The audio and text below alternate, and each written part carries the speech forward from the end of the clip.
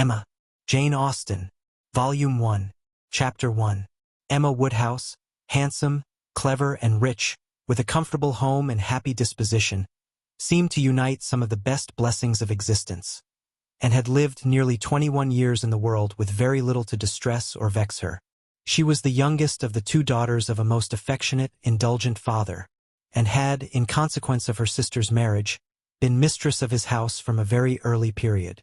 Her mother had died too long ago for her to have more than an indistinct remembrance of her caresses, and her place had been supplied by an excellent woman as governess, who had fallen little short of a mother in affection. 16 years had Miss Taylor been in Mr. Woodhouse's family, less as a governess than a friend, very fond of both daughters, but particularly of Emma. Between them it was more the intimacy of sisters.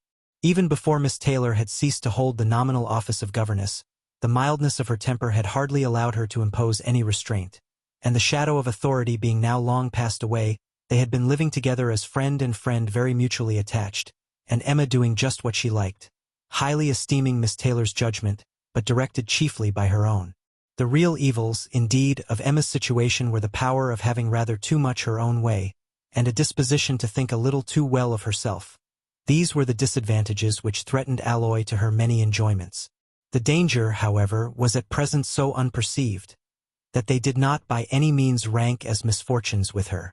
Sorrow came, a gentle sorrow, but not at all in the shape of any disagreeable consciousness. Miss Taylor married. It was Miss Taylor's loss which first brought grief. It was on the wedding day of this beloved friend that Emma first sat in mournful thought of any continuance.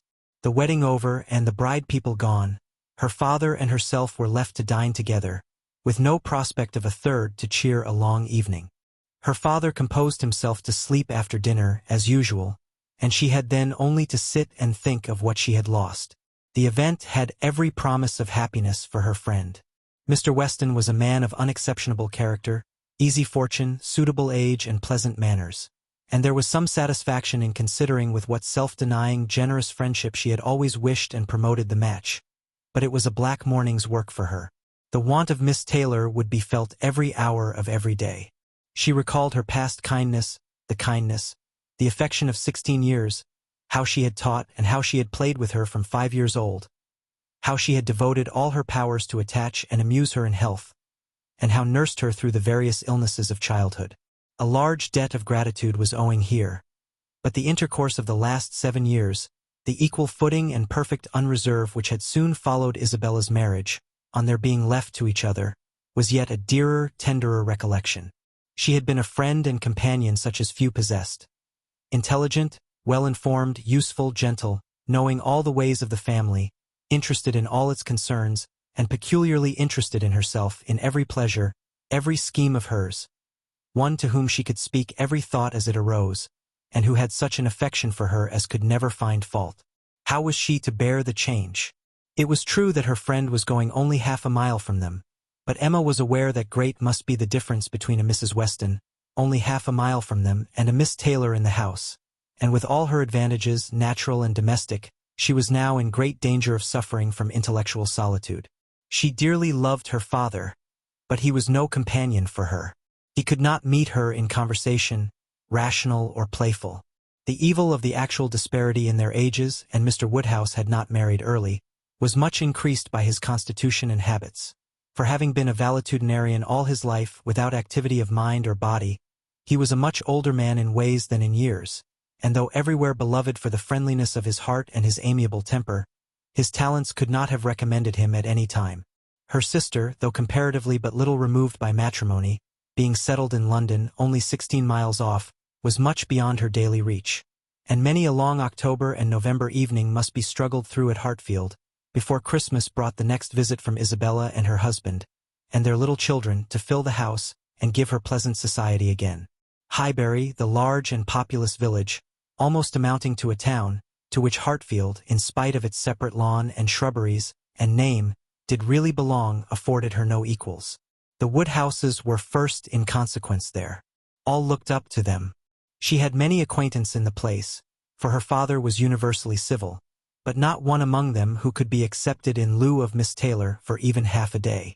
It was a melancholy change. and Emma could not but sigh over it, and wish for impossible things, till her father awoke, and made it necessary to be cheerful. His spirits required support. He was a nervous man, easily depressed, fond of everybody that he was used to, and hating to part with them, hating change of every kind. Matrimony, as the origin of change, was always disagreeable, and he was by no means yet reconciled to his own daughter's marrying, nor could ever speak of her but with compassion, though it had been entirely a match of affection, when he was now obliged to part with Miss Taylor too, and from his habits of gentle selfishness, and of being never able to suppose that other people could feel differently from himself, he was very much disposed to think Miss Taylor had done as sad a thing for herself as for them, and would have been a great deal happier if she had spent all the rest of her life at Hartfield. Emma smiled and chatted as cheerfully as she could, to keep him from such thoughts. But when tea came, it was impossible for him not to say exactly as he had said at dinner, "Poor Miss Taylor! I wish she were here again. What a pity it is that Mr. Weston ever thought of her." "I cannot agree with you, Papa. You know I cannot. Mr. Weston is such a good-humored, pleasant, excellent man, that he thoroughly deserves a good wife. And you would not have had Miss Taylor live with us forever, and bear all my odd humors, when she might have a house of her own." "A house of her own! But where is the advantage of a house of her own? This is 3 times as large. And you have never any odd humors, my dear. How often we shall be going to see them, and they coming to see us. We shall be always meeting. We must begin. We must go and pay wedding visit very soon." "My dear, how am I to get so far? Randalls is such a distance. I could not walk half so far." "No, Papa, nobody thought of your walking. We must go in the carriage, to be sure." "The carriage? But James will not like to put the horses to for such a little way. And where are the poor horses to be while we are paying our visit?" "They are to be put into Mr. Weston's stable, Papa. You know we have settled all that already. We talked it all over with Mr. Weston last night. And as for James, you may be very sure he will always like going to Randalls, because of his daughter's being housemaid there. I only doubt whether he will ever take us anywhere else." "That was your doing, Papa. You got Hannah that good place." "Nobody thought of Hannah till you mentioned her. James is so obliged to you. I am very glad I did think of her. It was very lucky, for I would not have had poor James think himself slighted upon any account, and I am sure she will make a very good servant. She is a civil, pretty-spoken girl. I have a great opinion of her. Whenever I see her, she always curtsies and asks me how I do, in a very pretty manner, and when you have had her here to do needlework, I observe she always turns the lock of the door the right way and never bangs it. I am sure she will be an excellent servant, and it will be a great comfort to poor Miss Taylor to have somebody about her that she is used to see. Whenever James goes over to see his daughter, you know, she will be hearing of us. He will be able to tell her how we all are." Emma spared no exertions to maintain this happier flow of ideas, and hoped, by the help of backgammon, to get her father tolerably through the evening, and be attacked by no regrets but her own. The backgammon table was placed, but a visitor immediately afterwards walked in and made it unnecessary.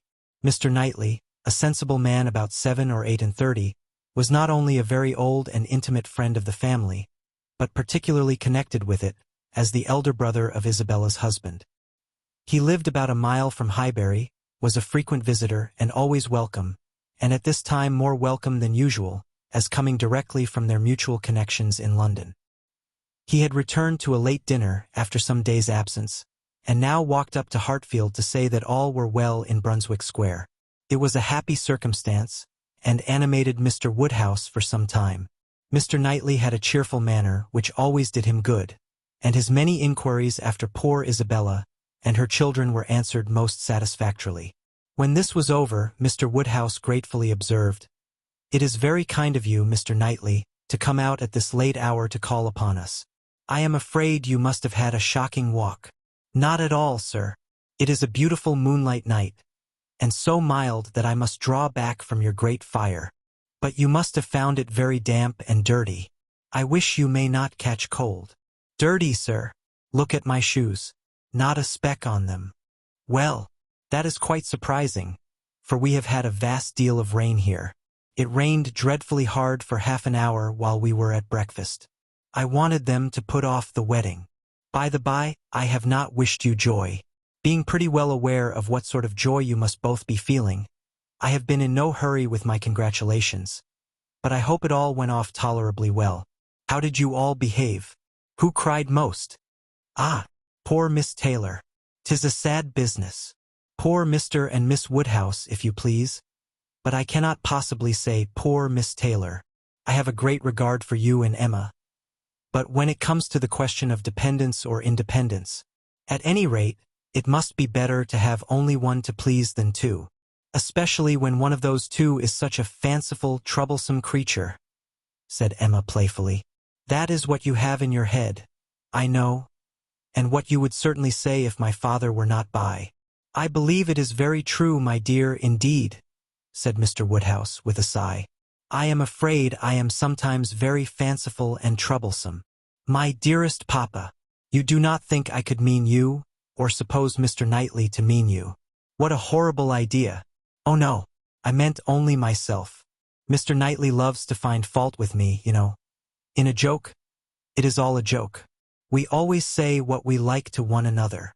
Mr. Knightley, in fact, was one of the few people who could see faults in Emma Woodhouse, and the only one who ever told her of them. And though this was not particularly agreeable to Emma herself, she knew it would be so much less so to her father, that she would not have him really suspect such a circumstance as her not being thought perfect by everybody. Emma knows I never flatter her, said Mr. Knightley. But I meant no reflection on anybody. Miss Taylor has been used to have two persons to please. She will now have but one. The chances are that she must be a gainer. Well, said Emma, willing to let it pass. You want to hear about the wedding, and I shall be happy to tell you, for we all behaved charmingly. Everybody was punctual, everybody in their best looks. Not a tear and hardly a long face to be seen. Oh no. We all felt that we were going to be only half a mile apart, and were sure of meeting every day. Dear Emma bears everything so well, said her father. But, Mr. Knightley, she is really very sorry to lose poor Miss Taylor, and I am sure she will miss her more than she thinks for. Emma turned away her head, divided between tears and smiles. It is impossible that Emma should not miss such a companion, said Mr. Knightley. We should not like her so well as we do, sir, if we could suppose it. But she knows how much the marriage is to Miss Taylor's advantage. She knows how very acceptable it must be at Miss Taylor's time of life to be settled in a home of her own, and how important to her to be secure of a comfortable provision, and therefore cannot allow herself to feel so much pain as pleasure. Every friend of Miss Taylor must be glad to have her so happily married. And you have forgotten one matter of joy to me, said Emma, and a very considerable one, that I made the match myself. I made the match, you know, 4 years ago, and to have it take place and be proved in the right, when so many people said Mr. Weston would never marry again, may comfort me for anything. Mr. Knightley shook his head at her. Her father fondly replied, Ah, my dear, I wish you would not make matches and foretell things, for whatever you say always comes to pass. Pray do not make any more matches. I promise you to make none for myself, Papa. But I must, indeed, for other people. It is the greatest amusement in the world. And after such success, you know, everybody said that Mr. Weston would never marry again. Oh dear, no. Mr. Weston, who had been a widower so long, and who seemed so perfectly comfortable without a wife, so constantly occupied either in his business in town or among his friends here, always acceptable wherever he went, always cheerful, Mr. Weston need not spend a single evening in the year alone if he did not like it. Oh no, Mr. Weston certainly would never marry again. Some people even talked of a promise to his wife on her deathbed, and others of the son and the uncle not letting him. All manner of solemn nonsense was talked on the subject, but I believed none of it. Ever since the day, about 4 years ago, that Miss Taylor and I met with him in Broadway Lane, when, because it began to drizzle, he darted away with so much gallantry, and borrowed 2 umbrellas for us from Farmer Mitchell's, I made up my mind on the subject. I planned the match from that hour, and when such success has blessed me in this instance, dear Papa, you cannot think that I shall leave off matchmaking. I do not understand what you mean by success, said Mr. Knightley. Success supposes endeavor. Your time has been properly and delicately spent, if you have been endeavoring for the last 4 years to bring about this marriage. A worthy employment for a young lady's mind. But if, which I rather imagine, you're making the match, as you call it, means only you're planning it, you're saying to yourself one idle day, I think it would be a very good thing for Miss Taylor if Mr. Weston were to marry her. And saying it again to yourself every now and then afterwards, why do you talk of success? Where is your merit? What are you proud of? You made a lucky guess, and that is all that can be said. And have you never known the pleasure and triumph of a lucky guess? I pity you. I thought you cleverer. For, depend upon it, a lucky guess is never merely luck. There is always some talent in it. And as to my poor word success, which you quarrel with, I do not know that I am so entirely without any claim to it. You have drawn two pretty pictures. But I think there may be a third, a something between the do-nothing and the do-all. If I had not promoted Mr. Weston's visits here, and given many little encouragements, and smoothed many little matters, it might not have come to anything after all. I think you must know Hartfield enough to comprehend that. A straightforward, open-hearted man like Weston, and a rational, unaffected woman like Miss Taylor, may be safely left to manage their own concerns. You are more likely to have done harm to yourself than good to them by interference. Emma never thinks of herself if she can do good to others, rejoined Mr. Woodhouse, understanding but in part. But, my dear, pray do not make any more matches. They are silly things, and break up one's family circle grievously. Only one more, Papa, only for Mr. Elton. Poor Mr. Elton. You like Mr. Elton, Papa? I must look about for a wife for him. There is nobody in Highbury who deserves him, and he has been here a whole year, and has fitted up his house so comfortably, that it would be a shame to have him single any longer. And I thought when he was joining their hands today, he looked so very much as if he would like to have the same kind office done for him. I think very well of Mr. Elton, and this is the only way I have of doing him a service. Mr. Elton is a very pretty young man, to be sure, and a very good young man, and I have a great regard for him. But if you want to shew him any attention, my dear, ask him to come and dine with us some day. That will be a much better thing. I dare say Mr. Knightley will be so kind as to meet him. With a great deal of pleasure, sir, at any time, said Mr. Knightley, laughing. And I agree with you entirely that it will be a much better thing. Invite him to dinner, Emma, and help him to the best of the fish and the chicken, but leave him to choose his own wife. Depend upon it, a man of 6 or 27 can take care of himself. Chapter 2. Mr. Weston was a native of Highbury, and born of a respectable family, which for the last 2 or 3 generations had been rising into gentility and property. He had received a good education, but, on succeeding early in life to a small independence, had become indisposed for any of the more homely pursuits in which his brothers were engaged, and had satisfied an active, cheerful mind and social temper by entering into the militia of his county, then embodied. Captain Weston was a general favorite, and when the chances of his military life had introduced him to Miss Churchill of a great Yorkshire family, and Miss Churchill fell in love with him, nobody was surprised except her brother and his wife, who had never seen him, and who were full of pride and importance, which the connection would offend. Miss Churchill, however, being of age, and with the full command of her fortune, though her fortune bore no proportion to the family estate, was not to be dissuaded from the marriage, and it took place to the infinite mortification of Mr. and Mrs. Churchill, who threw her off with due decorum. It was an unsuitable connection, and did not produce much happiness. Mrs. Weston ought to have found more in it, for she had a husband whose warm heart and sweet temper made him think everything due to her in return for the great goodness of being in love with him. But though she had one sort of spirit, she had not the best. She had resolution enough to pursue her own will in spite of her brother, but not enough to refrain from unreasonable regrets at that brother's unreasonable anger, nor from missing the luxuries of her former home. They lived beyond their income, but still it was nothing in comparison of Enscombe. She did not cease to love her husband, but she wanted at once to be the wife of Captain Weston and Miss Churchill of Enscombe.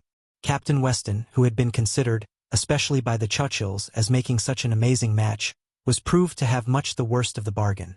For when his wife died after a 3 years' marriage, he was rather a poorer man than at first, and with a child to maintain. From the expense of the child, however, he was soon relieved. The boy had, with the additional softening claim of a lingering illness of his mother's, been the means of a sort of reconciliation, and Mr. and Mrs. Churchill, having no children of their own, nor any other young creature of equal kindred to care for, offered to take the whole charge of the little Frank soon after her decease. Some scruples and some reluctance the widower father may be supposed to have felt, but as they were overcome by other considerations, the child was given up to the care and the wealth of the Churchills, and he had only his own comfort to seek, and his own situation to improve as he could. A complete change of life became desirable. He quitted the militia and engaged in trade, having brothers already established in a good way in London, which afforded him a favorable opening. It was a concern which brought just employment enough. He had still a small house in Highbury, where most of his leisure days were spent, and between useful occupation and the pleasures of society, the next 18 or 20 years of his life passed cheerfully away. He had, by that time, realized an easy competence enough to secure the purchase of a little estate adjoining Highbury, which he had always longed for, enough to marry a woman as portionless even as Miss Taylor, and to live according to the wishes of his own friendly and social disposition. It was now some time since Miss Taylor had begun to influence his schemes, but as it was not the tyrannic influence of youth on youth, it had not shaken his determination of never settling till he could purchase Randalls, and the sale of Randalls was long looked forward to, but he had gone steadily on with these objects in view till they were accomplished. He had made his fortune, bought his house and obtained his wife, and was beginning a new period of existence, with every probability of greater happiness than in any yet passed through. He had never been an unhappy man. His own temper had secured him from that, even in his first marriage, but his second must shew him how delightful a well-judging and truly amiable woman could be, and must give him the pleasantest proof of its being a great deal better to choose than to be chosen, to excite gratitude than to feel it. He had only himself to please in his choice. His fortune was his own, for as to Frank, it was more than being tacitly brought up as his uncle's heir, it had become so avowed an adoption as to have him assume the name of Churchill on coming of age. It was most unlikely, therefore, that he should ever want his father's assistance. His father had no apprehension of it. The aunt was a capricious woman, and governed her husband entirely, but it was not in Mr. Weston's nature to imagine that any caprice could be strong enough to affect one so dear, and, as he believed, so deservedly dear. He saw his son every year in London, and was proud of him, and his fond report of him as a very fine young man had made Highbury feel a sort of pride in him too. He was looked on as sufficiently belonging to the place to make his merits and prospects a kind of common concern. Mr. Frank Churchill was one of the boasts of Highbury, and a lively curiosity to see him prevailed, though the compliment was so little returned that he had never been there in his life. His coming to visit his father had been often talked of but never achieved. Now, upon his father's marriage, it was very generally proposed, as a most proper attention, that the visit should take place. There was not a dissentient voice on the subject, either when Mrs. Perry drank tea with Mrs. and Miss Bates, or when Mrs. and Miss Bates returned the visit. Now was the time for Mr. Frank Churchill to come among them, and the hope strengthened when it was understood that he had written to his new mother on the occasion. For a few days, every morning visit in Highbury included some mention of the handsome letter Mrs. Weston had received. "I suppose you have heard of the handsome letter Mr. Frank Churchill has written to Mrs. Weston? I understand it was a very handsome letter, indeed. Mr. Woodhouse told me of it. Mr. Woodhouse saw the letter, and he says he never saw such a handsome letter in his life. It was indeed a highly prized letter." Mrs. Weston had, of course, formed a very favorable idea of the young man, and such a pleasing attention was an irresistible proof of his great good sense, and a most welcome addition to every source and every expression of congratulation which her marriage had already secured. She felt herself a most fortunate woman, and she had lived long enough to know how fortunate she might well be thought, where the only regret was for a partial separation from friends whose friendship for her had never cooled, and who could ill bear to part with her. She knew that at times she must be missed, and could not think, without pain, of Emma's losing a single pleasure or suffering an hour's ennui from the want of her companionableness. But dear Emma was of no feeble character. She was more equal to her situation than most girls would have been, and had sense and energy and spirits that might be hoped would bear her well and happily through its little difficulties and privations. And then there was such comfort in the very easy distance of Randalls from Hartfield, so convenient for even solitary female walking, and in Mr. Weston's disposition and circumstances, which would make the approaching season no hindrance to their spending half the evenings in the week together. Her situation was altogether the subject of hours of gratitude to Mrs. Weston, and of moments only of regret, and her satisfaction, her more than satisfaction, her cheerful enjoyment, was so just and so apparent, that Emma, well as she knew her father, was sometimes taken by surprise at his being still able to pity poor Miss Taylor, when they left her at Randall's in the center of every domestic comfort, or saw her go away in the evening attended by her pleasant husband to a carriage of her. But never did she go without Mr. Woodhouse's giving a gentle sigh, and saying, "Ah, poor Miss Taylor! She would be very glad to stay." There was no recovering Miss Taylor, nor much likelihood of ceasing to pity her, but a few weeks brought some alleviation to Mr. Woodhouse. The compliments of his neighbors were over. He was no longer teased by being wished joy of so sorrowful an event, and the wedding cake, which had been a great distress to him, was all eat up. His own stomach could bear nothing rich, and he could never believe other people to be different from himself. What was unwholesome to him he regarded as unfit for any body, and he had, therefore, earnestly tried to dissuade them from having any wedding cake at all, and when that proved vain, as earnestly tried to prevent anybody's eating it. He had been at the pains of consulting Mr. Perry, the apothecary, on the subject.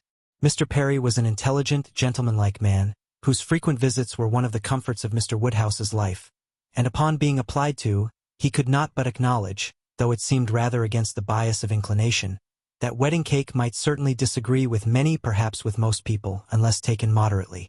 With such an opinion, in confirmation of his own, Mr. Woodhouse hoped to influence every visitor of the newly married pair. But still the cake was eaten, and there was no rest for his benevolent nerves till it was all gone. There was a strange rumor in Highbury of all the little Perrys being seen with a slice of Mrs. Weston's wedding cake in their hands, but Mr. Woodhouse would never believe it. Chapter 3. Mr. Woodhouse was fond of society in his own way. He liked very much to have his friends come and see him, and from various united causes, from his long residence at Hartfield, and his good nature, from his fortune, his house, and his daughter, he could command the visits of his own little circle, in a great measure, as he liked. He had not much intercourse with any families beyond that circle. His horror of late hours and large dinner parties made him unfit for any acquaintance but such as would visit him on his own terms. Fortunately for him, Highbury, including Randall's in the same parish, and Donwell Abbey in the parish adjoining, the seat of Mr. Knightley, comprehended many such. Not unfrequently, through Emma's persuasion, he had some of the chosen and the best to dine with him, but evening parties were what he preferred, and, unless he fancied himself at any time unequal to company, there was scarcely an evening in the week in which Emma could not make up a card table for him. Real, long-standing regard brought the Westons and Mr. Knightley, and by Mr. Elton, a young man living alone without liking it, the privilege of exchanging any vacant evening of his own blank solitude for the elegancies and society of Mr. Woodhouse's drawing-room, and the smiles of his lovely daughter, was in no danger of being thrown away. After these came a second set, among the most commendable of whom were Mrs. and Miss Bates, and Mrs. Goddard, three ladies almost always at the service of an invitation from Hartfield, and who were fetched and carried home so often, that Mr. Woodhouse thought it no hardship for either James or the horses. Had it taken place only once a year, it would have been a grievance. Mrs. Bates, the widow of a former vicar of Highbury, was a very old lady, almost past everything but tea and quadrille. She lived with her single daughter in a very small way, and was considered with all the regard and respect which a harmless old lady, under such untoward circumstances, can excite. Her daughter enjoyed a most uncommon degree of popularity for a woman neither young, handsome, rich, nor married. Miss Bates stood in the very worst predicament in the world for having much of the public favor, and she had no intellectual superiority to make atonement to herself, or frighten those who might hate her into outward respect. She had never boasted either beauty or cleverness. Her youth had passed without distinction, and her middle of life was devoted to the care of a failing mother, and the endeavor to make a small income go as far as possible. And yet she was a happy woman, and a woman whom no one named without goodwill. It was her own universal goodwill and contented temper which worked such wonders. She loved everybody, was interested in everybody's happiness, quick-sighted to everybody's merits, thought herself a most fortunate creature, and surrounded with blessings in such an excellent mother, and so many good neighbors and friends, and a home that wanted for nothing. The simplicity and cheerfulness of her nature, her contented and grateful spirit, were a recommendation to every body, and a mine of felicity to herself. She was a great talker upon little matters, which exactly suited Mr. Woodhouse, full of trivial communications and harmless gossip. Mrs. Goddard was the mistress of a school, not of a seminary, or an establishment, or anything which professed, in long sentences of refined nonsense, to combine liberal acquirements with elegant morality, upon new principles and new systems, and where young ladies for enormous pay might be screwed out of health and into vanity, but a real, honest, old-fashioned boarding school, where a reasonable quantity of accomplishments were sold at a reasonable price, and where girls might be sent to be out of the way and scramble themselves into a little education, without any danger of coming back prodigies. Mrs. Goddard's school was in high repute, and very deservedly, for Highbury was reckoned a particularly healthy spot. She had an ample house and garden, gave the children plenty of wholesome food, let them run about a great deal in the summer, and in winter dressed their chilblains with her own hands. It was no wonder that a train of 20 young couple now walked after her to church. She was a plain, motherly kind of woman who had worked hard in her youth, and now thought herself entitled to the occasional holiday of a tea visit, and having formerly owed much to Mr. Woodhouse's kindness, felt his particular claim on her to leave her neat parlor, hung round with fancy work, whenever she could, and win or lose a few sixpences by his fireside. These were the ladies whom Emma found herself very frequently able to collect, and happy was she, for her father's sake, in the power, though, as far as she was herself concerned, it was no remedy for the absence of Mrs. Weston. She was delighted to see her father look comfortable, and very much pleased with herself for contriving things so well. But the quiet prosings of 3 such women made her feel that every evening so spent was indeed one of the long evenings she had fearfully anticipated. As she sat one morning, looking forward to exactly such a close of the present day, a note was brought from Mrs. Goddard, requesting, in most respectful terms, to be allowed to bring Miss Smith with her. A most welcome request. For Miss Smith was a girl of 17, whom Emma knew very well by sight, and had long felt an interest in on account of her beauty. A very gracious invitation was returned, and the evening no longer dreaded by the fair mistress of the mansion. Harriet Smith was the natural daughter of somebody. Somebody had placed her, several years back, at Mrs. Goddard's school, and somebody had lately raised her from the condition of scholar to that of parlor boarder. This was all that was generally known of her history. She had no visible friends but what had been acquired at Highbury, and was now just returned from a long visit in the country to some young ladies who had been at school there with her. She was a very pretty girl, and her beauty happened to be of a sort which Emma particularly admired. She was short, plump, and fair, with a fine bloom, blue eyes, light hair, regular features, and a look of great sweetness, and, before the end of the evening, Emma was as much pleased with her manners as her person, and quite determined to continue the acquaintance. She was not struck by anything remarkably clever in Miss Smith's conversation, but she found her altogether very engaging, not inconveniently shy, not unwilling to talk, and yet so far from pushing, shewing so proper and becoming a deference, seeming so pleasantly grateful for being admitted to Hartfield, and so artlessly impressed by the appearance of everything in so superior a style to what she had been used to, that she must have good sense, and deserve encouragement. Encouragement should be given. Those soft blue eyes, and all those natural graces, should not be wasted on the inferior society of Highbury and its connections. The acquaintance she had already formed were unworthy of her. The friends from whom she had just parted, though very good sort of people, must be doing her harm. They were a family of the name of Martin, whom Emma well knew by character, as renting a large farm of Mr. Knightley, and residing in the parish of Donwell very creditably. She believed she knew Mr. Knightley thought highly of them. But they must be coarse and unpolished, and very unfit to be the intimates of a girl who wanted only a little more knowledge and elegance to be quite perfect. She would notice her. She would improve her. She would detach her from her bad acquaintance, and introduce her into good society. She would form her opinions and her manners. It would be an interesting, and certainly a very kind undertaking, highly becoming her own situation in life, her leisure and powers. She was so busy in admiring those soft blue eyes, in talking and listening, and forming all these schemes in the in-betweens, that the evening flew away at a very unusual rate. And the supper table, which always closed such parties, and for which she had been used to sit and watch the due time, was all set out and ready, and moved forwards to the fire before she was aware. With an alacrity beyond the common impulse of a spirit which yet was never indifferent to the credit of doing everything well and attentively, with the real goodwill of a mind delighted with its own ideas, did she then do all the honors of the meal, and help and recommend the minced chicken and scalloped oysters, with an urgency which she knew would be acceptable to the early hours and civil scruples of their guests. Upon such occasions poor Mr. Woodhouse's feelings were in sad warfare. He loved to have the cloth laid because it had been the fashion of his youth, but his conviction of suppers being very unwholesome made him rather sorry to see anything put on it, and while his hospitality would have welcomed his visitors to everything, his care for their health made him grieve that they would eat.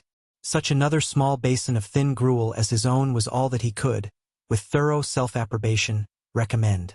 Though he might constrain himself, while the ladies were comfortably clearing the nicer things, to say, "Mrs. Bates, let me propose your venturing on one of these eggs. An egg boiled very soft is not unwholesome. Sorrel understands boiling an egg better than anybody. I would not recommend an egg boiled by anybody else. But you need not be afraid, they are very small, you see. One of our small eggs will not hurt you. Miss Bates, let Emma help you to a little bit of tart, a very little bit. Ours are all apple tarts. You need not be afraid of unwholesome preserves here. I do not advise the custard. Mrs. Goddard, what say you to half a glass of wine? A small half-glass, put into a tumbler of water? I do not think it could disagree with you." Emma allowed her father to talk, but supplied her visitors in a much more satisfactory style, and on the present evening had particular pleasure in sending them away happy. The happiness of Miss Smith was quite equal to her intentions. Miss Woodhouse was so great a personage in Highbury, that the prospect of the introduction had given as much panic as pleasure. But the humble, grateful little girl went off with highly gratified feelings, delighted with the affability with which Miss Woodhouse had treated her all the evening, and actually shaken hands with her at last. Chapter 4. Harriet Smith's intimacy at Hartfield was soon a settled thing. Quick and decided in her ways, Emma lost no time in inviting, encouraging, and telling her to come very often, and as their acquaintance increased, so did their satisfaction in each other. As a walking companion, Emma had very early foreseen how useful she might find her. In that respect, Mrs. Weston's loss had been important. Her father never went beyond the shrubbery, where 2 divisions of the ground sufficed him for his long walk, or his short, as the year varied, and since Mrs. Weston's marriage her exercise had been too much confined. She had ventured once alone to Randalls, but it was not pleasant, and a Harriet Smith, therefore, one whom she could summon at any time to a walk, would be a valuable addition to her privileges. But in every respect, as she saw more of her, she approved her, and was confirmed in all her kind designs. Harriet certainly was not clever, but she had a sweet, docile, grateful disposition, was totally free from conceit, and only desiring to be guided by anyone she looked up to. Her early attachment to herself was very amiable, and her inclination for good company, and power of appreciating what was elegant and clever, shewed that there was no want of taste, though strength of understanding must not be expected. Altogether she was quite convinced of Harriet Smith's being exactly the young friend she wanted, exactly the something which her home required. Such a friend as Mrs. Weston was out of the question. 2 such could never be granted. 2 such she did not want. It was quite a different sort of thing, a sentiment distinct and independent. Mrs. Weston was the object of a regard which had its basis in gratitude and esteem. Harriet would be loved as one to whom she could be useful. For Mrs. Weston there was nothing to be done. For Harriet everything. Her first attempts at usefulness were in an endeavor to find out who were the parents, but Harriet could not tell. She was ready to tell everything in her power, but on this subject questions were vain. Emma was obliged to fancy what she liked, but she could never believe that in the same situation she should not have discovered the truth. Harriet had no penetration. She had been satisfied to hear and believe just what Mrs. Goddard chose to tell her, and looked no farther. Mrs. Goddard and the teachers and the girls and the affairs of the school in general formed naturally a great part of the conversation, and but for her acquaintance with the Martins of Abbey Mill Farm, it must have been the whole. But the Martins occupied her thoughts a good deal. She had spent 2 very happy months with them, and now loved to talk of the pleasures of her visit, and describe the many comforts and wonders of the place. Emma encouraged her talkativeness, amused by such a picture of another set of beings, and enjoying the youthful simplicity which could speak with so much exultation of Mrs. Martin's having 2 parlors, 2 very good parlors indeed, one of them quite as large as Mrs. Goddard's drawing-room, and of her having an upper maid who had lived 25 years with her, and of their having 8 cows, 2 of them Alderneys, and 1 a little Welsh cow, a very pretty little Welsh cow indeed, and of Mrs. Martin saying, as she was so fond of it, it should be called her cow, and of their having a very handsome summer house in their garden, where some day next year they were all to drink tea, a very handsome summer house, large enough to hold 12 people. For some time she was amused, without thinking beyond the immediate cause, but as she came to understand the family better, other feelings arose. She had taken up a wrong idea, fancying it was a mother and daughter, a son and son's wife, who all lived together.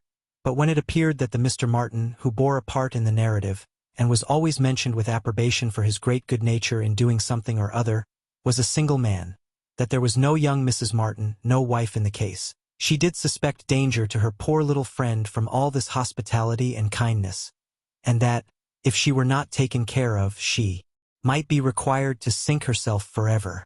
With this inspiriting notion, her questions increased in number and meaning, and she particularly led Harriet to talk more of Mr. Martin, and there was evidently no dislike to it. Harriet was very ready to speak of the share he had had in their moonlight walks and merry evening games, and dwelt a good deal upon his being so very good-humored and obliging.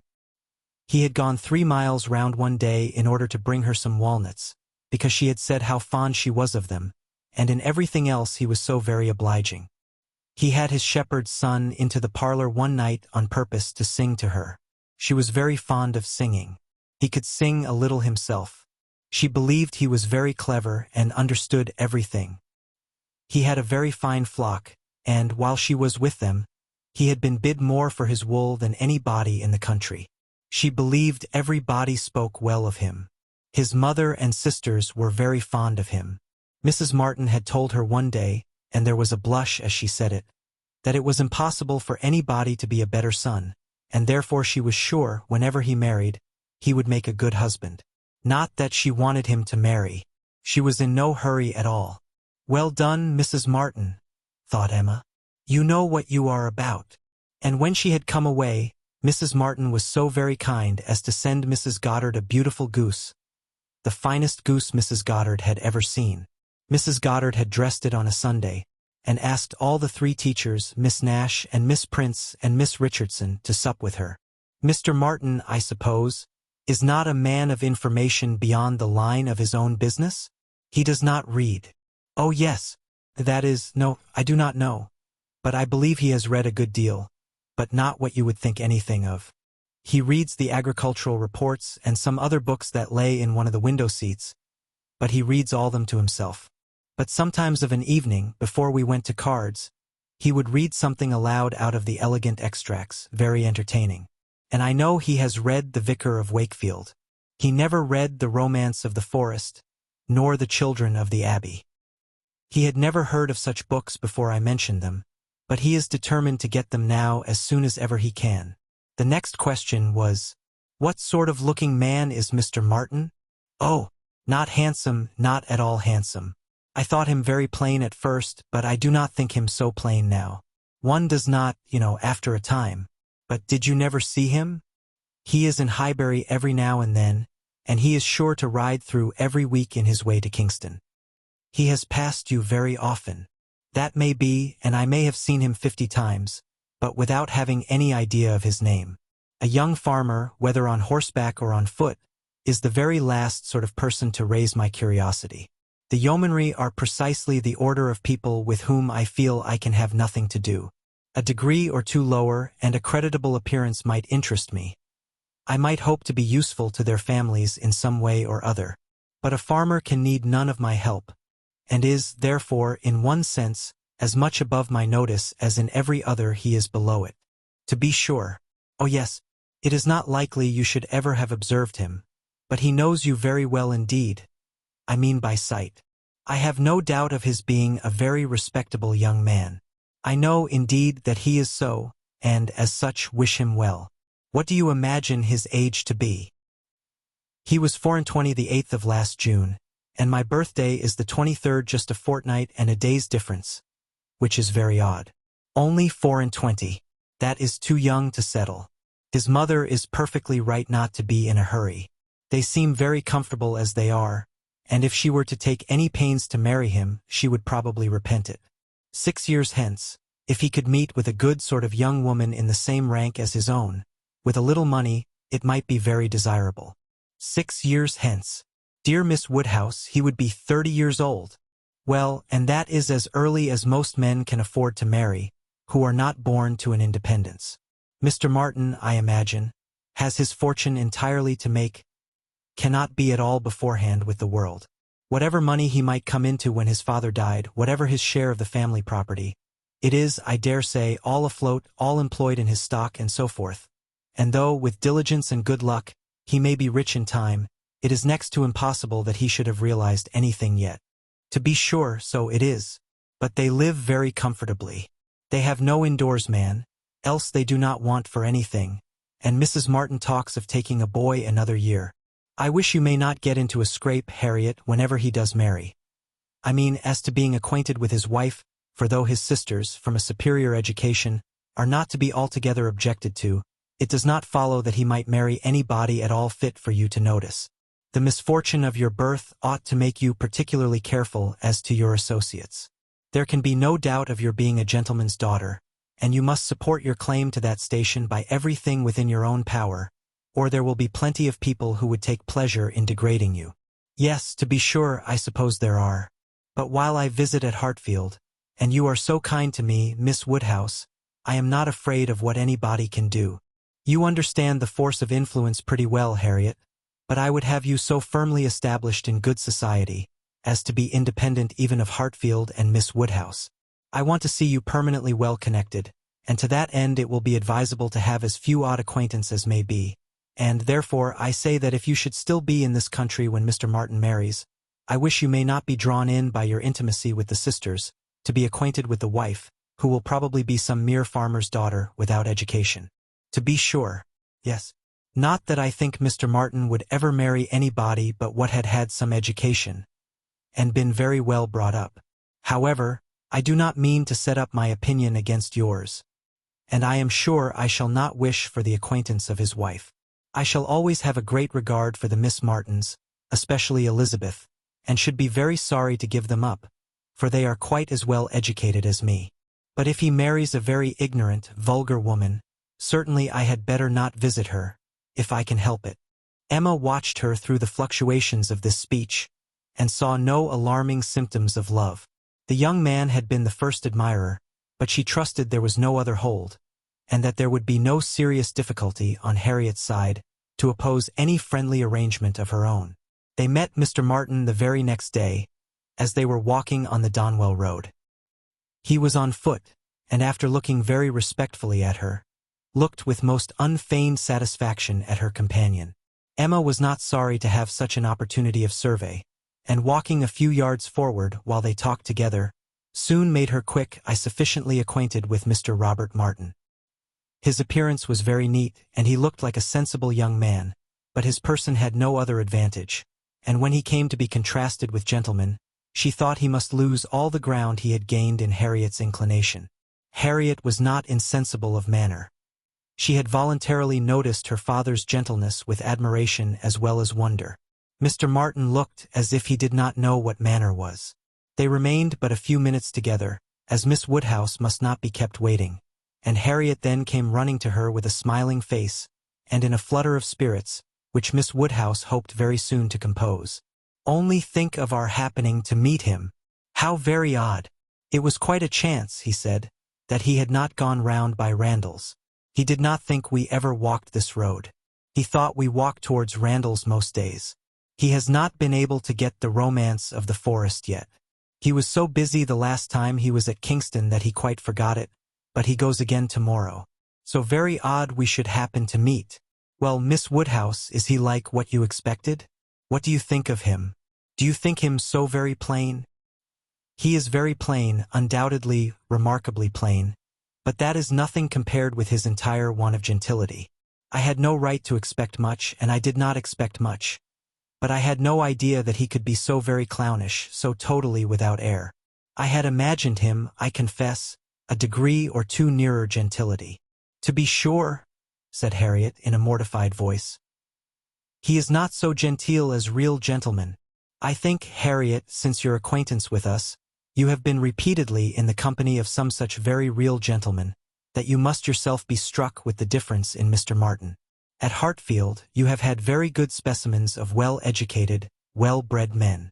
I should be surprised if, after seeing them, you could be in company with Mr. Martin again without perceiving him to be a very inferior creature, and rather wondering at yourself for having ever thought him at all agreeable before.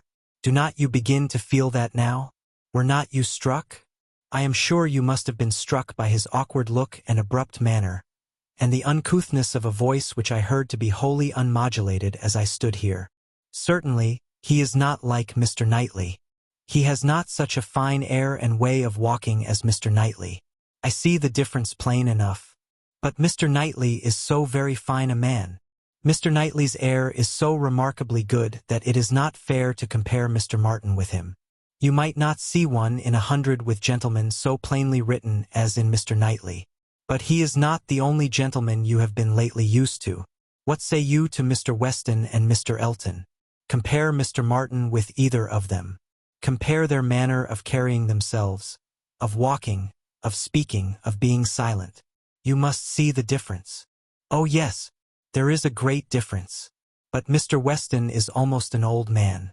Mr. Weston must be between 40 and 50, which makes his good manners the more valuable. The older a person grows, Harriet, the more important it is that their manners should not be bad. The more glaring and disgusting any loudness, or coarseness, or awkwardness becomes. What is passable in youth is detestable in later age. Mr. Martin is now awkward and abrupt. What will he be at Mr. Weston's time of life?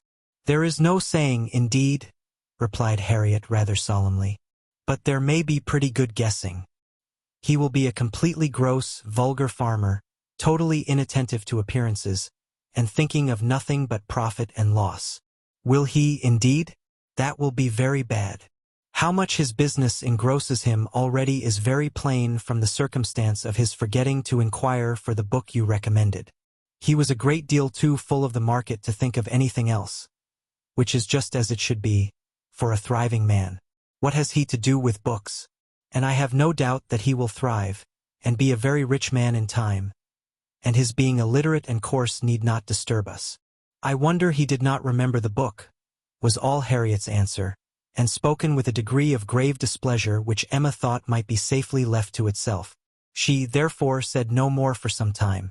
Her next beginning was, in one respect, perhaps, Mr. Elton's manners are superior to Mr. Knightley's or Mr. Weston's.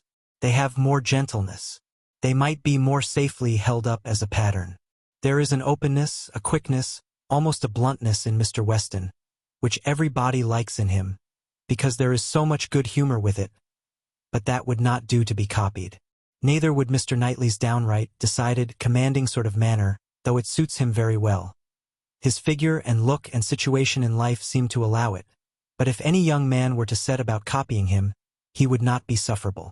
On the contrary, I think a young man might be very safely recommended to take Mr. Elton as a model. Mr. Elton is good-humored, cheerful, obliging, and gentle. He seems to me to be grown particularly gentle of late. I do not know whether he has any design of ingratiating himself with either of us, Harriet, by additional softness, but it strikes me that his manners are softer than they used to be. If he means anything, it must be to please you. Did not I tell you what he said of you the other day? She then repeated some warm personal praise which she had drawn from Mr. Elton, and now did full justice to, and Harriet blushed and smiled, and said she had always thought Mr. Elton very agreeable. Mr. Elton was the very person fixed on by Emma for driving the young farmer out of Harriet's head. She thought it would be an excellent match, and only too palpably desirable, natural, and probable, for her to have much merit in planning it. She feared it was what everybody else must think of and predict. It was not likely, however, that anybody should have equaled her in the date of the plan, as it had entered her brain during the very first evening of Harriet's coming to Hartfield. The longer she considered it, the greater was her sense of its expediency. Mr. Elton's situation was most suitable, quite the gentleman himself, and without low connections. At the same time, not of any family that could fairly object to the doubtful birth of Harriet. He had a comfortable home for her, and Emma imagined a very sufficient income, for though the vicarage of Highbury was not large, he was known to have some independent property, and she thought very highly of him as a good-humored, well-meaning, respectable young man, without any deficiency of useful understanding or knowledge of the world. She had already satisfied herself that he thought Harriet a beautiful girl, which she trusted, with such frequent meetings at Hartfield, was foundation enough on his side.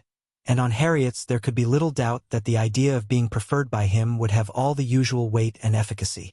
And he was really a very pleasing young man, a young man whom any woman not fastidious might like. He was reckoned very handsome. His person much admired in general, though not by her, there being a want of elegance of feature which she could not dispense with. But the girl who could be gratified by a Robert Martin's riding about the country to get walnuts for her might very well be conquered by Mr. Elton's admiration. Chapter 5. "I do not know what your opinion may be, Mrs. Weston," said Mr. Knightley, "of this great intimacy between Emma and Harriet Smith, but I think it a bad thing." "A bad thing? Do you really think it a bad thing?" "Why so?" "I think they will neither of them do the other any good." "You surprise me." "Emma must do Harriet good, and by supplying her with a new object of interest, Harriet may be said to do Emma good. I have been seeing their intimacy with the greatest pleasure. How very differently we feel. Not think they will do each other any good. This will certainly be the beginning of one of our quarrels about Emma, Mr. Knightley. Perhaps you think I am come on purpose to quarrel with you, knowing Weston to be out, and that you must still fight your own battle. Mr. Weston would undoubtedly support me if he were here, for he thinks exactly as I do on the subject. We were speaking of it only yesterday, and agreeing how fortunate it was for Emma, that there should be such a girl in Highbury for her to associate with.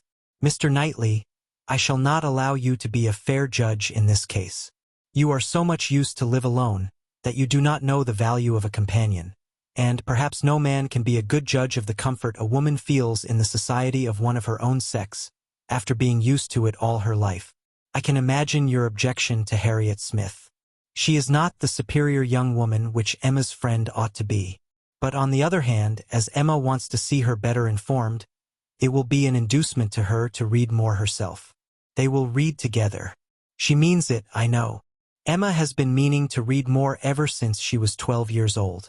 I have seen a great many lists of her drawing up at various times of books that she meant to read regularly through. And very good lists they were, very well chosen, and very neatly arranged, sometimes alphabetically, and sometimes by some other rule. The list she drew up when only 14. I remember thinking it did her judgment so much credit, that I preserved it some time, and I dare say she may have made out a very good list now.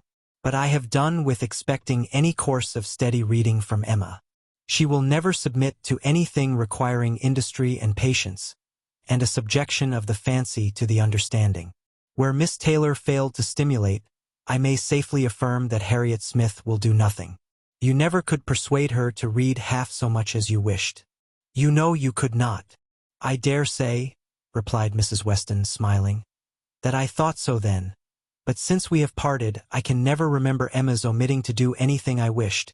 There is hardly any desiring to refresh such a memory as that, said Mr. Knightley feelingly, and for a moment or two he had done.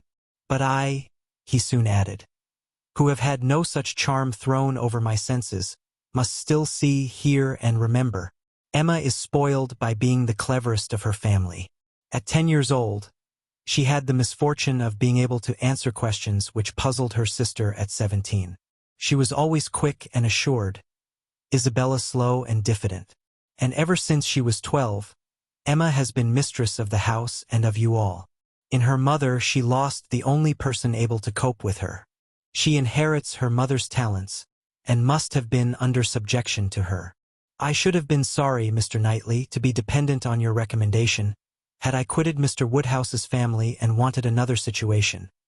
I do not think you would have spoken a good word for me to anybody. I am sure you always thought me unfit for the office I held. Yes, said he, smiling.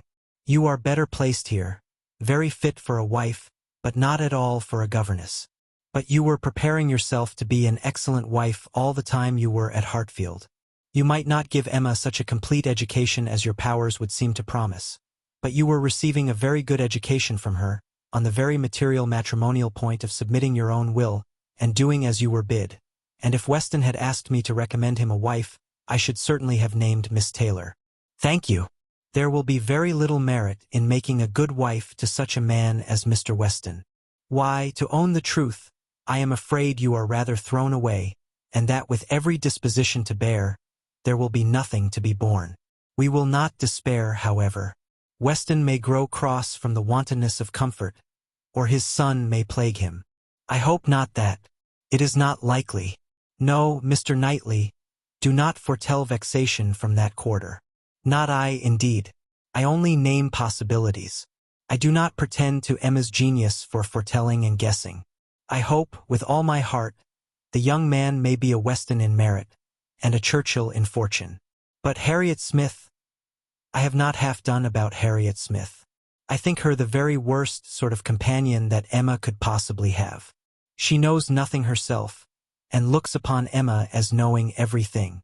She is a flatterer in all her ways, and so much the worse because undesigned. Her ignorance is hourly flattery. How can Emma imagine she has anything to learn herself, while Harriet is presenting such a delightful inferiority? And as for Harriet, I will venture to say that she cannot gain by the acquaintance. Hartfield will only put her out of conceit with all the other places she belongs to. She will grow just refined enough to be uncomfortable with those among whom birth and circumstances have placed her home. I am much mistaken if Emma's doctrines give any strength of mind, or tend at all to make a girl adapt herself rationally to the varieties of her situation in life. They only give a little polish. I either depend more upon Emma's good sense than you do, or am more anxious for her present comfort, for I cannot lament the acquaintance. How well she looked last night! Oh, you would rather talk of her person than her mind, would you? Very well. I shall not attempt to deny Emma's being pretty. Pretty, say beautiful rather. Can you imagine anything nearer perfect beauty than Emma altogether? Face and figure? I do not know what I could imagine, but I confess that I have seldom seen a face or figure more pleasing to me than hers. But I am a partial old friend. Such an eye! The true hazel eye, and so brilliant. Regular features, open countenance, with a complexion. Oh, what a bloom of full health, and such a pretty height and size. Such a firm and upright figure. There is health, not merely in her bloom, but in her air, her head, her glance. One hears sometimes of a child being the picture of health. Now, Emma always gives me the idea of being the complete picture of grown-up health. She is loveliness itself. Mr. Knightley, is not she? I have not a fault to find with her person, he replied. I think her all you describe. I love to look at her, and I will add this praise, that I do not think her personally vain. Considering how very handsome she is, she appears to be little occupied with it. Her vanity lies another way. Mrs. Weston, I am not to be talked out of my dislike of Harriet Smith, or my dread of its doing them both harm. And I, Mr. Knightley, am equally stout in my confidence of its not doing them any harm. With all dear Emma's little faults, she is an excellent creature. Where shall we see a better daughter, or a kinder sister, or a truer friend? No, no, she has qualities which may be trusted. She will never lead anyone really wrong. She will make no lasting blunder. Where Emma errs once, she is in the right 100 times. Very well, I will not plague you any more.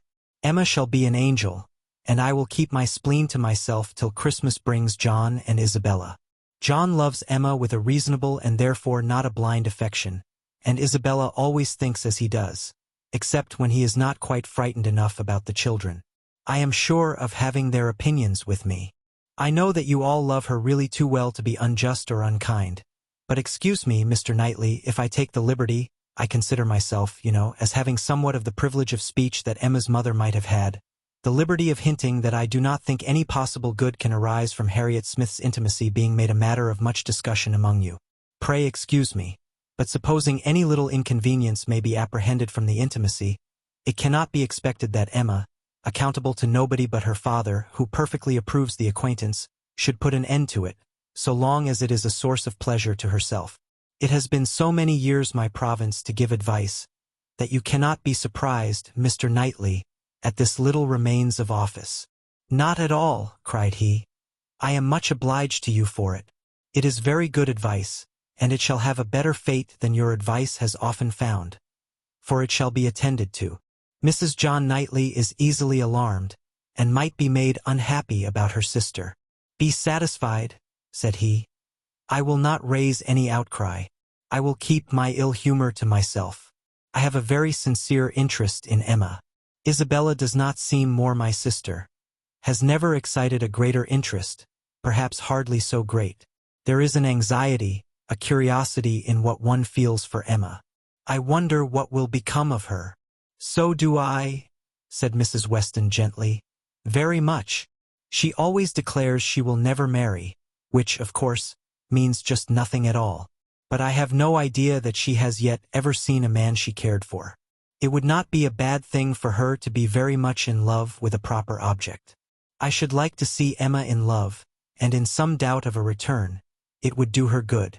But there is nobody hereabouts to attach her, and she goes so seldom from home. There does, indeed, seem as little to tempt her to break her resolution at present, said Mrs. Weston, as can well be, and while she is so happy at Hartfield, I cannot wish her to be forming any attachment which would be creating such difficulties on poor Mr. Woodhouse's account. I do not recommend matrimony at present to Emma, though I mean no slight to the state, I assure you. Part of her meaning was to conceal some favorite thoughts of her own and Mr. Weston's on the subject, as much as possible. There were wishes at Randall's respecting Emma's destiny, but it was not desirable to have them suspected, and the quiet transition which Mr. Knightley soon afterwards made to "What does Weston think of the weather? Shall we have rain?" convinced her that he had nothing more to say or surmise about Hartfield. Chapter 6.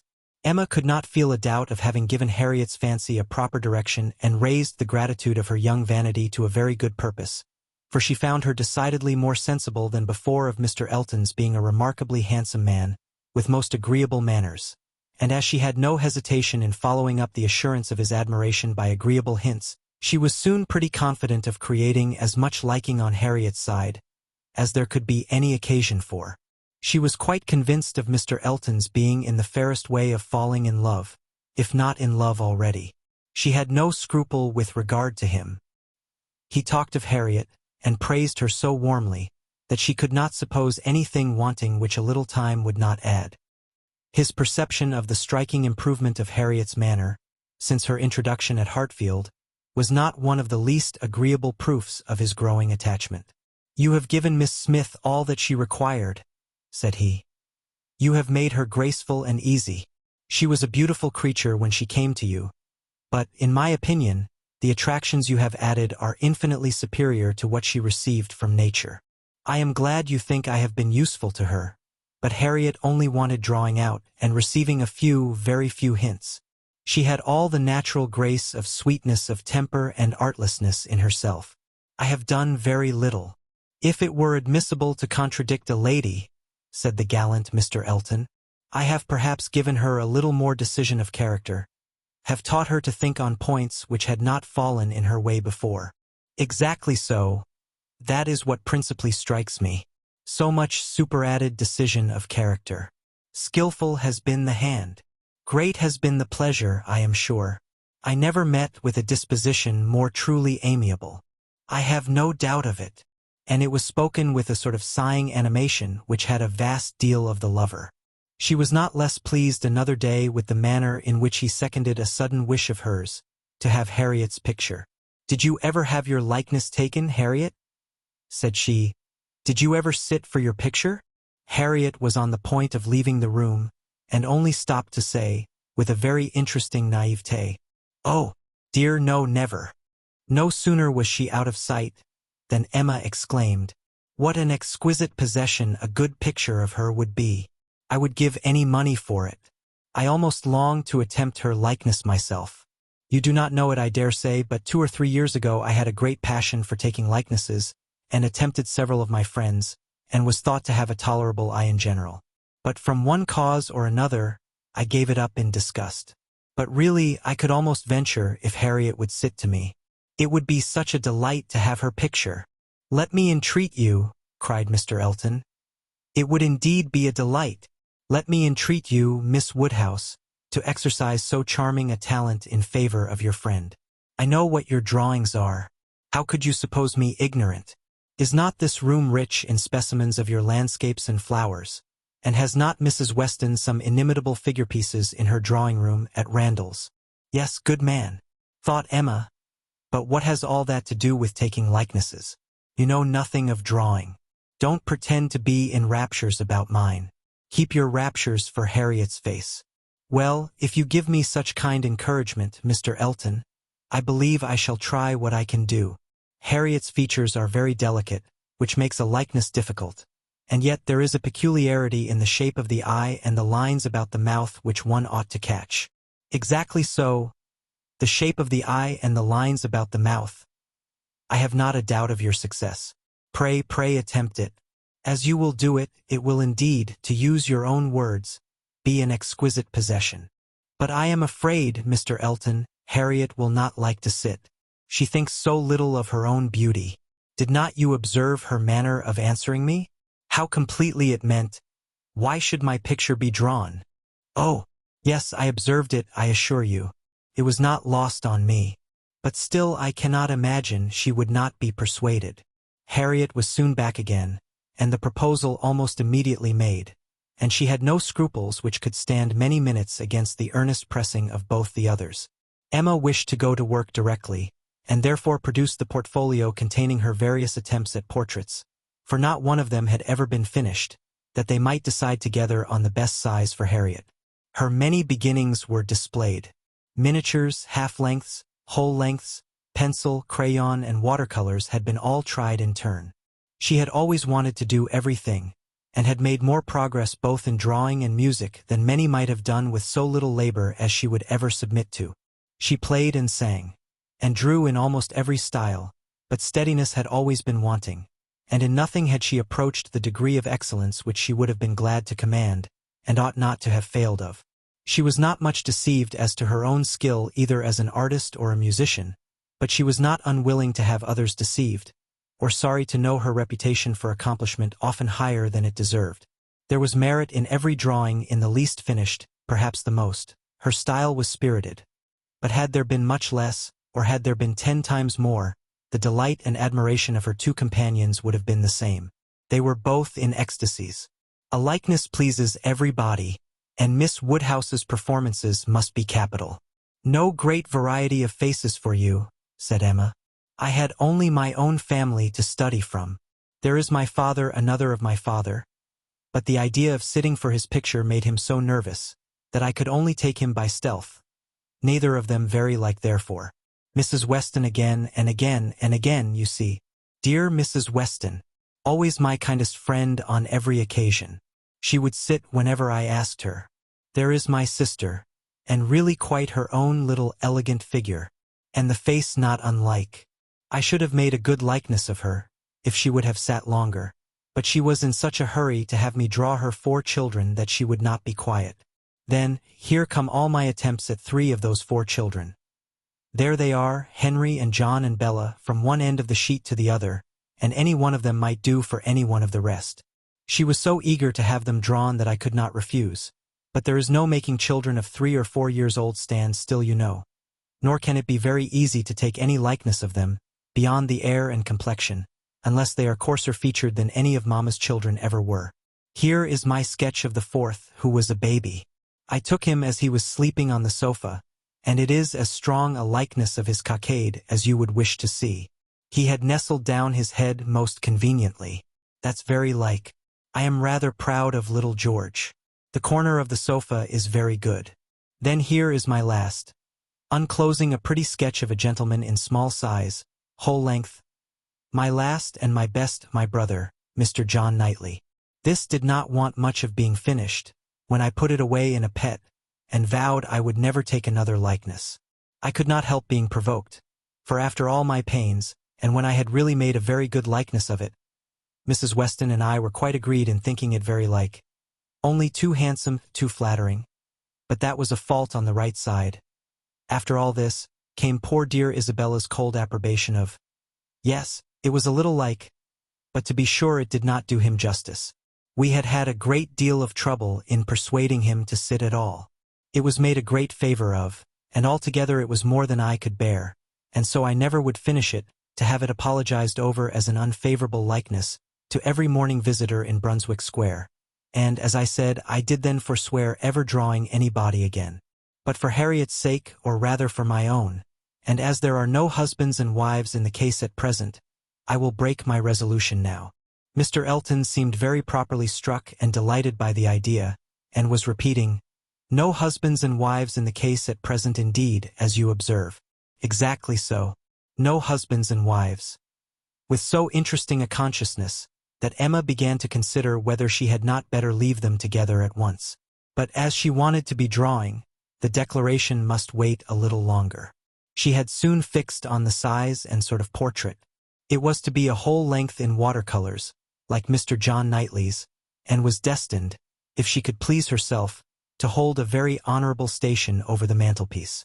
The sitting began, and Harriet, smiling and blushing, and afraid of not keeping her attitude and countenance, presented a very sweet mixture of youthful expression to the steady eyes of the artist. But there was no doing anything, with Mr. Elton fidgeting behind her and watching every touch. She gave him credit for stationing himself where he might gaze and gaze again without offense, but was really obliged to put an end to it, and request him to place himself elsewhere. It then occurred to her to employ him in reading. If he would be so good as to read to them, it would be a kindness indeed. It would amuse away the difficulties of her part, and lessen the irksomeness of Miss Smith's. Mr. Elton was only too happy. Harriet listened, and Emma drew in peace. She must allow him to be still frequently coming to look. Anything less would certainly have been too little in a lover, and he was ready at the smallest intermission of the pencil to jump up and see the progress and be charmed. There was no being displeased with such an encourager, for his admiration made him discern a likeness almost before it was possible. She could not respect his eye, but his love and his complaisance were unexceptionable. The sitting was altogether very satisfactory. She was quite enough pleased with the first day's sketch to wish to go on. There was no want of likeness, she had been fortunate in the attitude, and as she meant to throw in a little improvement to the figure, to give a little more height, and considerably more elegance, she had great confidence of its being in every way a pretty drawing at last, and of its filling its destined place with credit to them both. A standing memorial of the beauty of one, the skill of the other, and the friendship of both, with as many other agreeable associations as Mr. Elton's very promising attachment was likely to add. Harriet was to sit again the next day, and Mr. Elton, just as he ought, entreated for the permission of attending and reading to them again. By all means. We shall be most happy to consider you as one of the party. The same civilities and courtesies, the same success and satisfaction, took place on the morrow, and accompanied the whole progress of the picture, which was rapid and happy. Everybody who saw it was pleased, but Mr. Elton was in continual raptures, and defended it through every criticism. Miss Woodhouse has given her friend the only beauty she wanted, observed Mrs. Weston to him, not in the least suspecting that she was addressing a lover. The expression of the eye is most correct, but Miss Smith has not those eyebrows and eyelashes. It is the fault of her face that she has them not. Do you think so? Replied he. I cannot agree with you. It appears to me a most perfect resemblance in every feature. I never saw such a likeness in my life. We must allow for the effect of shade, you know. You have made her too tall, Emma, said Mr. Knightley. Emma knew that she had, but would not own it, and Mr. Elton warmly added, Oh no, certainly not too tall. Not in the least too tall. Consider, she is sitting down, which naturally presents a different, which in short gives exactly the idea, and the proportions must be preserved, you know. Proportions, foreshortening. Oh no, it gives one exactly the idea of such a height as Miss Smith's. Exactly so indeed. It is very pretty, said Mr. Woodhouse. So prettily done, just as your drawings always are, my dear. I do not know anybody who draws so well as you do. The only thing I do not thoroughly like is, that she seems to be sitting out of doors, with only a little shawl over her shoulders, and it makes one think she must catch cold. But, my dear papa, it is supposed to be summer. A warm day in summer. Look at the tree. But it is never safe to sit out of doors, my dear. You, sir, may say anything, cried Mr. Elton, but I must confess that I regard it as a most happy thought, the placing of Miss Smith out of doors, and the tree is touched with such inimitable spirit. Any other situation would have been much less in character. The naivete of Miss Smith's manners, and altogether, oh, it is most admirable. Cannot keep my eyes from it. I never saw such a likeness. The next thing wanted was to get the picture framed, and here were a few difficulties. It must be done directly. It must be done in London. The order must go through the hands of some intelligent person whose taste could be depended on. And Isabella, the usual doer of all commissions, must not be applied to, because it was December, and Mr. Woodhouse could not bear the idea of her stirring out of her house in the fogs of December. But no sooner was the distress known to Mr. Elton than it was removed. His gallantry was always on the alert. Might he be trusted with the commission, what infinite pleasure should he have in executing it? He could ride to London at any time. It was impossible to say how much he should be gratified by being employed on such an errand. He was too good. She could not endure the thought.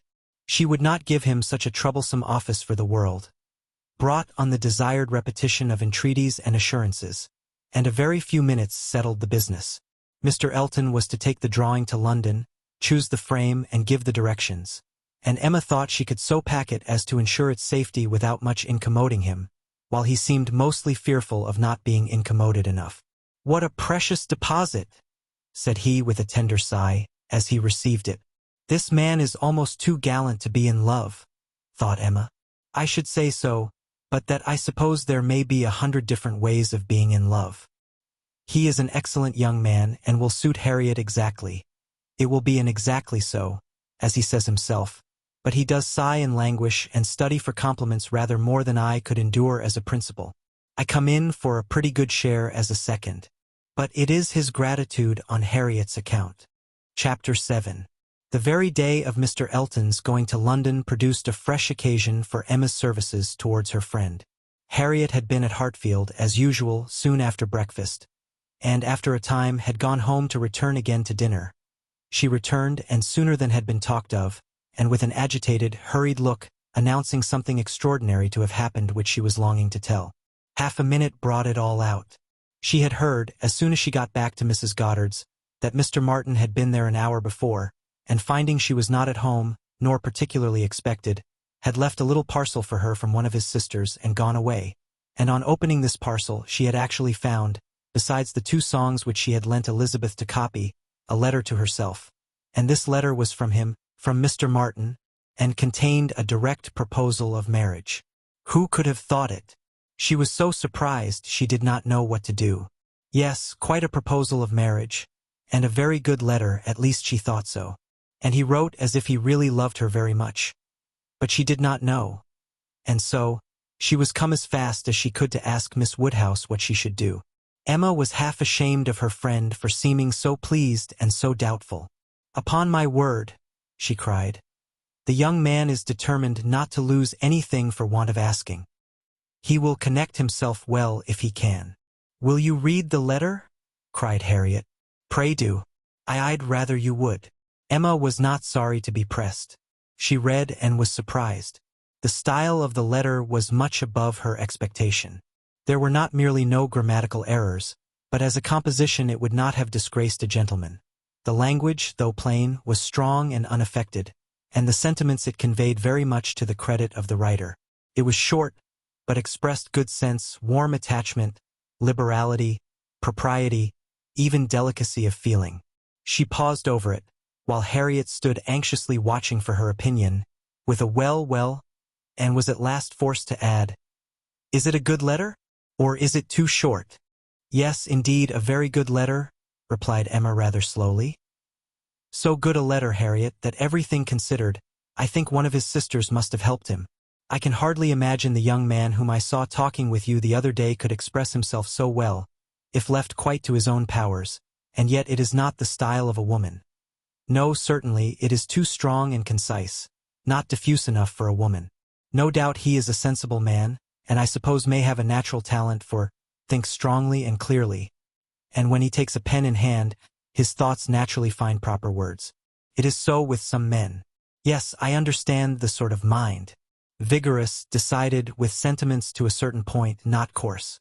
A better written letter, Harriet, returning it, than I had expected. Well, said the still waiting Harriet. Well, and what shall I do? What shall you do? In what respect? Do you mean with regard to this letter? Yes. But what are you in doubt of? You must answer it, of course, and speedily. Yes, but what shall I say? Dear Miss Woodhouse, do advise me. Oh, no, no. The letter had much better be all your own. You will express yourself very properly, I am sure. There is no danger of your not being intelligible, which is the first thing.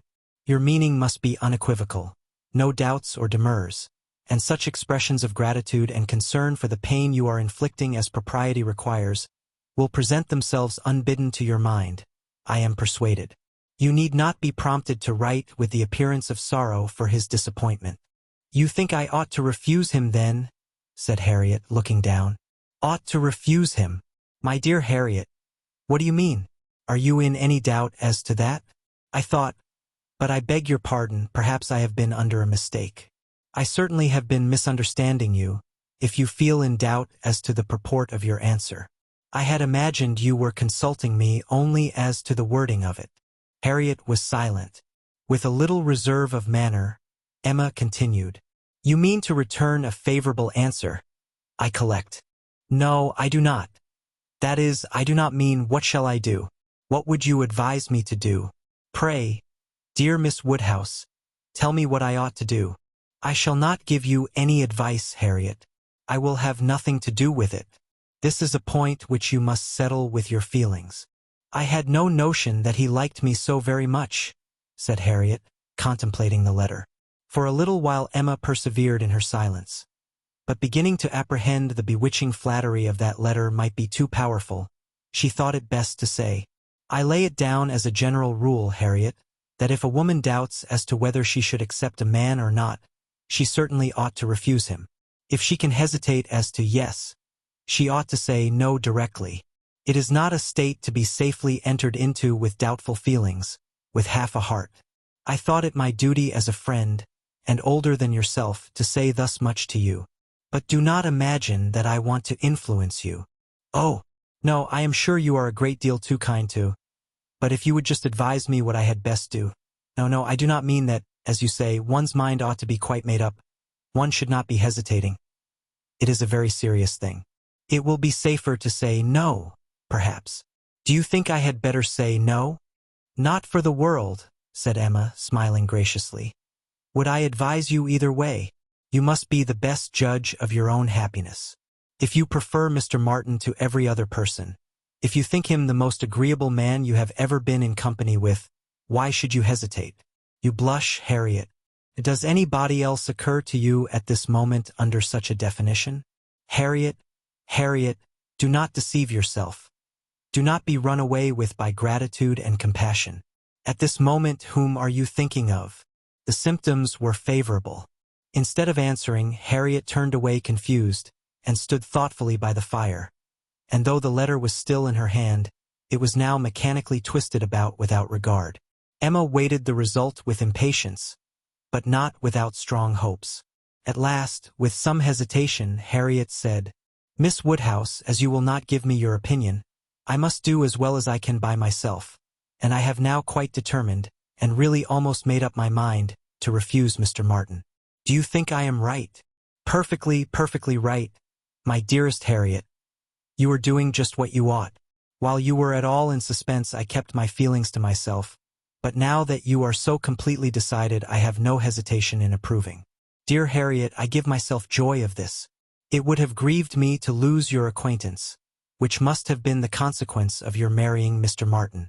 While you were in the smallest degree wavering, I said nothing about it because I would not influence, but it would have been the loss of a friend to me. I could not have visited Mrs. Robert Martin, of Abbey Mill Farm. Now I am secure of you forever. Harriet had not surmised her own danger, but the idea of it struck her forcibly. "You could not have visited me," she cried, looking aghast. "No, to be sure you could not. But I never thought of that before. That would have been too dreadful. What an escape! Dear Miss Woodhouse, I would not give up the pleasure and honor of being intimate with you for anything in the world. Indeed, Harriet, it would have been a severe pang to lose you, but it must have been. You would have thrown yourself out of all good society. I must have given you up. Dear me, how should I ever have borne it? It would have killed me never to come to Hartfield any more. Dear affectionate creature, you banished to Abbey Mill Farm. You confined to the society of the illiterate and vulgar all your life. I wonder how the young man could have the assurance to ask it.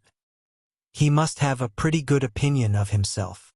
"I do not think he is conceited either, in general," said Harriet, her conscience opposing such censure. "At least, he is very good-natured, and I shall always feel much obliged to him and have a great regard for, but that is quite a different thing from, and you know, though he may like me, it does not follow that I should, and certainly I must confess that since my visiting here I have seen people, and if one comes to compare them, person and manners, there is no comparison at all. One is so very handsome and agreeable. However, I do really think Mr. Martin a very amiable young man, and have a great opinion of him, and his being so much attached to me, and his writing such a letter, but as to leaving you, it is what I would not do upon any consideration. Thank you. Thank you, my own sweet little friend. We will not be parted. A woman is not to marry a man merely because she is asked, or because he is attached to her, and can write a tolerable letter. Oh no, and it is but a short letter too." Emma felt the bad taste of her friend, but let it pass with a very true, and it would be a small consolation to her, for the clownish manner which might be offending her every hour of the day, to know that her husband could write a good letter. "Oh, yes, very. Nobody cares for a letter. The thing is, to be always happy with pleasant companions. I am quite determined to refuse him, but how shall I do? What shall I say?" Emma assured her there would be no difficulty in the answer, and advised its being written directly, which was agreed to, in the hope of her assistance. And though Emma continued to protest against any assistance being wanted, it was in fact given in the formation of every sentence. The looking over his letter again, in replying to it, had such a softening tendency, that it was particularly necessary to brace her up with a few decisive expressions, and she was so very much concerned at the idea of making him unhappy, and thought so much of what his mother and sisters would think and say, and was so anxious that they should not fancy her ungrateful, that Emma believed if the young man had come in her way at that moment, he would have been accepted after all. This letter, however, was written and sealed and sent. The business was finished, and Harriet safe. She was rather low all the evening, but Emma could allow for her amiable regrets, and sometimes relieve them by speaking of her own affection, sometimes by bringing forward the idea of Mr. Elton. "I shall never be invited to Abbey Mill again," was said in rather a sorrowful tone. "Nor, if you were, could I ever bear to part with you, my Harriet. You are a great deal too necessary at Hartfield to be spared to Abbey Mill, and I am sure I should never want to go there, for I am never happy but at Hartfield." Some time afterwards it was, "I think Mrs. Goddard would be very much surprised if she knew what had happened. I am sure Miss Nash would, for Miss Nash thinks her own sister very well married, and it is only a linen-draper. One should be sorry to see greater pride or refinement in the teacher of a school, Harriet. I dare say Miss Nash would envy you such an opportunity as this of being married. Even this conquest would appear valuable in her eyes. As to anything superior for you, I suppose she is quite in the dark. The attentions of a certain person can hardly be among the tittle-tattle of Highbury yet. Hitherto I fancy you and I are the only people to whom his looks and manners have explained themselves." Harriet blushed and smiled, and said something about wondering that people should like her so much. The idea of Mr. Elton was certainly cheering, but still, after a time, she was tender-hearted again towards the rejected Mr. Martin. "Now he has got my letter," said she softly. "I wonder what they are all doing, whether his sisters know. If he is unhappy, they will be unhappy too. I hope he will not mind it so very much. Let us think of those among our absent friends who are more cheerfully employed," cried Emma. At this moment, perhaps, Mr. Elton is shewing your picture to his mother and sisters, telling how much more beautiful is the original, and after being asked for it 5 or 6 times, allowing them to hear your name, your own dear name. My picture. But he has left my picture in Bond Street. Has he so? Then I know nothing of Mr. Elton. No, my dear little modest Harriet, depend upon it the picture will not be in Bond Street till just before he mounts his horse tomorrow. It is his companion all this evening, his solace, his delight. It opens his designs to his family. It introduces you among them. It diffuses through the party those pleasantest feelings of our nature, eager curiosity and warm prepossession. How cheerful, how animated, how suspicious, how busy their imaginations all are. Harriet smiled again, and her smiles grew stronger. Chapter 8. Harriet slept at Hartfield that night. For some weeks past she had been spending more than half her time there, and gradually getting to have a bedroom appropriated to herself. And Emma judged it best in every respect, safest and kindest, to keep her with them as much as possible just at present. She was obliged to go the next morning for an hour or 2 to Mrs. Goddard's, but it was then to be settled that she should return to Hartfield, to make a regular visit of some days. While she was gone, Mr. Knightley called, and sat some time with Mr. Woodhouse and Emma, till Mr. Woodhouse, who had previously made up his mind to walk out, was persuaded by his daughter not to defer it, and was induced by the entreaties of both, though against the scruples of his own civility, to leave Mr. Knightley for that purpose. Mr. Knightley, who had nothing of ceremony about him, was offering by his short, decided answers an amusing contrast to the protracted apologies and civil hesitations of the other. Well, I believe, if you will excuse me, Mr. Knightley, if you will not consider me as doing a very rude thing, I shall take Emma's advice and go out for a quarter of an hour. As the sun is out, I believe I had better take my 3 turns while I can. I treat you without ceremony, Mr. Knightley. We invalids think we are privileged people. My dear sir, do not make a stranger of me. I leave an excellent substitute in my daughter. Emma will be happy to entertain you, and therefore I think I will beg your excuse and take my 3 turns, my winter walk. You cannot do better, sir. I would ask for the pleasure of your company, Mr. Knightley, but I am a very slow walker, and my pace would be tedious to you, and, besides, you have another long walk before you to Donwell Abbey. Thank you, sir, thank you. I am going this moment myself, and I think the sooner you go the better. I will fetch your greatcoat and open the garden door for you. Mr. Woodhouse at last was off, but Mr. Knightley, instead of being immediately off likewise, sat down again, seemingly inclined for more chat. He began speaking of Harriet, and speaking of her with more voluntary praise than Emma had ever heard before. I cannot rate her beauty as you do, said he, but she is a pretty little creature, and I am inclined to think very well of her disposition. Her character depends upon those she is with, but in good hands she will turn out a valuable woman. I am glad you think so, and the good hands, I hope, may not be wanting. Come, said he, you are anxious for a compliment, so I will tell you that you have improved her. You have cured her of her schoolgirl's giggle. She really does you credit. Thank you. I should be mortified indeed if I did not believe I had been of some use, but it is not everybody who will bestow praise where they may. You do not often overpower me with it. You are expecting her again, you say, this morning? Almost every moment. She has been gone longer already than she intended. Something has happened to delay her. Some visitors, perhaps. Highbury gossips. Tiresome wretches. Harriet may not consider everybody tiresome that you would. Emma knew this was too true for contradiction, and therefore said nothing. He presently added, with a smile, I do not pretend to fix on times or places, but I must tell you that I have good reason to believe your little friend will soon hear of something to her advantage. Indeed? How so? Of what sort? A very serious sort, I assure you. Still smiling. Very serious. I can think of but one thing. Who is in love with her? Who makes you their confidant? Emma was more than half in hopes of Mr. Elton's having dropped a hint. Mr. Knightley was a sort of general friend and adviser, and she knew Mr. Elton looked up to him. I have reason to think, he replied, that Harriet Smith will soon have an offer of marriage, and from a most unexceptionable quarter. Robert Martin is the man. Her visit to Abbey Mill this summer seems to have done his business. He is desperately in love and means to marry her. He is very obliging, said Emma. But is he sure that Harriet means to marry him? Well, means to make her an offer then. Will that do? He came to the Abbey 2 evenings ago, on purpose to consult me about it.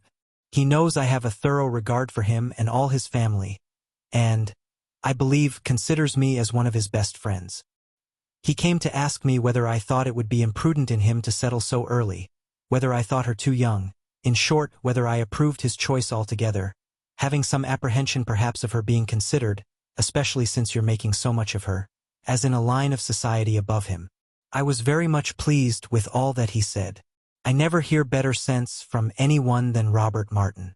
He always speaks to the purpose, open, straightforward, and very well judging. He told me everything, his circumstances and plans, and what they all proposed doing in the event of his marriage. He is an excellent young man, both as son and brother. I had no hesitation in advising him to marry. He proved to me that he could afford it, and that being the case, I was convinced he could not do better. I praised the fair lady too, and altogether sent him away very happy.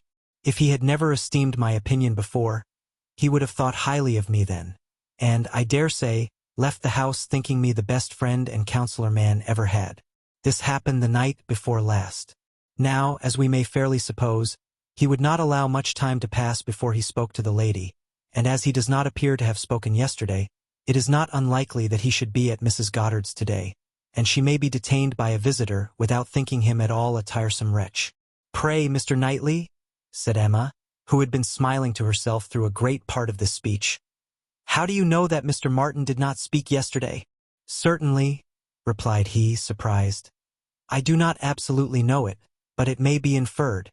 Was not she the whole day with you?" "Come," said she, "I will tell you something in return for what you have told me. He did speak yesterday, that is, he wrote and was refused." This was obliged to be repeated before it could be believed, and Mr. Knightley actually looked red with surprise and displeasure, as he stood up in tall indignation, and said, "Then she is a greater simpleton than I ever believed her. What is the foolish girl about?" "Oh, to be sure," cried Emma. "It is always incomprehensible to a man that a woman should ever refuse an offer of marriage. A man always imagines a woman to be ready for anybody who asks her. Nonsense! A man does not imagine any such thing.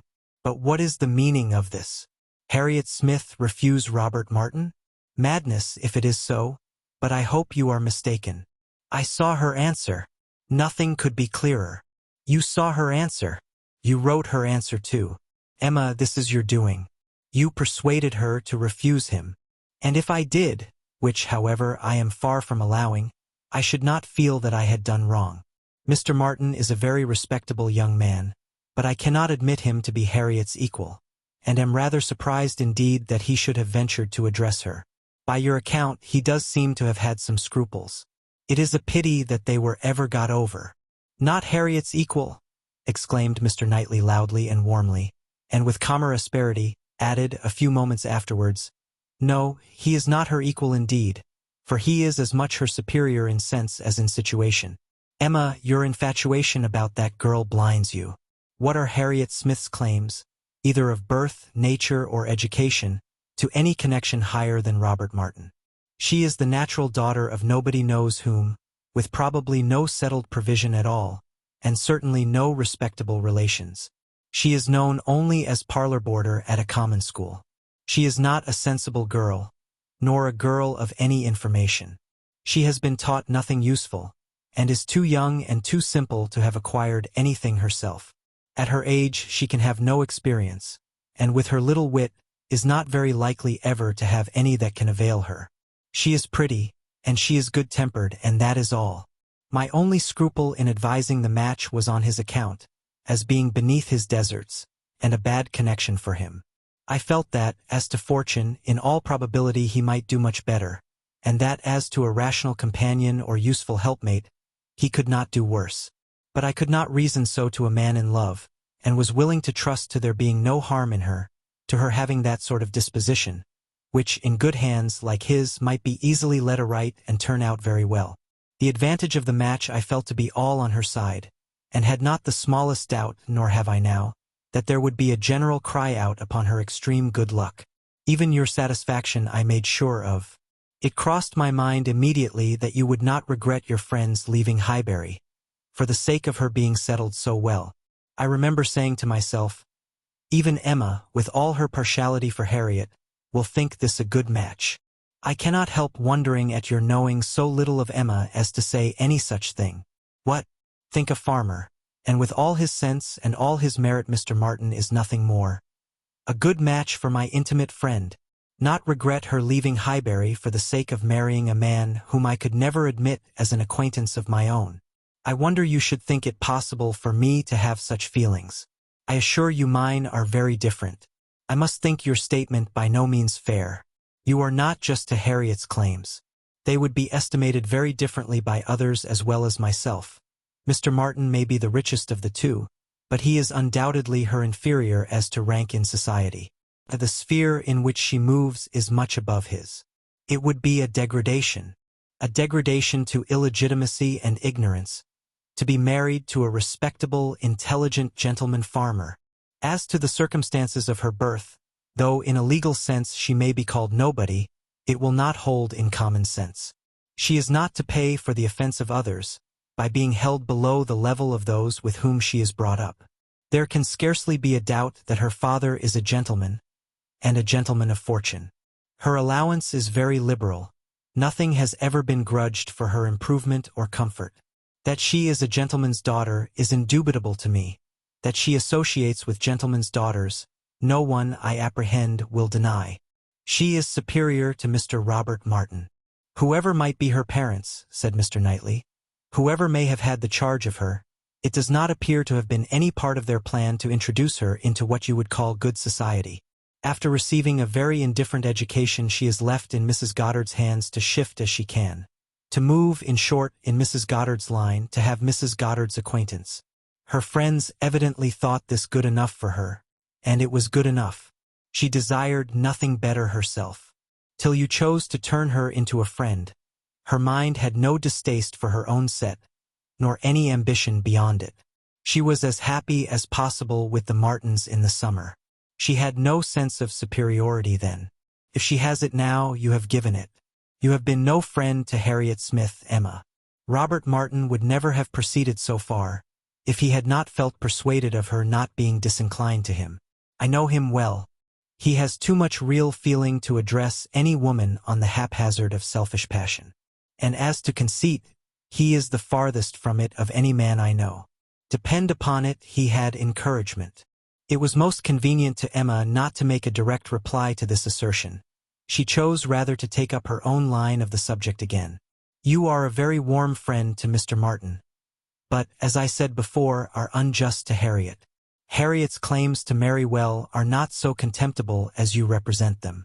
She is not a clever girl, but she has better sense than you are aware of, and does not deserve to have her understanding spoken of so slightingly.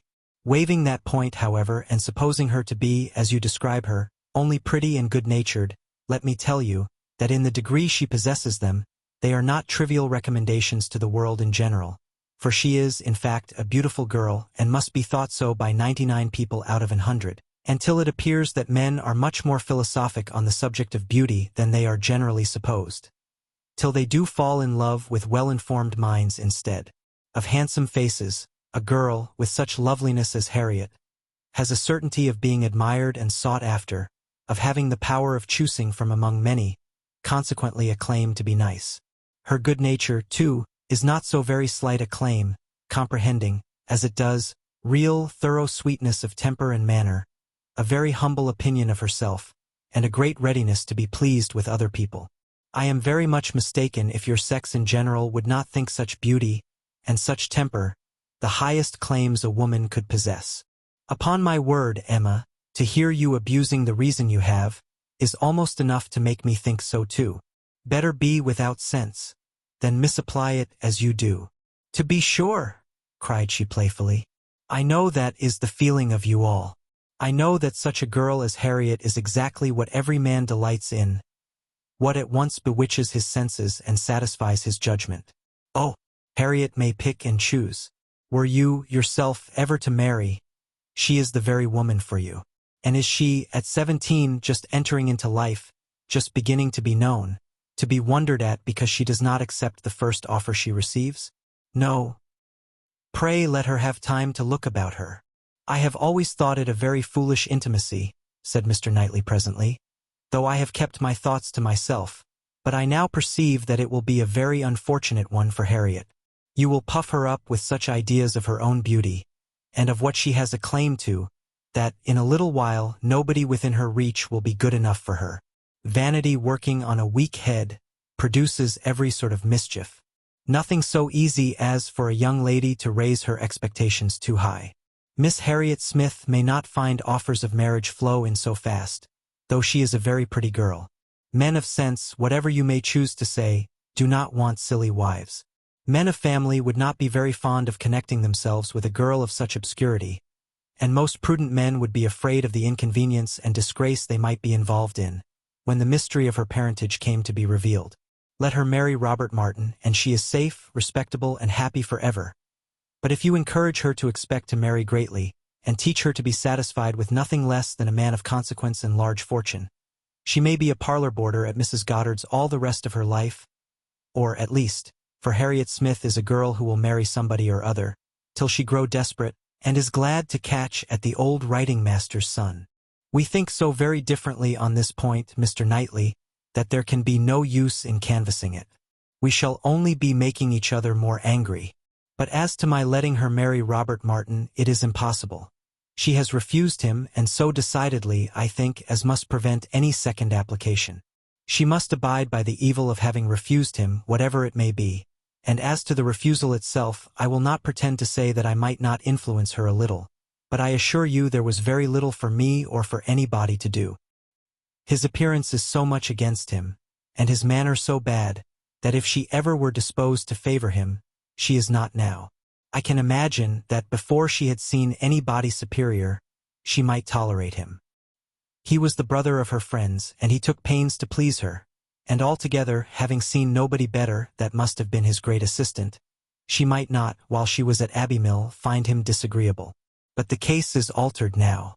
She knows now what gentlemen are, and nothing but a gentleman in education and manner has any chance with Harriet. Nonsense, arrant nonsense, as ever was talked, cried Mr. Knightley. Robert Martin's manners have sense, sincerity, and good humor to recommend them, and his mind has more true gentility than Harriet Smith could understand. Emma made no answer and tried to look cheerfully unconcerned, but was really feeling uncomfortable and wanting him very much to be gone. She did not repent what she had done. She still thought herself a better judge of such a point of female right and refinement than he could be, but yet she had a sort of habitual respect for his judgment in general, which made her dislike having it so loudly against her, and to have him sitting just opposite to her in angry state was very disagreeable.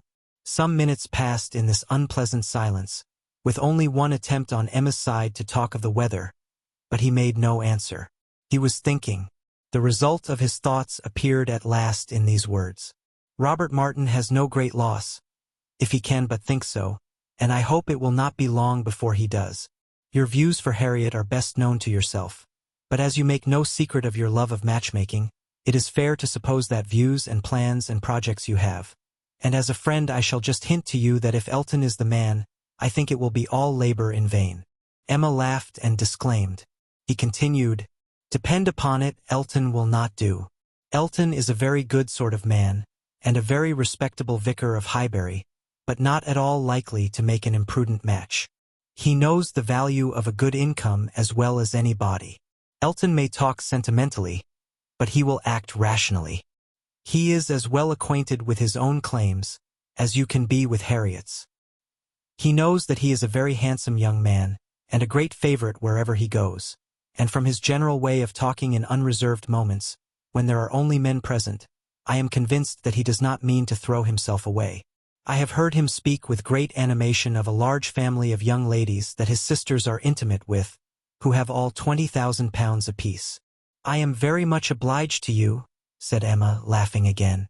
If I had set my heart on Mr. Elton's marrying Harriet, It would have been very kind to open my eyes, but at present I only want to keep Harriet to myself. I have done with matchmaking indeed.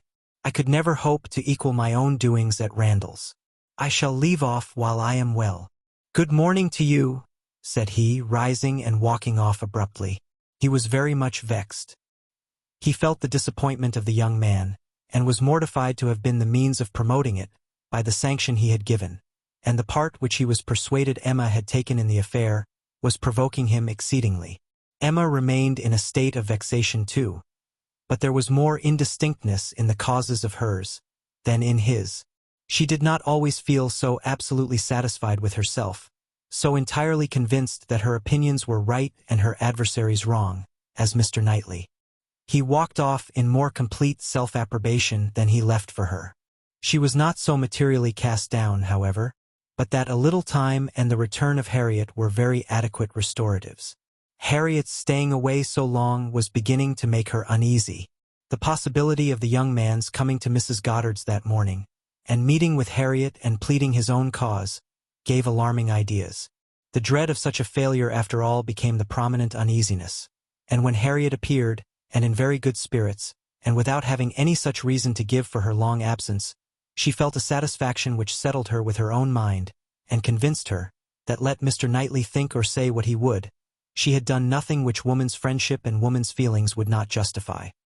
He had frightened her a little about Mr. Elton, but when she considered that Mr. Knightley could not have observed him as she had done, neither with the interest, nor, she must be allowed to tell herself, in spite of Mr. Knightley's pretensions, with the skill of such an observer on such a question as herself, that he had spoken it hastily and in anger, she was able to believe that he had rather said what he wished resentfully to be true, than what he knew anything about. He certainly might have heard Mr. Elton speak with more unreserve than she had ever done, and Mr. Elton might not be of an imprudent, inconsiderate disposition as to money matters. He might naturally be rather attentive than otherwise to them, but then Mr. Knightley did not make due allowance for the influence of a strong passion at war with all interested motives. Mr. Knightley saw no such passion, and of course thought nothing of its effects, but she saw too much of it to feel a doubt of its overcoming any hesitations that a reasonable prudence might originally suggest, and more than a reasonable, becoming degree of prudence, she was very sure did not belong to Mr. Elton. Harriet's cheerful look and manner established hers. She came back, not to think of Mr. Martin, but to talk of Mr. Elton. Miss Nash had been telling her something, which she repeated immediately with great delight. Mr. Perry had been to Mrs. Goddard's to attend a sick child, and Miss Nash had seen him, and he had told Miss Nash that as he was coming back yesterday from Clayton Park, he had met Mr. Elton and found to his great surprise that Mr. Elton was actually on his road to London, and not meaning to return till the morrow, though it was the whist club night which he had been never known to miss before, and Mr. Perry had remonstrated with him about it, and told him how shabby it was in him, their best player, to absent himself, and tried very much to persuade him to put off his journey only one day. But it would not do. Mr. Elton had been determined to go on, and had said in a very particular way indeed, that he was going on business which he would not put off for any inducement in the world, and something about a very enviable commission, and being the bearer of something exceedingly precious. Mr. Perry could not quite understand him, but he was very sure there must be a lady in the case, and he told him so, and Mr. Elton only looked very conscious and smiling, and rode off in great spirits. Miss Nash had told her all this, and had talked a great deal more about Mr. Elton, and said, looking so very significantly at her, that she did not pretend to understand what his business might be, but she only knew that any woman whom Mr. Elton could prefer, she should think the luckiest woman in the world. For, beyond a doubt, Mr. Elton had not his equal for beauty or agreeableness. Chapter 9. Mr. Knightley might quarrel with her, but Emma could not quarrel with herself. He was so much displeased, that it was longer than usual before he came to Hartfield again, and when they did meet, his grave looks shewed that she was not forgiven. She was sorry, but could not repent. On the contrary, her plans and proceedings were more and more justified and endeared to her by the general appearances of the next few days. The picture, elegantly framed, came safely to hand soon after Mr. Elton's return, and being hung over the mantelpiece of the common sitting-room, he got up to look at it, and sighed out his half-sentences of admiration just as he ought, and as for Harriet's feelings, they were visibly forming themselves into as strong and steady an attachment as her youth and sort of mind admitted. Emma was soon perfectly satisfied of Mr. Martin's being no otherwise remembered, than as he furnished a contrast with Mr. Elton, of the utmost advantage to the latter. Her views of improving her little friend's mind, by a great deal of useful reading and conversation, had never yet led to more than a few first chapters, and the intention of going on tomorrow. It was much easier to chat than to study, much pleasanter to let her imagination range and work at Harriet's fortune, than to be laboring to enlarge her comprehension or exercise it on sober facts. And the only literary pursuit which engaged Harriet at present, the only mental provision she was making for the evening of life, was the collecting and transcribing all the riddles of every sort that she could meet with, into a thin quarto of hot-pressed paper, made up by her friend and ornamented with ciphers and trophies. In this age of literature, such collections on a very grand scale are not uncommon. Miss Nash, head teacher at Mrs. Goddard's, had written out at least 300, and Harriet, who had taken the first hint of it from her, hoped, with Miss Woodhouse's help, to get a great many more. Emma assisted with her invention, memory, and taste, and as Harriet wrote a very pretty hand, it was likely to be an arrangement of the first order, in form as well as quantity. Mr. Woodhouse was almost as much interested in the business as the girls, and tried very often to recollect something worth their putting in. So many clever riddles as there used to be when he was young. He wondered he could not remember them, but he hoped he should in time. And it always ended in Kitty, a fair but frozen maid. His good friend Perry, too, whom he had spoken to on the subject, did not at present recollect anything of the riddle kind, but he had desired Perry to be upon the watch, and as he went about so much, something, he thought, might come from that quarter. It was by no means his daughter's wish that the intellects of Highbury in general should be put under requisition. Mr. Elton was the only one whose assistance she asked. He was invited to contribute any really good enigmas, charades, or conundrums that he might recollect, and she had the pleasure of seeing him most intently at work with his recollections, and at the same time, as she could perceive, most earnestly careful that nothing ungallant, nothing that did not breathe a compliment to the sex should pass his lips. They owed to him their 2 or 3 politest puzzles, and the joy and exultation with which at last he recalled, and rather sentimentally recited, that well-known charade, "My first doth affliction denote, which my second is destined to feel, and my whole is the best antidote, that affliction to soften and heal," made her quite sorry to acknowledge that they had transcribed it some pages ago already. "Why will not you write one yourself for us, Mr. Elton?" said she. "That is the only security for its freshness, and nothing could be easier to you." Oh no! He had never written, hardly ever, anything of the kind in his life. The stupidest fellow. He was afraid not even Miss Woodhouse, he stopped a moment, or Miss Smith could inspire him. The very next day, however, produced some proof of inspiration. He called for a few moments, just to leave a piece of paper on the table containing, as he said, a charade which a friend of his had addressed to a young lady, the object of his admiration, but which, from his manner, Emma was immediately convinced must be his own. "I do not offer it for Miss Smith's collection," said he. "Being my friends, I have no right to expose it in any degree to the public eye, but perhaps you may not dislike looking at it." The speech was more to Emma than to Harriet, which Emma could understand. There was deep consciousness about him, and he found it easier to meet her eye than her friend's. He was gone the next moment. After another moment's pause, "Take it," said Emma, smiling and pushing the paper towards Harriet. "It is for you. Take your own." But Harriet was in a tremor and could not touch it, and Emma, never loath to be first, was obliged to examine it herself. To Miss Charade. "My first displays the wealth and pomp of kings, lords of the earth, their luxury and ease. Another view of man my second brings. Behold him there, the monarch of the seas. But united, what reverse we have! Man's boasted power and freedom, all are flown. Lord of the earth and sea, he bends a slave, and woman, lovely woman, reigns alone. Thy ready wit the word will soon supply. May its approval beam in that soft eye." She cast her eye over it, pondered, caught the meaning, read it through again to be quite certain, and quite mistress of the lines, and then passing it to Harriet, sat happily smiling and saying to herself, while Harriet was puzzling over the paper in all the confusion of hope and dullness, Very well, Mr. Elton, very well indeed. I have read worse charades. Courtship, a very good hint. I give you credit for it. This is feeling your way.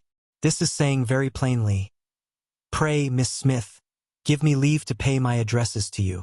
Approve my charade and my intentions in the same glance. May its approval beam in that soft eye. Harriet, exactly. Soft is the very word for her eye, of all epithets. The justest that could be given. Thy ready wit the word will soon supply. Humph, Harriet's ready wit. All the better. A man must be very much in love, indeed, to describe her so. Ah, Mr. Knightley, I wish you had the benefit of this. I think this would convince you. For once in your life you would be obliged to own yourself mistaken. An excellent charade indeed, and very much to the purpose. Things must come to a crisis soon now. She was obliged to break off from these very pleasant observations, which were otherwise of a sort to run into great length, by the eagerness of Harriet's wondering questions. What can it be, Miss Woodhouse? What can it be? I have not an idea. I cannot guess it in the least. What can it possibly be? Do try to find it out, Miss Woodhouse. Do help me. I never saw anything so hard. Is it kingdom?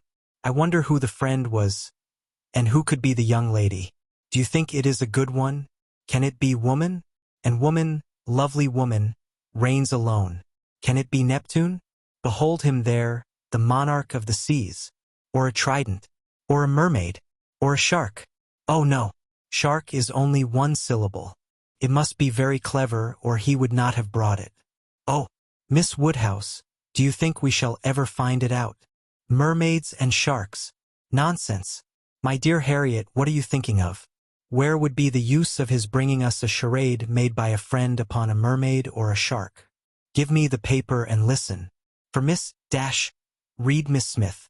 My first displays the wealth and pomp of kings, lords of the earth, their luxury and ease. That is court. Another view of man my second brings. Behold him there, the monarch of the seas. That is ship. Plain as it can be. Now for the cream. But united courtship, you know. What reverse we have. Man's boasted power and freedom all are flown. Lord of the earth and sea, he bends a slave. And woman, lovely woman, reigns alone. A very proper compliment. And then follows the application, which I think, my dear Harriet, you cannot find much difficulty in comprehending. Read it in comfort to yourself. There can be no doubt of its being written for you and to you. Harriet could not long resist so delightful a persuasion. She read the concluding lines, and was all flutter and happiness. She could not speak, but she was not wanted to speak. It was enough for her to feel. Emma spoke for her. There is so pointed and so particular a meaning in this compliment, said she, that I cannot have a doubt as to Mr. Elton's intentions. You are his object, and you will soon receive the completest proof of it. I thought it must be so. I thought I could not be so deceived. But now it is clear. The state of his mind is as clear and decided, as my wishes on the subject have been ever since I knew you. Yes, Harriet, just so long have I been wanting the very circumstance to happen that has happened. I could never tell whether an attachment between you and Mr. Elton were most desirable or most natural. Its probability and its eligibility have really so equaled each other. I am very happy. I congratulate you, my dear Harriet, with all my heart. This is an attachment which a woman may well feel pride in creating. This is a connection which offers nothing but good. It will give you everything that you want: consideration, independence, a proper home.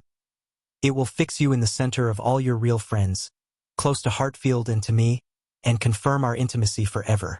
This, Harriet, is an alliance which can never raise a blush in either of us. Dear Miss Woodhouse, and dear Miss Woodhouse, was all that Harriet, with many tender embraces, could articulate at first. But when they did arrive at something more like conversation, it was sufficiently clear to her friend that she saw, felt, anticipated, and remembered just as she ought. Mr. Elton's superiority had very ample acknowledgment. Whatever you say is always right, cried Harriet. And therefore I suppose and believe and hope it must be so, but otherwise I could not have imagined it. It is so much beyond anything I deserve. Mr. Elton, who might marry anybody. There cannot be two opinions about him. He is so very superior. Only think of those sweet verses. To Miss Dash. Dear me, how clever. Could it really be meant for me? I cannot make a question or listen to a question about that. It is a certainty. Receive it on my judgment. It is a sort of prologue to the play, a motto to the chapter, and will be soon followed by matter-of-fact prose. It is a sort of thing which nobody could have expected. I am sure. A month ago, I had no more idea myself. The strangest things do take place. When Miss Smiths and Mr. Eltons get acquainted, they do indeed, and really it is strange. It is out of the common course that what is so evidently, so palpably desirable, what courts the prearrangement of other people, should so immediately shape itself into the proper form. You and Mr. Elton are by situation called together. You belong to one another by every circumstance of your respective homes. Your marrying will be equal to the match at Randall's. There does seem to be a something in the air of Hartfield which gives love exactly the right direction, and sends it into the very channel where it ought to flow. The course of true love never did run smooth. A Hartfield edition of Shakespeare would have a long note on that passage. That Mr. Elton should really be in love with me of all people who did not know him, to speak to him at Michaelmas. And he, the very handsomest man that ever was, and a man that everybody looks up to, quite like Mr. Knightley. His company so sought after, that everybody says he need not eat a single meal by himself if he does not choose it, that he has more invitations than there are days in the week. And so excellent in the church. Miss Nash has put down all the texts he has ever preached from since he came to Highbury. Dear me, when I look back to the first time I saw him, how little did I think. The two abbots and I ran into the front room and peeped through the blind when we heard he was going by, and Miss Nash came and scolded us away, and stayed to look through herself. However, she called me back presently, and let me look too, which was very good-natured. And how beautiful we thought he looked! He was arm in arm with Mr. Cole. This is an alliance which, whatever your friends may be, must be agreeable to them, provided at least they have common sense. And we are not to be addressing our conduct to fools. If they are anxious to see you happily married, here is a man whose amiable character gives every assurance of it. If they wish to have you settled in the same country and circle which they have chosen to place you in, here it will be accomplished. And if their only object is that you should, in the common phrase, be well married, here is the comfortable fortune, the respectable establishment, the rise in the world which must satisfy them. Yes, very true. How nicely you talk. I love to hear you. You understand everything. You and Mr. Elton are one as clever as the other. This charade. If I had studied a 12-month, I could never have made anything like it. I thought he meant to try his skill, by his manner of declining it yesterday. I do think it is, without exception, the best charade I ever read. I never read one more to the purpose, certainly. It is as long again as almost all we have had before. I do not consider its length as particularly in its favor. Such things in general cannot be too short. Harriet was too intent on the lines to hear. The most satisfactory comparisons were rising in her mind. It is one thing, said she, presently her cheeks in a glow, to have very good sense in a common way, like everybody else, and if there is anything to say, to sit down and write a letter and say just what you must in a short way, and another to write verses and charades like this. Emma could not have desired a more spirited rejection of Mr. Martin's prose. Such sweet lines, continued Harriet. These two last. But how shall I ever be able to return the paper, or say I have found it out? Oh, Miss Woodhouse, what can we do about that? Leave it to me. You do nothing. He will be here this evening, I dare say, and then I will give it him back, and some nonsense or other will pass between us, and you shall not be committed. Your soft eyes shall choose their own time for beaming. Trust to me. Oh, Miss Woodhouse, what a pity that I must not write this beautiful charade into my book. I am sure I have not got one half so good. Leave out the two last lines, and there is no reason why you should not write it into your book. Oh, but those two lines are the best of all. Granted. For private enjoyment, and for private enjoyment keep them. They are not at all the less written, you know, because you divide them. The couplet does not cease to be, nor does its meaning change. But take it away, and all appropriation ceases, and a very pretty gallant charade remains, fit for any collection. Depend upon it, he would not like to have his charade slighted, much better than his passion. A poet in love must be encouraged in both capacities, or neither. Give me the book, I will write it down, and then there can be no possible reflection on you. Harriet submitted, though her mind could hardly separate the parts, so as to feel quite sure that her friend were not writing down a declaration of love. It seemed too precious an offering for any degree of publicity. I shall never let that book go out of my own hands, said she. Very well, replied Emma.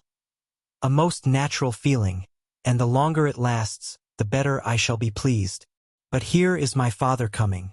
You will not object to my reading the charade to him. It will be giving him so much pleasure. He loves anything of the sort, and especially anything that pays woman a compliment. He has the tenderest spirit of gallantry towards us all. You must let me read it to him.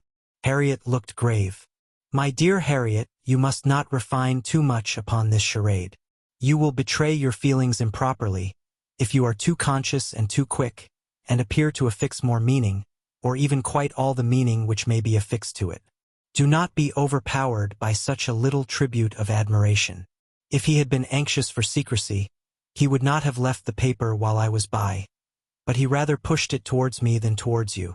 Do not let us be too solemn on the business. He has encouragement enough to proceed, without our sighing out our souls over this charade. Oh, no, I hope I shall not be ridiculous about it. Do as you please. Mr. Woodhouse came in, and very soon led to the subject again, by the recurrence of his very frequent inquiry of, well, my dears, how does your book go on? Have you got anything fresh? Yes, Papa. We have something to read you, something quite fresh. A piece of paper was found on the table this morning, dropped, we suppose, by a fairy, containing a very pretty charade, and we have just copied it in.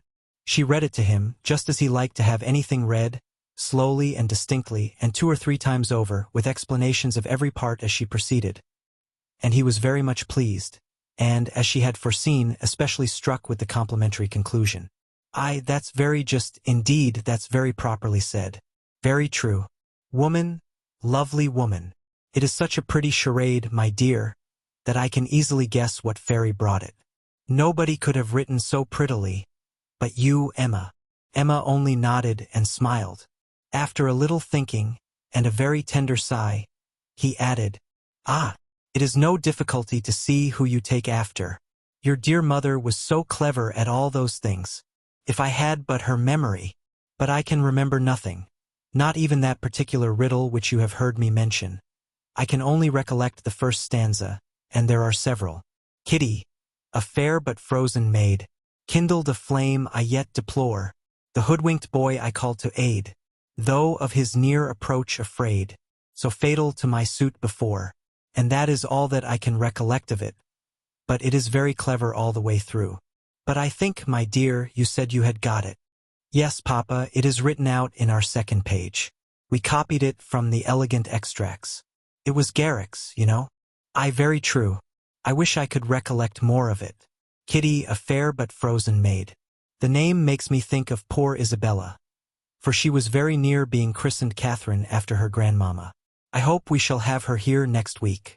Have you thought, my dear, where you shall put her, and what room there will be for the children? Oh, yes, she will have her own room, of course, the room she always has. And there is the nursery for the children, just as usual, you know. Why should there be any change? I do not know, my dear, but it is so long since she was here. Not since last Easter, and then only for a few days. Mr. John Knightley's being a lawyer is very inconvenient. Poor Isabella. She is sadly taken away from us all. And how sorry she will be when she comes, not to see Miss Taylor here. She will not be surprised, Papa, at least. I do not know, my dear. I am sure I was very much surprised when I first heard she was going to be married. We must ask Mr. and Mrs. Weston to dine with us, while Isabella is here. Yes, my dear, if there is time. But, in a very depressed tone, she is coming for only 1 week. There will not be time for anything. It is unfortunate that they cannot stay longer, but it seems a case of necessity. Mr. John Knightley must be in town again on the 28th, and we ought to be thankful, Papa, that we are to have the whole of the time they can give to the country, that 2 or 3 days are not to be taken out for the Abbey. Mr. Knightley promises to give up his claim this Christmas, though you know it is longer since they were with him than with us. It would be very hard, indeed, my dear, if poor Isabella were to be anywhere but at Hartfield. Mr. Woodhouse could never allow for Mr. Knightley's claims on his brother, or anybody's claims on Isabella except his own. He sat musing a little while and then said, "But I do not see why poor Isabella should be obliged to go back so soon, though he does. I think, Emma, I shall try and persuade her to stay longer with us. She and the children might stay very well." "Ah, Papa, that is what you never have been able to accomplish, and I do not think you ever will. Isabella cannot bear to stay behind her husband." This was too true for contradiction. Unwelcome as it was, Mr. Woodhouse could only give a submissive sigh, and as Emma saw his spirits affected by the idea of his daughter's attachment to her husband, she immediately led to such a branch of the subject as must raise them. "Harriet must give us as much of her company as she can while my brother and sister are here. I am sure she will be pleased with the children. We are very proud of the children, are not we, Papa? I wonder which she will think the handsomest, Henry or John. I wonder which she will. Poor little dears, how glad they will be to come. They are very fond of being at Hartfield, Harriet." "I dare say they are, sir. I am sure I do not know who is not. Henry is a fine boy, but John is very like his mamma. Henry is the eldest, he was named after me, not after his father. John, the second, is named after his father. Some people are surprised, I believe, that the eldest was not, but Isabella would have him called Henry, which I thought very pretty of her. And he is a very clever boy indeed. They are all remarkably clever, and they have so many pretty ways. They will come and stand by my chair and say, 'Grandpapa, can you give me a bit of string?' And once Henry asked me for a knife, but I told him knives were only made for Grandpapa. I think their father is too rough with them very often." "He appears rough to you," said Emma, "because you are so very gentle yourself, but if you could compare him with other papas you would not think him rough. He wishes his boys to be active and hardy, and if they misbehave can give them a sharp word now and then. But he is an affectionate father. Certainly Mr. John Knightley is an affectionate father. The children are all fond of him. And then their uncle comes in and tosses them up to the ceiling in a very frightful way. But they like it, Papa. There is nothing they like so much. It is such enjoyment to them, that if their uncle did not lay down the rule of their taking turns, whichever began would never give way to the other. Well, I cannot understand it. That is the case with us all, Papa. One half of the world cannot understand the pleasures of the other." Later in the morning, and just as the girls were going to separate in preparation for the regular 4 o'clock dinner, the hero of this inimitable charade walked in again. Harriet turned away, but Emma could receive him with the usual smile, and her quick eye soon discerned in his the consciousness of having made a push, of having thrown a die, and she imagined he was come to see how it might turn up. His ostensible reason, however, was to ask whether Mr. Woodhouse's party could be made up in the evening without him, or whether he should be in the smallest degree necessary at Hartfield. If he were, everything else must give way.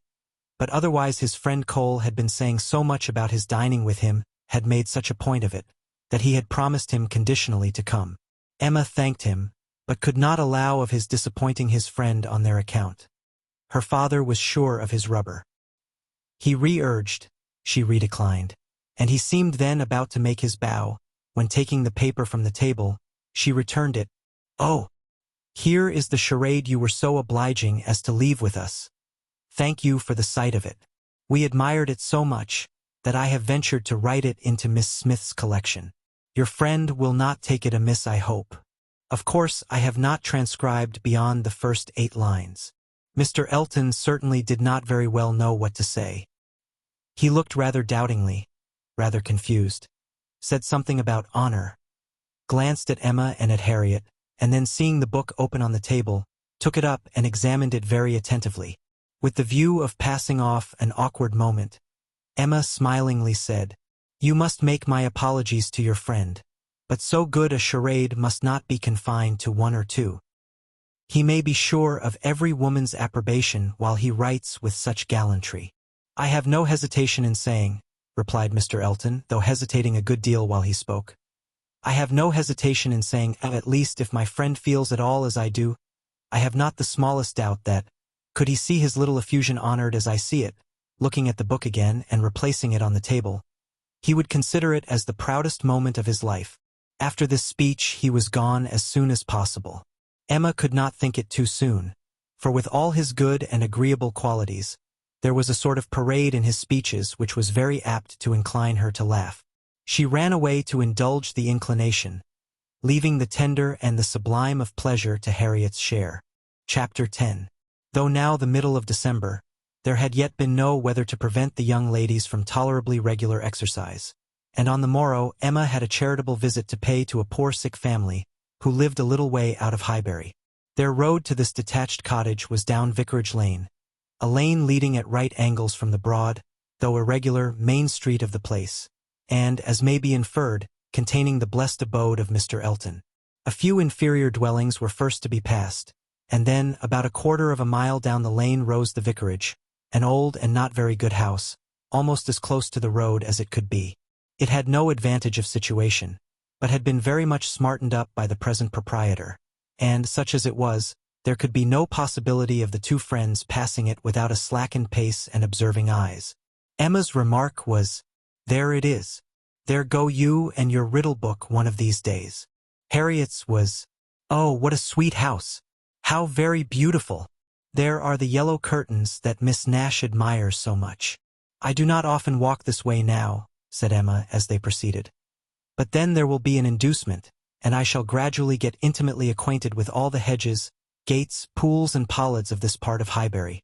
Harriet, she found, had never in her life been inside the vicarage, and her curiosity to see it was so extreme, that, considering exteriors and probabilities, Emma could only class it as a proof of love, with Mr. Elton's seeing ready wit in her. "I wish we could contrive it," said she, "but I cannot think of any tolerable pretence for going in. No servant that I want to inquire about of his housekeeper, no message from my father." She pondered, but could think of nothing. After a mutual silence of some minutes, Harriet thus began again. "I do so wonder, Miss Woodhouse, that you should not be married or going to be married, so charming as you are." Emma laughed and replied, "My being charming, Harriet, is not quite enough to induce me to marry. I must find other people charming, one other person at least. And I am not only not going to be married at present, but have very little intention of ever marrying at all." "Ah, so you say, but I cannot believe it. I must see somebody very superior to anyone I have seen yet to be tempted. Mr. Elton, you know," recollecting herself, "is out of the question, and I do not wish to see any such person. I would rather not be tempted. I cannot really change for the better. If I were to marry, I must expect to repent it. Dear me, it is so odd to hear a woman talk so. I have none of the usual inducements of women to marry. Were I to fall in love, indeed it would be a different thing. But I never have been in love. It is not my way or my nature, and I do not think I ever shall. And, without love, I am sure I should be a fool to change such a situation as mine. Fortune I do not want. Employment I do not want. Consequence I do not want. I believe few married women are half as much mistress of their husband's house as I am of Hartfield, and never could I expect to be so truly beloved and important, so always first and always right in any man's eyes as I am in my father's. But then, to be an old maid at last, like Miss Bates, that is as formidable an image as you could present, Harriet, and if I thought I should ever be like Miss Bates, so silly, so satisfied, so smiling, so prosing, so undistinguishing and unfastidious, and so apt to tell everything relative to everybody about me, I would marry tomorrow. But between us, I am convinced there never can be any likeness, except in being unmarried. But still, you will be an old maid, and that's so dreadful. Never mind, Harriet, I shall not be a poor old maid, and it is poverty only which makes celibacy contemptible to a generous public. A single woman with a very narrow income must be a ridiculous, disagreeable old maid. The proper sport of boys and girls, but a single woman of good fortune, is always respectable, and may be as sensible and pleasant as anybody else. And the distinction is not quite so much against the candor and common sense of the world as appears at first, for a very narrow income has a tendency to contract the mind and sour the temper. Those who can barely live and who live perforce in a very small and generally very inferior society may well be illiberal and cross. This does not apply, however, to Miss Bates. She is only too good-natured and too silly to suit me, but, in general, she is very much to the taste of everybody, though single and though poor. Poverty certainly has not contracted her mind. I really believe if she had only a shilling in the world, she would be very likely to give away sixpence of it, and nobody is afraid of her. That is a great charm. Dear me! But what shall you do? How shall you employ yourself when you grow old? If I know myself, Harriet, mine is an active, busy mind, with a great many independent resources, and I do not perceive why I should be more in want of employment at 40 or 50 than 21. Woman's usual occupations of hand and mind will be as open to me then as they are now, or with no important variation. If I draw less, I shall read more. If I give up music, I shall take to carpet work. And as for objects of interest, objects for the affections, which is in truth the great point of inferiority, the want of which is really the great evil to be avoided in not marrying, I shall be very well off, with all the children of a sister I love so much, to care about. There will be enough of them, in all probability, to supply every sort of sensation that declining life can need. There will be enough for every hope and every fear, and though my attachment to none can equal that of a parent, it suits my ideas of comfort better than what is warmer and blinder. My nephews and nieces. I shall often have a niece with me. Do you know Miss Bates's niece? That is, I know you must have seen her 100 times. But are you acquainted? Oh, yes, we are always forced to be acquainted whenever she comes to Highbury. By the by, that is almost enough to put one out of conceit with a niece. Heaven forbid, at least, that I should ever bore people half so much about all the Knightleys together, as she does about Jane Fairfax. One is sick of the very name of Jane Fairfax. Every letter from her is read 40 times over. Her compliments to all friends go round and round again, and if she does but send her aunt the pattern of a stomacher, or knit a pair of garters for her grandmother, one hears of nothing else for a month. I wish Jane Fairfax very well, but she tires me to death. They were now approaching the cottage, and all idle topics were superseded. Emma was very compassionate, and the distresses of the poor were as sure of relief from her personal attention and kindness, her counsel and her patience, as from her purse. She understood their ways, could allow for their ignorance and their temptations, had no romantic expectations of extraordinary virtue from those for whom education had done so little, entered into their troubles with ready sympathy, and always gave her assistance with as much intelligence as goodwill. In the present instance, it was sickness and poverty together which she came to visit, and after remaining there as long as she could give comfort or advice, she quitted the cottage with such an impression of the scene as made her say to Harriet, as they walked away, "These are the sights, Harriet, to do one good. How trifling they make everything else appear. I feel now as if I could think of nothing but these poor creatures all the rest of the day. And yet, who can say how soon it may all vanish from my mind?" "Very true," said Harriet. "Poor creatures. One can think of nothing else." "And really, I do not think the impression will soon be over," said Emma, as she crossed the low hedge and tottering footstep which ended the narrow, slippery path through the cottage garden, and brought them into the lane again. "I do not think it will," stopping to look once more at all the outward wretchedness of the place, and recall the still greater within. "Oh, dear no," said her companion. They walked on. The lane made a slight bend, and when that bend was passed, Mr. Elton was immediately in sight, and so near as to give Emma time only to say farther, "Ah, Harriet, here comes a very sudden trial of our stability in good thoughts. Well," smiling, "I hope it may be allowed that if compassion has produced exertion and relief to the sufferers, it has done all that is truly important. If we feel for the wretched, enough to do all we can for them, the rest is empty sympathy, only distressing to ourselves." Harriet could just answer, "Oh, dear, yes," before the gentleman joined them. The wants and sufferings of the poor family, however, were the first subject on meeting. He had been going to call on them. His visit he would now defer. But they had a very interesting parley about what could be done and should be done. Mr. Elton then turned back to accompany them. To fall in with each other on such an errand as this, thought Emma. To meet in a charitable scheme, this will bring a great increase of love on each side. I should not wonder if it were to bring on the declaration. It must if I were not here. I wish I were anywhere else. Anxious to separate herself from them as far as she could, she soon afterwards took possession of a narrow footpath, a little raised on one side of the lane, leaving them together in the main road. But she had not been there 2 minutes when she found that Harriet's habits of dependence and imitation were bringing her up too, and that, in short, they would both be soon after her. This would not do. She immediately stopped, under pretense of having some alteration to make in the lacing of her half-boot, and stooping down in complete occupation of the footpath, begged them to have the goodness to walk on, and she would follow in half a minute. They did as they were desired, and by the time she judged it reasonable to have done with her boot, she had the comfort of farther delay in her power, being overtaken by a child from the cottage, setting out, according to orders, with her pitcher, to fetch broth from Hartfield. To walk by the side of this child and talk to and question her was the most natural thing in the world, or would have been the most natural, had she been acting just then without design, and by this means the others were still able to keep ahead without any obligation of waiting for her. She gained on them, however, involuntarily. The child's pace was quick and theirs rather slow, and she was the more concerned at it, from their being evidently in a conversation which interested them. Mr. Elton was speaking with animation, Harriet listening with a very pleased attention, and Emma, having sent the child on, was beginning to think how she might draw back a little more, when they both looked around and she was obliged to join them.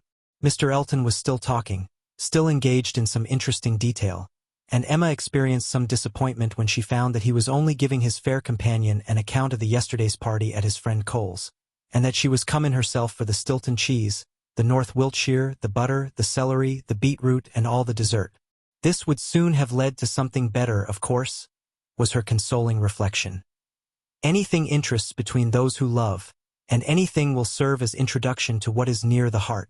If I could but have kept longer away. They now walked on together quietly, till within view of the vicarage pales, when a sudden resolution of at least getting Harriet into the house made her again find something very much amiss about her boot, and fall behind to arrange it once more. She then broke the lace off short, and dexterously throwing it into a ditch, was presently obliged to entreat them to stop, and acknowledged her inability to put herself to rights so as to be able to walk home in tolerable comfort. "Part of my lace is gone," said she, "and I do not know how I am to contrive. I really am a most troublesome companion to you both, but I hope I am not often so ill-equipped. Mr. Elton, I must beg leave to stop at your house, and ask your housekeeper for a bit of ribband or string, or anything just to keep my boot on."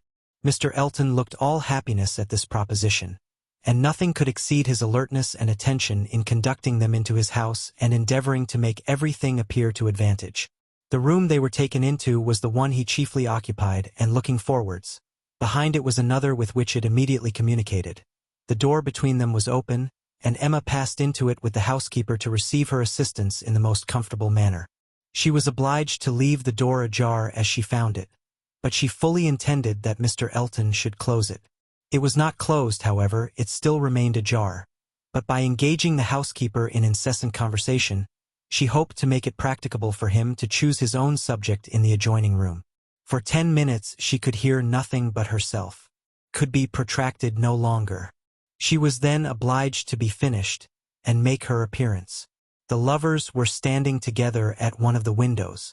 It had a most favorable aspect, and, for half a minute, Emma felt the glory of having schemed successfully. But it would not do. He had not come to the point. He had been most agreeable, most delightful. He had told Harriet that he had seen them go by, and had purposely followed them. Other little gallantries and allusions had been dropped, but nothing serious. Cautious, very cautious, thought Emma. He advances inch by inch, and will hazard nothing till he believes himself secure. Still, however, though everything had not been accomplished by her ingenious device, She could not but flatter herself that it had been the occasion of much present enjoyment to both, and must be leading them forward to the great event. Chapter 11. Mr. Elton must now be left to himself. It was no longer in Emma's power to superintend his happiness or quicken his measures. The coming of her sister's family was so very near at hand, that first in anticipation, and then in reality, it became henceforth her prime object of interest. And during the 10 days of their stay at Hartfield it was not to be expected, she did not herself expect, that anything beyond occasional, fortuitous assistance could be afforded by her to the lovers. They might advance rapidly if they would, however. They must advance somehow or other whether they would or no. She hardly wished to have more leisure for them. There are people who the more you do for them, the less they will do for themselves. Mr. and Mrs. John Knightley, from having been longer than usual absent from Surrey, were exciting of course rather more than the usual interest.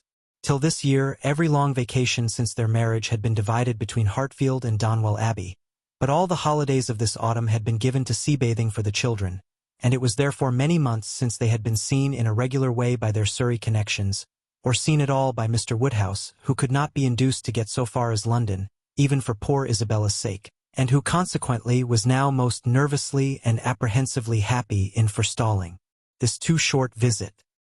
He thought much of the evils of the journey for her, and not a little of the fatigues of his own horses and coachmen who were to bring some of the party the last half of the way. But his alarms were needless, the 16 miles being happily accomplished, and Mr. and Mrs. John Knightley, their 5 children, and a competent number of nursery-maids, all reaching Hartfield in safety. The bustle and joy of such an arrival, the many to be talked to, welcomed, encouraged, and variously dispersed and disposed of, produced a noise and confusion which his nerves could not have borne under any other cause, nor have endured much longer even for this. But the ways of Hartfield and the feelings of her father were so respected by Mrs. John Knightley, that in spite of maternal solicitude for the immediate enjoyment of her little ones, and for their having instantly all the liberty and attendance, all the eating and drinking and sleeping and playing, which they could possibly wish for, without the smallest delay, the children were never allowed to be long a disturbance to him, either in themselves or in any restless attendance on them. Mrs. John Knightley was a pretty, elegant little woman, of gentle, quiet manners, and a disposition remarkably amiable and affectionate. Wrapped up in her family, a devoted wife, a doting mother, and so tenderly attached to her father and sister that, but for these higher ties, a warmer love might have seemed impossible. She could never see a fault in any of them. She was not a woman of strong understanding or any quickness, and with this resemblance of her father she inherited also much of his constitution, was delicate in her own health, over-careful of that of her children, had many fears and many nerves, and was as fond of her own Mr. Wingfield in town as her father could be of Mr. Perry. They were alike, too, in a general benevolence of temper, and a strong habit of regard for every old acquaintance. Mr. John Knightley was a tall, gentlemanlike, and very clever man, rising in his profession, domestic and respectable in his private character, but with reserved manners which prevented his being generally pleasing, and capable of being sometimes out of humor. He was not an ill-tempered man, not so often unreasonably cross as to deserve such a reproach, but his temper was not his great perfection, and, indeed, with such a worshipping wife, it was hardly possible that any natural defects in it should not be increased. The extreme sweetness of her temper must hurt his. He had all the clearness and quickness of mind which she wanted, and he could sometimes act an ungracious, or say a severe thing. He was not a great favorite with his fair sister-in-law. Nothing wrong in him escaped her. She was quick in feeling the little injuries to Isabella, which Isabella never felt herself. Perhaps she might have passed over more had his manners been flattering to Isabella's sister, but they were only those of a calmly kind brother and friend, without praise and without blindness. But hardly any degree of personal compliment could have made her regardless of that greatest fault of all in her eyes which he sometimes fell into, the want of respectful forbearance towards her father. There he had not always the patience that could have been wished. Mr. Woodhouse's peculiarities and fidgetiness were sometimes provoking him to a rational remonstrance or sharp retort equally ill-bestowed. It did not often happen, for Mr. John Knightley had really a great regard for his father-in-law, and generally a strong sense of what was due to him, but it was too often for Emma's charity, especially as there was all the pain of apprehension frequently to be endured, though the offense came not. The beginning, however, of every visit displayed none but the properest feelings, and this being of necessity so short might be hoped to pass away in unsullied cordiality. They had not been long seated and composed when Mr. Woodhouse, with a melancholy shake of the head and a sigh, called his daughter's attention to the sad change at Hartfield since she had been there last. "Ah, my dear," said he, "poor Miss Taylor, it is a grievous business." "Oh yes, sir," cried she with ready sympathy. "How you must miss her! And dear Emma, too. What a dreadful loss to you both. I have been so grieved for you. I could not imagine how you could possibly do without her. It is a sad change indeed. But I hope she is pretty well, sir." "Pretty well, my dear. I hope pretty well. I do not know but that the place agrees with her tolerably." Mr. John Knightley here asked Emma quietly whether there were any doubts of the heir of Randalls. "Oh, no, none in the least. I never saw Mrs. Weston better in my life, never looking so well. Papa is only speaking his own regret."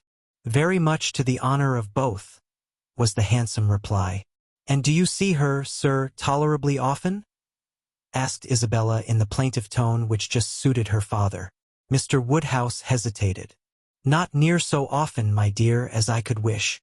"Oh, Papa, we have missed seeing them but one entire day since they married. Either in the morning or evening of every day, excepting one, have we seen either Mr. Weston or Mrs. Weston, and generally both, either at Randalls or here, and as you may suppose, Isabella, most frequently here. They are very, very kind in their visits. Mr. Weston is really as kind as herself. Papa, if you speak in that melancholy way, you will be giving Isabella a false idea of us all. Everybody must be aware that Miss Taylor must be missed, but everybody ought also to be assured that Mr. and Mrs. Weston do really prevent our missing her by any means to the extent we ourselves anticipated, which is the exact truth." "Just as it should be," said Mr. John Knightley, "and just as I hoped it was from your letters. Her wish of shewing you attention could not be doubted, and his being a disengaged and social man makes it all easy. I have been always telling you, my love, that I had no idea of the change being so very material to Hartfield as you apprehended, and now you have Emma's account, I hope you will be satisfied." "Why, to be sure," said Mr. Woodhouse. "Yes, certainly. I cannot deny that Mrs. Weston, poor Mrs. Weston, does come and see us pretty often, but then, she is always obliged to go away again. It would be very hard upon Mr. Weston if she did not, Papa. You quite forget poor Mr. Weston." "I think, indeed," said John Knightley pleasantly, "that Mr. Weston has some little claim. You and I, Emma, will venture to take the part of the poor husband. I, being a husband, and you not being a wife, the claims of the man may very likely strike us with equal force. As for Isabella, she has been married long enough to see the convenience of putting all the Mr. Westons aside as much as she can." "Me, my love," cried his wife, hearing and understanding only in part. "Are you talking about me? I am sure nobody ought to be, or can be, a greater advocate for matrimony than I am, and if it had not been for the misery of her leaving Hartfield, I should never have thought of Miss Taylor but as the most fortunate woman in the world. And as to slighting Mr. Weston, that excellent Mr. Weston, I think there is nothing he does not deserve. I believe he is one of the very best-tempered men that ever existed. Excepting yourself and your brother, I do not know his equal for temper. I shall never forget his flying Henry's kite for him that very windy day last Easter, and ever since his particular kindness last September 12th in writing that note, at 12 o'clock at night, on purpose to assure me that there was no scarlet fever at Cobham, I have been convinced there could not be a more feeling heart nor a better man in existence. If anybody can deserve him, it must be Miss Taylor." "Where is the young man?" said John Knightley. "Has he been here on this occasion, or has he not?" "He has not been here yet," replied Emma. "There was a strong expectation of his coming soon after the marriage, but it ended in nothing, and I have not heard him mentioned lately." "But you should tell them of the letter, my dear," said her father. "He wrote a letter to poor Mrs. Weston, to congratulate her, and a very proper, handsome letter it was. She shewed it to me. I thought it very well done of him indeed. Whether it was his own idea, one cannot tell. He is but young, and his uncle, perhaps. My dear Papa, he is 23. You forget how time passes. 23. Is he indeed? Well, I could not have thought it. And he was but 2 years old when he lost his poor mother. Well, time does fly indeed, and my memory is very bad. However, it was an exceeding good, pretty letter, and gave Mr. and Mrs. Weston a great deal of pleasure.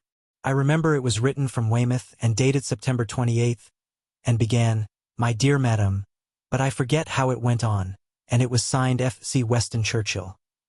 I remember that perfectly. How very pleasing and proper of him, cried the good-hearted Mrs. John Knightley. I have no doubt of his being a most amiable young man. But how sad it is that he should not live at home with his father. There is something so shocking in a child's being taken away from his parents and natural home. I never could comprehend how Mr. Weston could part with him. To give up one's child. I really never could think well of anybody who proposed such a thing to anybody else. Nobody ever did think well of the Churchills, I fancy, observed Mr. John Knightley coolly. But you need not imagine Mr. Weston to have felt what you would feel in giving up Henry or John. Mr. Weston is rather an easy, cheerful-tempered man than a man of strong feelings. He takes things as he finds them and makes enjoyment of them somehow or other, depending, I suspect, much more upon what is called society for his comforts, that is, upon the power of eating and drinking, and playing whist with his neighbors 5 times a week, than upon family affection, or anything that home affords. Emma could not like what bordered on a reflection on Mr. Weston, and had half a mind to take it up, but she struggled and let it pass. She would keep the peace if possible, and there was something honorable and valuable in the strong domestic habits, the all-sufficiency of home to himself, whence resulted her brother's disposition to look down on the common rate of social intercourse, and those to whom it was important. It had a high claim to forbearance. Chapter 12. Mr. Knightley was to dine with them, rather against the inclination of Mr. Woodhouse, who did not like that anyone should share with him in Isabella's first day. Emma's sense of right, however, had decided it, and besides the consideration of what was due to each brother, she had particular pleasure, from the circumstance of the late disagreement between Mr. Knightley and herself, in procuring him the proper invitation. She hoped they might now become friends again. She thought it was time to make up. Making up indeed would not do. She certainly had not been in the wrong, and he would never own that he had. Concession must be out of the question. But it was time to appear to forget that they had ever quarreled, and she hoped it might rather assist the restoration of friendship, that when he came into the room she had one of the children with her, the youngest, a nice little girl about 8 months old, who was now making her first visit to Hartfield, and very happy to be danced about in her aunt's arms. It did assist, for though he began with grave looks and short questions, he was soon led on to talk of them all in the usual way, and to take the child out of her arms with all the unceremoniousness of perfect amity. Emma felt they were friends again, and the conviction giving her at first great satisfaction, and then a little sauciness, she could not help saying, as he was admiring the baby, "What a comfort it is, that we think alike about our nephews and nieces. As to men and women, our opinions are sometimes very different, but with regard to these children, I observe we never disagree. If you were as much guided by nature in your estimate of men and women, and as little under the power of fancy and whim in your dealings with them, as you are where these children are concerned, we might always think alike. To be sure, our discordancies must always arise from my being in the wrong." "Yes," said he, smiling, "and reason good. I was 16 years old when you were born." "A material difference then," she replied. "And no doubt you were much my superior in judgment at that period of our lives. But does not the lapse of 21 years bring our understandings a good deal nearer?" "Yes, a good deal nearer. But still not near enough to give me a chance of being right, if we think differently. I have still the advantage of you by 16 years' experience, and by not being a pretty young woman and a spoiled child. Come, my dear Emma, let us be friends, and say no more about it. Tell your aunt, little Emma, that she ought to set you a better example than to be renewing old grievances, and that if she were not wrong before, she is now." "That's true," she cried. "Very true. Little Emma, grow up a better woman than your aunt. Be infinitely cleverer and not half so conceited. Now, Mr. Knightley, a word or two more and I have done. As far as good intentions went, we were both right, and I must say that no effects on my side of the argument have yet proved wrong. I only want to know that Mr. Martin is not very, very bitterly disappointed. A man cannot be more so, was his short, full answer. Ah, indeed I am very sorry. Come, shake hands with me. This had just taken place, and with great cordiality, when John Knightley made his appearance. And how d'ye do, George? And John, how are you? Succeeded in the true English style, burying under a calmness that seemed all but indifference the real attachment which would have led either of them, if requisite, to do everything for the good of the other. The evening was quiet and conversable, as Mr. Woodhouse declined cards entirely for the sake of comfortable talk with his dear Isabella, and the little party made two natural divisions. On one side he and his daughter, on the other the two Mr. Knightleys, their subjects totally distinct or very rarely mixing, and Emma only occasionally joining in one or the other. The brothers talked of their own concerns and pursuits, but principally of those of the elder, whose temper was by much the most communicative, and who was always the greater talker.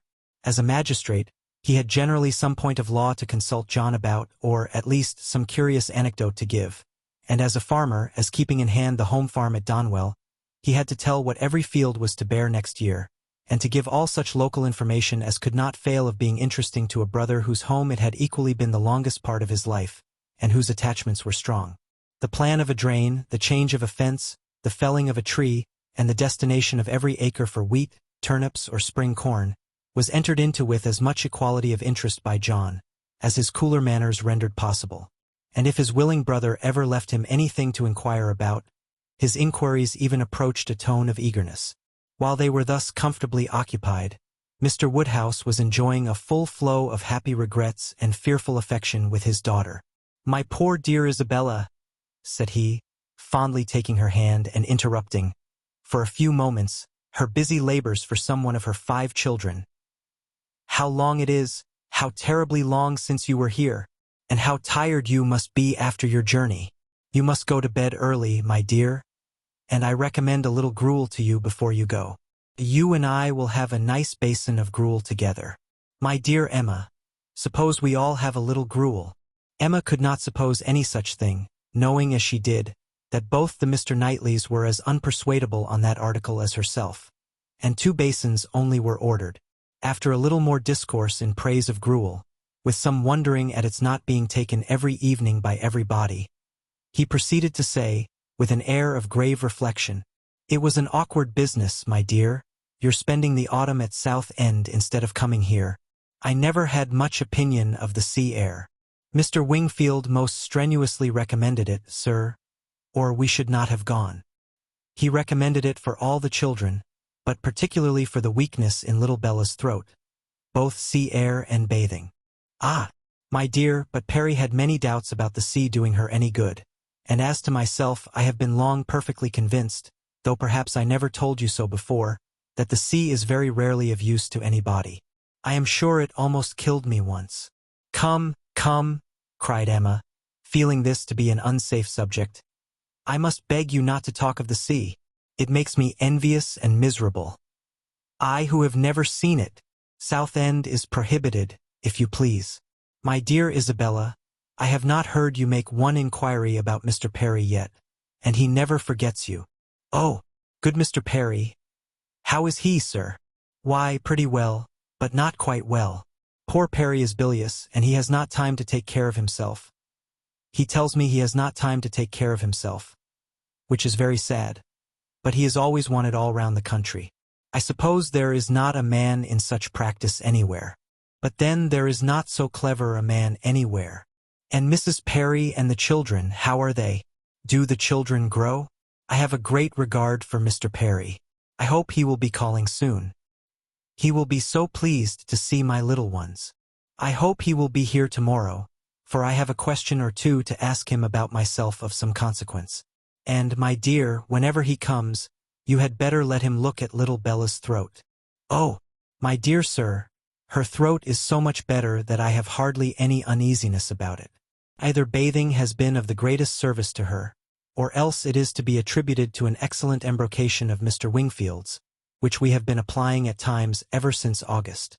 It is not very likely, my dear, that bathing should have been of use to her, and if I had known you were wanting an embrocation, I would have spoken to— You seem to me to have forgotten Mrs. and Miss Bates, said Emma.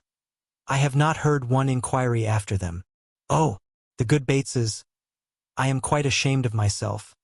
But you mention them in most of your letters. I hope they are quite well. Good old Mrs. Bates. I will call upon her tomorrow, and take my children. They are always so pleased to see my children. And that excellent Miss Bates.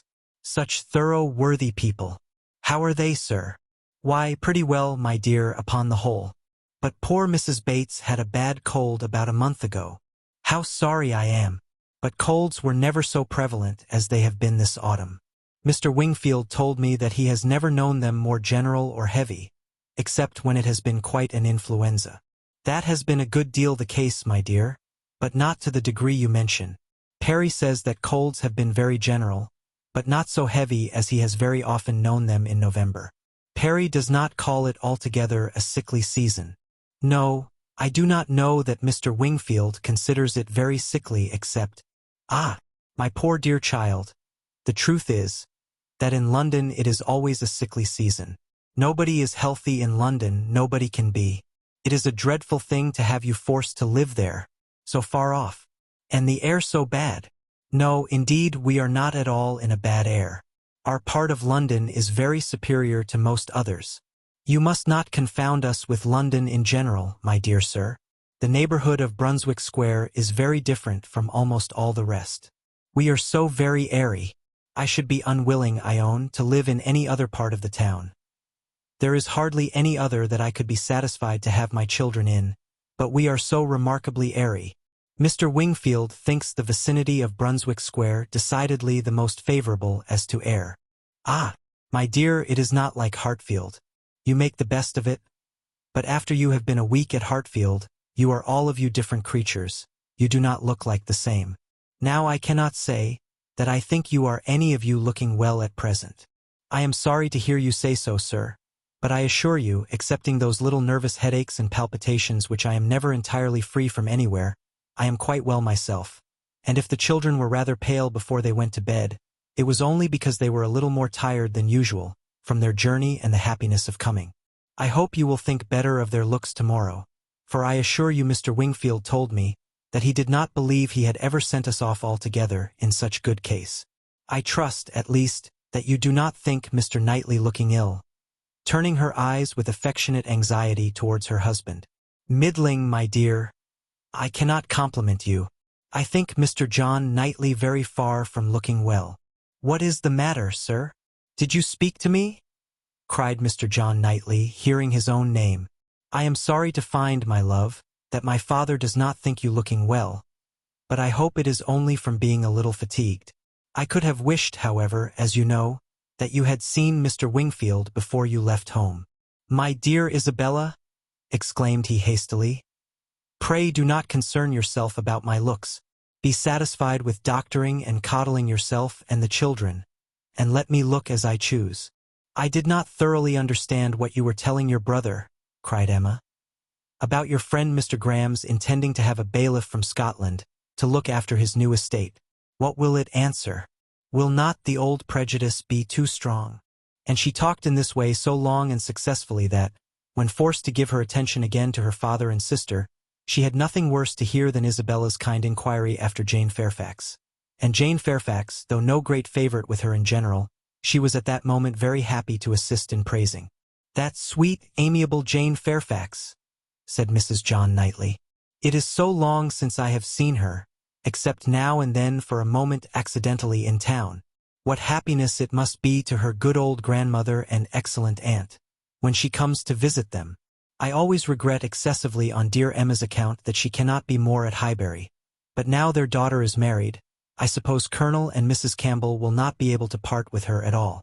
She would be such a delightful companion for Emma. Mr. Woodhouse agreed to it all, but added, our little friend Harriet Smith, however, is just such another pretty kind of young person. You will like Harriet. Emma could not have a better companion than Harriet. I am most happy to hear it. But only Jane Fairfax one knows to be so very accomplished and superior, and exactly Emma's age. This topic was discussed very happily, and others succeeded of similar moment, and passed away with similar harmony. But the evening did not close without a little return of agitation. The gruel came and supplied a great deal to be said, much praise and many comments, undoubting decision of its wholesomeness for every constitution, and pretty severe philippics upon the many houses where it was never met with tolerably. But, unfortunately, among the failures which the daughter had to instance, the most recent and therefore most prominent, was in her own cook at Southend, a young woman hired for the time, who never had been able to understand what she meant by a basin of nice smooth gruel, thin but not too thin. Often as she had wished for and ordered it, she had never been able to get anything tolerable. Here was a dangerous opening. "Ah," said Mr. Woodhouse, shaking his head and fixing his eyes on her with tender concern. The ejaculation in Emma's ear expressed, "Ah, there is no end of the sad consequences of your going to Southend. It does not bear talking of." And for a little while she hoped he would not talk of it, and that a silent rumination might suffice to restore him to the relish of his own smooth gruel. After an interval of some minutes, however, he began with, "I shall always be very sorry that you went to the sea this autumn, instead of coming here. But why should you be sorry, sir? I assure you, it did the children a great deal of good. And, moreover, if you must go to the sea, it had better not have been to Southend. Southend is an unhealthy place." Perry was surprised to hear you had fixed upon Southend. "I know there is such an idea with many people, but indeed it is quite a mistake, sir.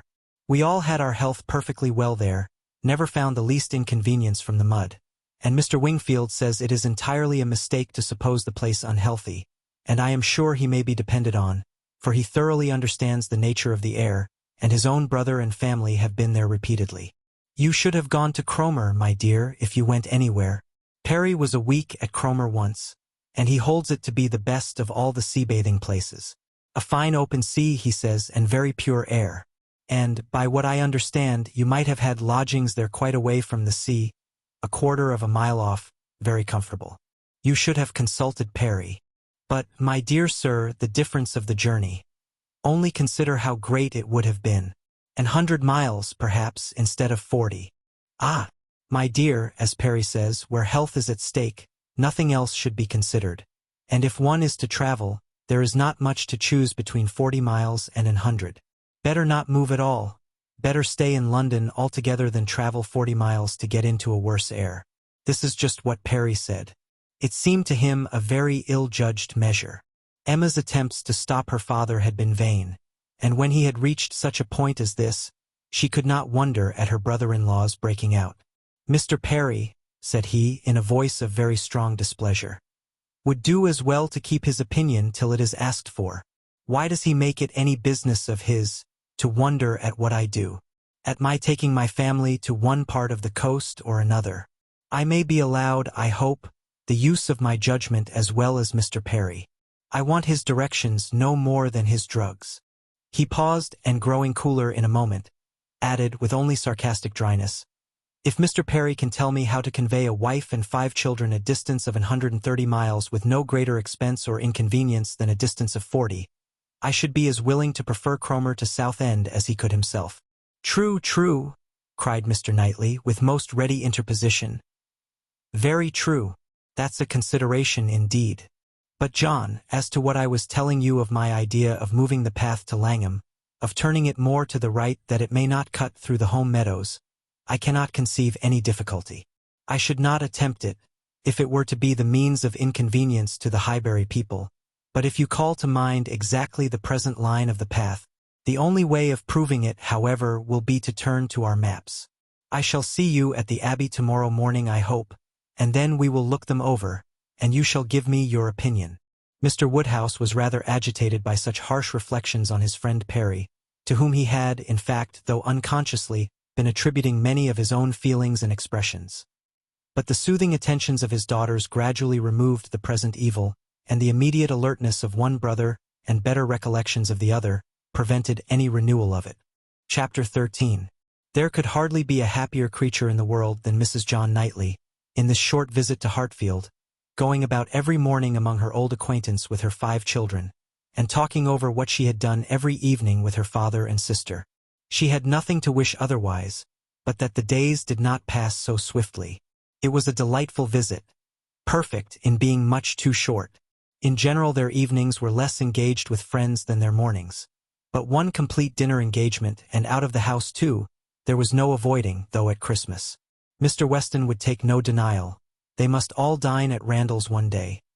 Even Mr. Woodhouse was persuaded to think it a possible thing in preference to a division of the party. How they were all to be conveyed, he would have made a difficulty if he could, but as his son and daughter's carriage and horses were actually at Hartfield, he was not able to make more than a simple question on that head. It hardly amounted to a doubt, nor did it occupy Emma long to convince him that they might in one of the carriages find room for Harriet also. Harriet, Mr. Elton, and Mr. Knightley, their own especial set, were the only persons invited to meet them. The hours were to be early, as well as the numbers few, Mr. Woodhouse's habits and inclination being consulted in everything. The evening before this great event, for it was a very great event that Mr. Woodhouse should dine out on the 24th of December, had been spent by Harriet at Hartfield, and she had gone home so much indisposed with a cold, that, but for her own earnest wish of being nursed by Mrs. Goddard, Emma could not have allowed her to leave the house. Emma called on her the next day, and found her doom already signed with regard to Randall's. She was very feverish and had a bad sore throat. Mrs. Goddard was full of care and affection, Mr. Perry was talked of, and Harriet herself was too ill and low to resist the authority which excluded her from this delightful engagement, though she could not speak of her loss without many tears. Emma sat with her as long as she could, to attend her in Mrs. Goddard's unavoidable absences, and raise her spirits by representing how much Mr. Elton's would be depressed when he knew her state, and left her at last tolerably comfortable, in the sweet dependence of his having a most comfortless visit, and of their all missing her very much. She had not advanced many yards from Mrs. Goddard's door, when she was met by Mr. Elton himself, evidently coming towards it, and as they walked on slowly together in conversation about the invalid of whom he, on the rumor of considerable illness, had been going to inquire, that he might carry some report of her to Hartfield, they were overtaken by Mr. John Knightley returning from the daily visit to Donwell, with his two eldest boys, whose healthy, glowing faces shewed all the benefit of a country run, and seemed to ensure a quick dispatch of the roast mutton and rice pudding they were hastening home for. They joined company and proceeded together. Emma was just describing the nature of her friend's complaint. A throat very much inflamed, with a great deal of heat about her, a quick, low-pulse C. And she was sorry to find from Mrs. Goddard that Harriet was liable to very bad sore throats, and had often alarmed her with them. Mr. Elton looked all alarm on the occasion, as he exclaimed, "A sore throat! I hope not infectious. I hope not of a putrid infectious sort. Has Perry seen her? Indeed, you should take care of yourself as well as of your friend. Let me entreat you to run no risks. Why does not Perry see her?" Emma, who was not really at all frightened herself, tranquilized this excess of apprehension by assurances of Mrs. Goddard's experience and care, but as there must still remain a degree of uneasiness which she could not wish to reason away, which she would rather feed and assist than not, she added soon afterwards, as if quite another subject, "It is so cold, so very cold, and looks and feels so very much like snow, that if it were to any other place or with any other party, I should really try not to go out today, and dissuade my father from venturing. But as he has made up his mind and does not seem to feel the cold himself, I do not like to interfere, as I know it would be so great a disappointment to Mr. and Mrs. Weston. But, upon my word, Mr. Elton, in your case, I should certainly excuse myself. You appear to me a little hoarse already, and when you consider what demand of voice and what fatigues tomorrow will bring, I think it would be no more than common prudence to stay at home and take care of yourself tonight." Mr. Elton looked as if he did not very well know what answer to make, which was exactly the case, for though very much gratified by the kind care of such a fair lady, and not liking to resist any advice of hers, he had not really the least inclination to give up the visit. But Emma, too eager and busy in her own previous conceptions and views to hear him impartially, or see him with clear vision, was very well satisfied with his muttering acknowledgment of its being very cold, certainly, very cold, and walked on, rejoicing in having extricated him from Randall's, and secured him the power of sending to inquire after Harriet every hour of the evening. "You do quite right," said she. "We will make your apologies to Mr. and Mrs. Weston." But hardly had she so spoken, when she found her brother was civilly offering a seat in his carriage, if the weather were Mr. Elton's only objection, and Mr. Elton actually accepting the offer with much prompt satisfaction. It was a done thing. Mr. Elton was to go, and never had his broad handsome face expressed more pleasure than at this moment. Never had his smile been stronger, nor his eyes more exulting than when he next looked at her. "Well," said she to herself, "this is most strange, after I had got him off so well, to choose to go into company, and leave Harriet ill behind. Most strange indeed. But there is, I believe, in many men, especially single men, such an inclination, such a passion for dining out. A dinner engagement is so high in the class of their pleasures, their employments, their dignities, almost their duties, that anything gives way to it, and this must be the case with Mr. Elton. A most valuable, amiable, pleasing young man undoubtedly, and very much in love with Harriet. But still, he cannot refuse an invitation. He must dine out wherever he is asked. What a strange thing love is! He can see ready wit in Harriet, but will not dine alone for her. Soon afterwards Mr. Elton quitted them, and she could not but do him the justice of feeling that there was a great deal of sentiment in his manner of naming Harriet at parting. In the tone of his voice while assuring her that he should call at Mrs. Goddard's for news of her fair friend, the last thing before he prepared for the happiness of meeting her again, when he hoped to be able to give a better report, and he sighed and smiled himself off in a way that left the balance of approbation much in his favor. After a few minutes of entire silence between them, John Knightley began with, "I never in my life saw a man more intent on being agreeable than Mr. Elton. It is downright labor to him where ladies are concerned. With men he can be rational and unaffected, but when he has ladies to please, every feature works." "Mr. Elton's manners are not perfect," replied Emma. "But where there is a wish to please, one ought to overlook, and one does overlook a great deal. Where a man does his best with only moderate powers, he will have the advantage over negligent superiority. There is such perfect good temper and good will in Mr. Elton as one cannot but value." "Yes," said Mr. John Knightley presently, with some slyness. "He seems to have a great deal of good will towards you." "Me!" she replied with a smile of astonishment. "Are you imagining me to be Mr. Elton's object?" "Such an imagination has crossed me, I own, Emma, and if it never occurred to you before, you may as well take it into consideration now. Mr. Elton in love with me! What an idea! I do not say it is so, but you will do well to consider whether it is so or not, and to regulate your behavior accordingly. I think your manners to him encouraging. I speak as a friend, Emma. You had better look about you and ascertain what you do, and what you mean to do. I thank you, but I assure you you are quite mistaken. Mr. Elton and I are very good friends and nothing more." And she walked on, amusing herself in the consideration of the blunders which often arise from a partial knowledge of circumstances, of the mistakes which people of high pretensions to judgment are forever falling into, and not very well pleased with her brother for imagining her blind and ignorant, and in want of counsel. He said no more. Mr. Woodhouse had so completely made up his mind to the visit, that in spite of the increasing coldness, he seemed to have no idea of shrinking from it, and set forward at last most punctually with his eldest daughter in his own carriage, with less apparent consciousness of the weather than either of the others. Too full of the wonder of his own going, and the pleasure it was to afford at Randall's to see that it was cold, and too well wrapped up to feel it.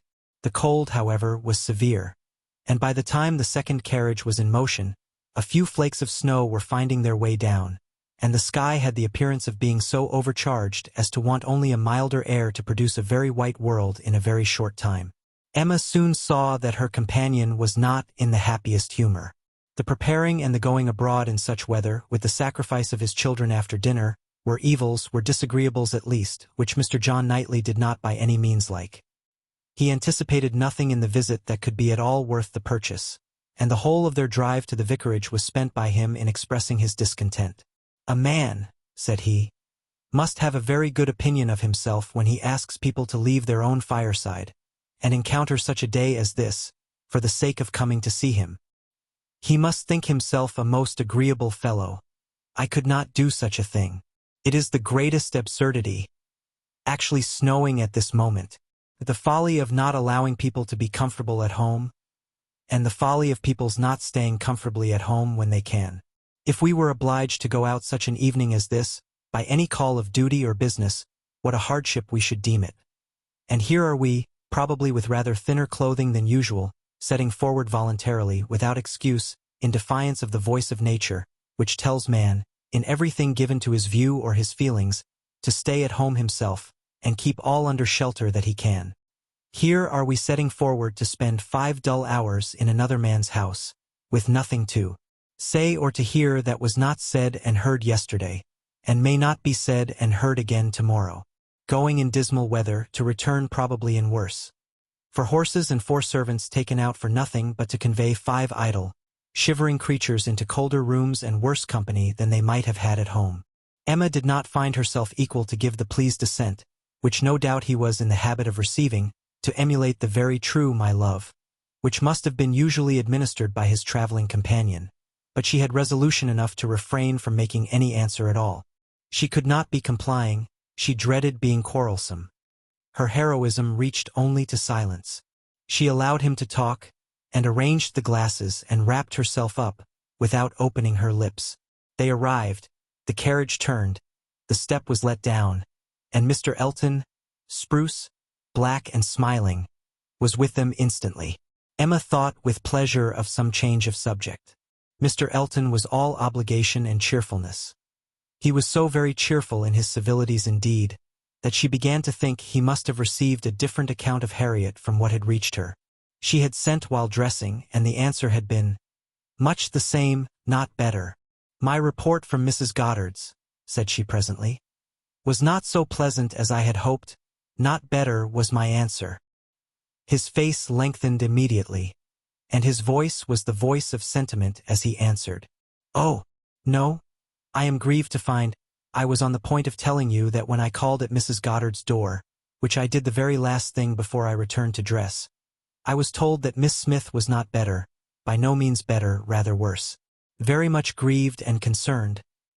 I had flattered myself that she must be better after such a cordial as I knew had been given her in the morning."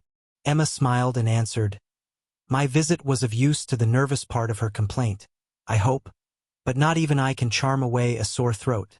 It is a most severe cold indeed. Mr. Perry has been with her, as you probably heard." "Yes, I imagined, that is, I did not. He has been used to her in these complaints, and I hope tomorrow morning will bring us both a more comfortable report. But it is impossible not to feel uneasiness. Such a sad loss to our party today. Dreadful." "Exactly so, indeed. She will be missed every moment."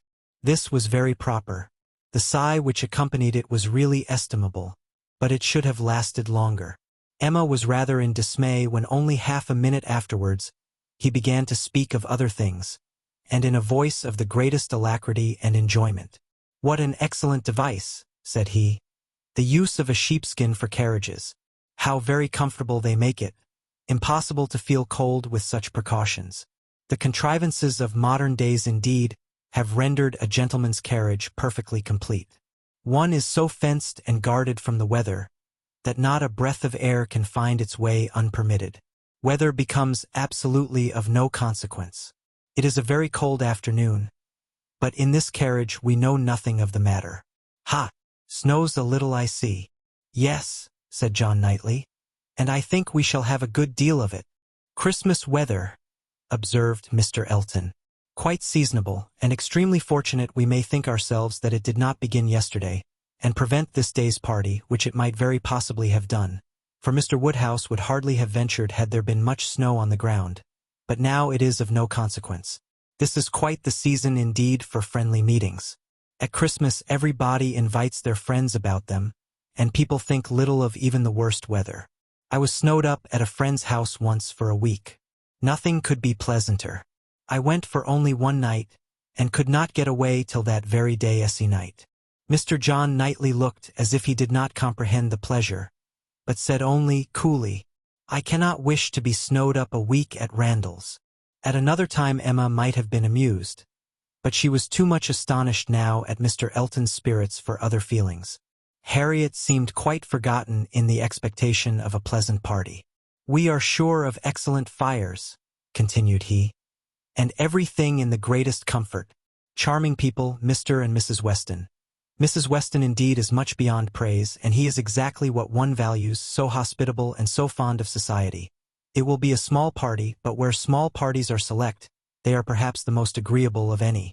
Mr. Weston's dining room does not accommodate more than 10 comfortably, and for my part, I would rather, under such circumstances, fall short by 2 than exceed by 2. I think you will agree with me, turning with a soft air to Emma. I think I shall certainly have your approbation, though Mr. Knightley perhaps, from being used to the large parties of London, may not quite enter into our feelings. I know nothing of the large parties of London, sir. I never dine with anybody. Indeed, in a tone of wonder and pity, I had no idea that the law had been so great a slavery. Well, sir, the time must come when you will be paid for all this, when you will have little labor and great enjoyment. My first enjoyment, replied John Knightley as they passed through the sweep gate, will be to find myself safe at Hartfield again. Chapter 14. Some change of countenance was necessary for each gentleman as they walked into Mrs. Weston's drawing-room. Mr. Elton must compose his joyous looks, and Mr. John Knightley disperse his ill humor. Mr. Elton must smile less, and Mr. John Knightley more, to fit them for the place. Emma only might be as nature prompted, and shew herself just as happy as she was. To her it was real enjoyment to be with the Westons. Mr. Weston was a great favorite, and there was not a creature in the world to whom she spoke with such unreserve as to his wife. Not anyone to whom she related with such conviction of being listened to and understood, of being always interesting and always intelligible, the little affairs, arrangements, perplexities, and pleasures of her father and herself. She could tell nothing of Hartfield in which Mrs. Weston had not a lively concern, and half an hour's uninterrupted communication of all those little matters on which the daily happiness of private life depends, was one of the first gratifications of each. This was a pleasure which perhaps the whole day's visit might not afford, which certainly did not belong to the present half-hour. But the very sight of Mrs. Weston, her smile, her touch, her voice was grateful to Emma, and she determined to think as little as possible of Mr. Elton's oddities, or of anything else unpleasant, and enjoy all that was enjoyable to the utmost. The misfortune of Harriet's cold had been pretty well gone through before her arrival. Mr. Woodhouse had been safely seated long enough to give the history of it, besides all the history of his own and Isabella's coming, and of Emma's being to follow, and had indeed just got to the end of his satisfaction that James should come and see his daughter, when the others appeared and Mrs. Weston, who had been almost wholly engrossed by her attentions to him, was able to turn away and welcome her dear Emma. Emma's project of forgetting Mr. Elton for a while made her rather sorry to find, when they had all taken their places, that he was close to her. The difficulty was great of driving his strange insensibility towards Harriet from her mind, while he not only sat at her elbow, but was continually obtruding his happy countenance on her notice, and solicitously addressing her upon every occasion. Instead of forgetting him, his behavior was such that she could not avoid the internal suggestion of, "Can it really be as my brother imagined? Can it be possible for this man to be beginning to transfer his affections from Harriet to me? Absurd and insufferable! Yet he would be so anxious for her being perfectly warm, would be so interested about her father, and so delighted with Mrs. Weston, and at last would begin admiring her drawings with so much zeal and so little knowledge as seemed terribly like a would-be lover, and made it some effort with her to preserve her good manners. For her own sake she could not be rude, and for Harriet's, in the hope that all would yet turn out right, she was even positively civil. But it was an effort, especially as something was going on amongst the others, in the most overpowering period of Mr. Elton's nonsense, which she particularly wished to listen to. She heard enough to know that Mr. Weston was giving some information about his son. She heard the words "my son," and "Frank," and "my son," repeated several times over, and from a few other half-syllables very much suspected that he was announcing an early visit from his son. But before she could quiet Mr. Elton, the subject was so completely past that any reviving question from her would have been awkward. Now, it so happened that in spite of Emma's resolution of never marrying, there was something in the name, in the idea of Mr. Frank Churchill, which always interested her. She had frequently thought, especially since his father's marriage with Miss Taylor, that if she were to marry, he was the very person to suit her in age, character, and condition. He seemed by this connection between the families quite to belong to her. She could not but suppose it to be a match that everybody who knew them must think of. That Mr. and Mrs. Weston did think of it, she was very strongly persuaded, and though not meaning to be induced by him or by anybody else, to give up a situation which she believed more replete with good than any she could change it for, she had a great curiosity to see him, a decided intention of finding him pleasant, of being liked by him to a certain degree, and a sort of pleasure in the idea of their being coupled in their friends' imaginations. With such sensations, Mr. Elton's civilities were dreadfully ill-timed. But she had the comfort of appearing very polite, while feeling very cross, and of thinking that the rest of the visit could not possibly pass without bringing forward the same information again, or the substance of it, from the open-hearted Mr. Weston. So it proved. For when happily released from Mr. Elton, and seated by Mr. Weston at dinner, he made use of the very first interval in the cares of hospitality, the very first leisure from the saddle of mutton, to say to her, "We want only 2 more to be just the right number. I should like to see 2 more here, your pretty little friend, Miss Smith, and my son, and then I should say we were quite complete. I believe you did not hear me telling the others in the drawing-room that we are expecting Frank. I had a letter from him this morning, and he will be with us within a fortnight." Emma spoke with a very proper degree of pleasure, and fully assented to his proposition of Mr. Frank Churchill and Miss Smith making their party quite complete. "He has been wanting to come to us," continued Mr. Weston, "ever since September. Every letter has been full of it, but he cannot command his own time. He has those to please who must be pleased, and who, between ourselves, are sometimes to be pleased only by a good many sacrifices. But now I have no doubt of seeing him here about the 2nd week in January. What a very great pleasure it will be to you. And Mrs. Weston is so anxious to be acquainted with him, that she must be almost as happy as yourself." "Yes, she would be, but that she thinks there will be another put off. She does not depend upon his coming so much as I do, but she does not know the parties so well as I do. The case, you see, is— but this is quite between ourselves. I did not mention a syllable of it in the other room. There are secrets in all families, you know. The case is that a party of friends are invited to pay a visit at Enscombe in January, and that Frank's coming depends upon their being put off. If they are not put off, he cannot stir. But I know they will, because it is a family that a certain lady of some consequence at Enscombe has a particular dislike to, and though it is thought necessary to invite them once in 2 or 3 years, they always are put off when it comes to the point. I have not the smallest doubt of the issue. I am as confident of seeing Frank here before the middle of January as I am of being here myself. But your good friend there, nodding towards the upper end of the table, has so few vagaries herself, and has been so little used to them at Hartfield, that she cannot calculate on their effects, as I have been long in the practice of doing." "I am sorry there should be anything like doubt in the case," replied Emma, "but am disposed to side with you, Mr. Weston. If you think he will come, I shall think so too, for you know Enscombe. Yes, I have some right to that knowledge, though I have never been at the place in my life. She is an odd woman, but I never allow myself to speak ill of her on Frank's account, for I do believe her to be very fond of him. I used to think she was not capable of being fond of anybody, except herself, but she has always been kind to him, in her way, allowing for little whims and caprices, and expecting everything to be as she likes. And it is no small credit, in my opinion, to him that he should excite such an affection.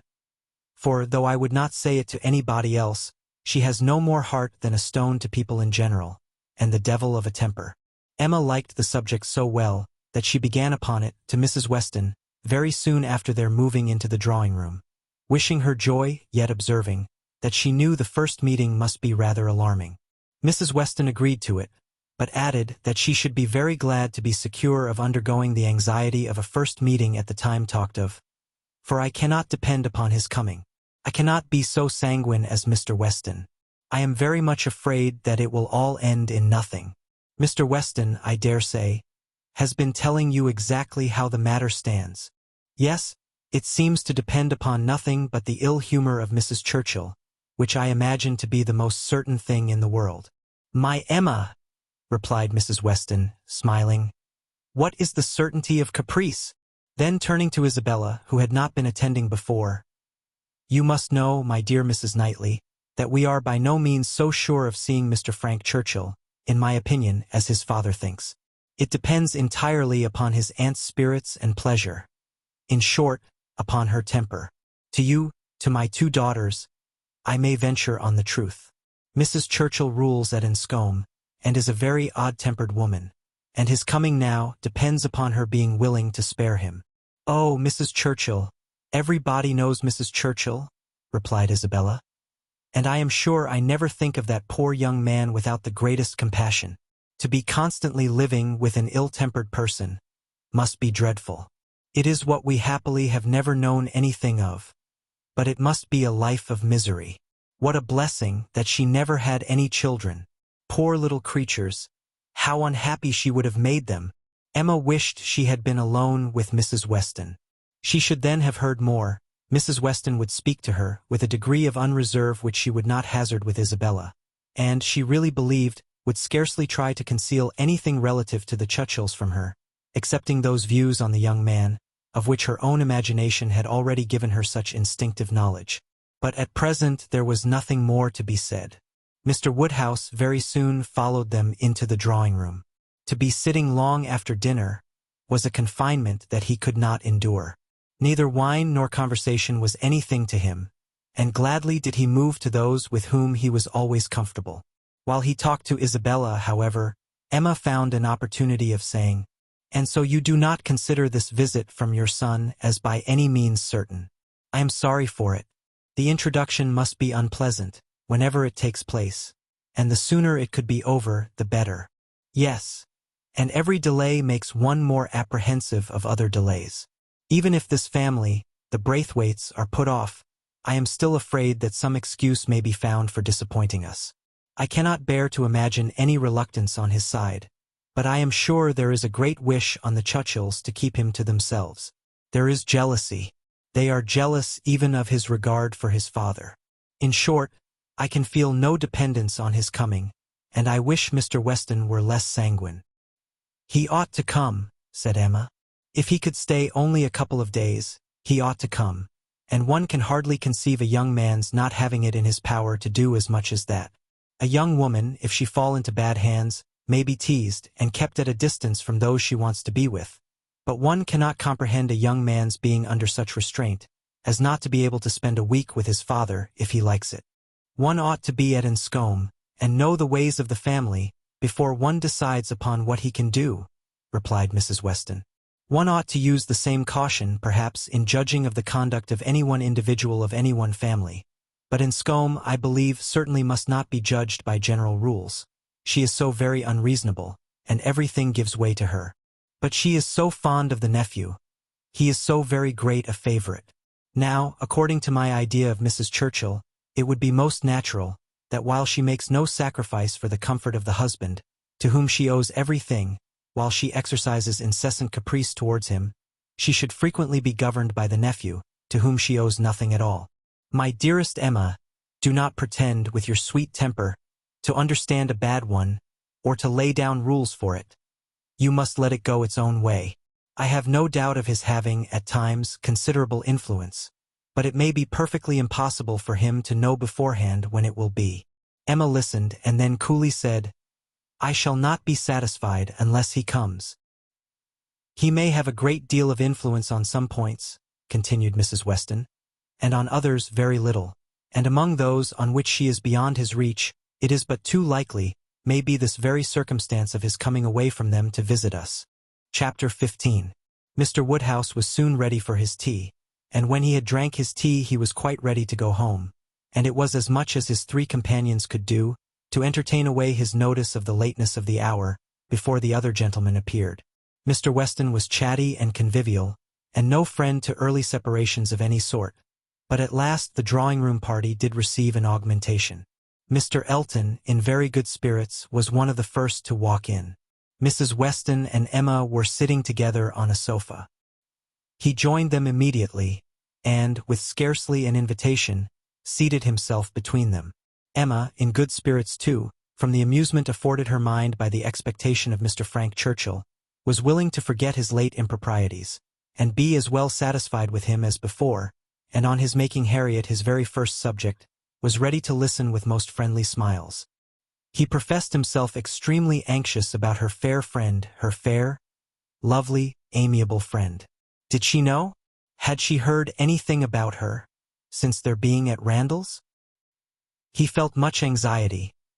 He must confess that the nature of her complaint alarmed him considerably.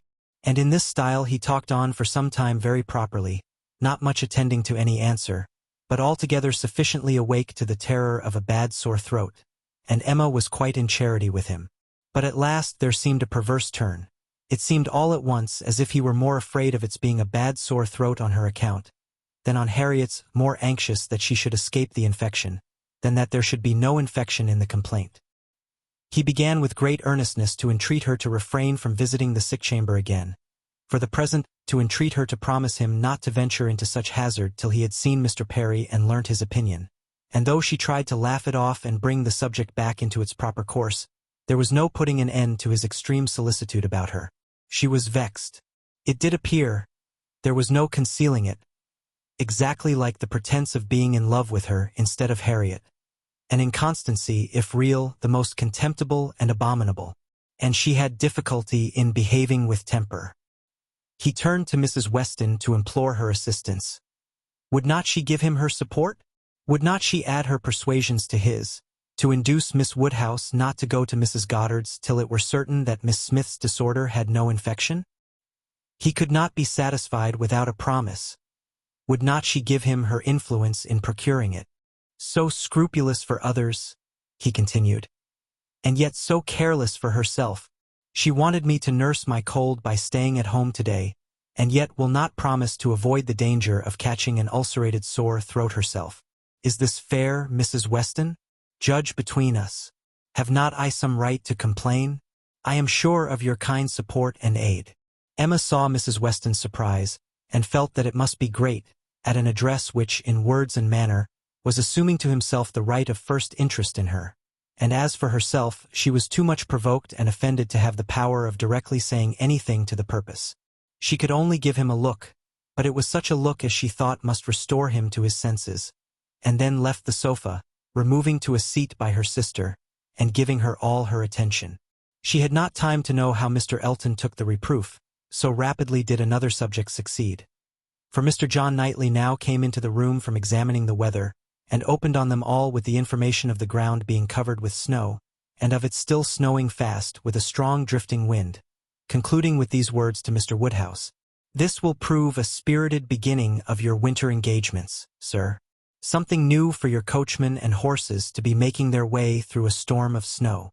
Poor Mr. Woodhouse was silent from consternation, but everybody else had something to say. Everybody was either surprised or not surprised, and had some question to ask or some comfort to offer.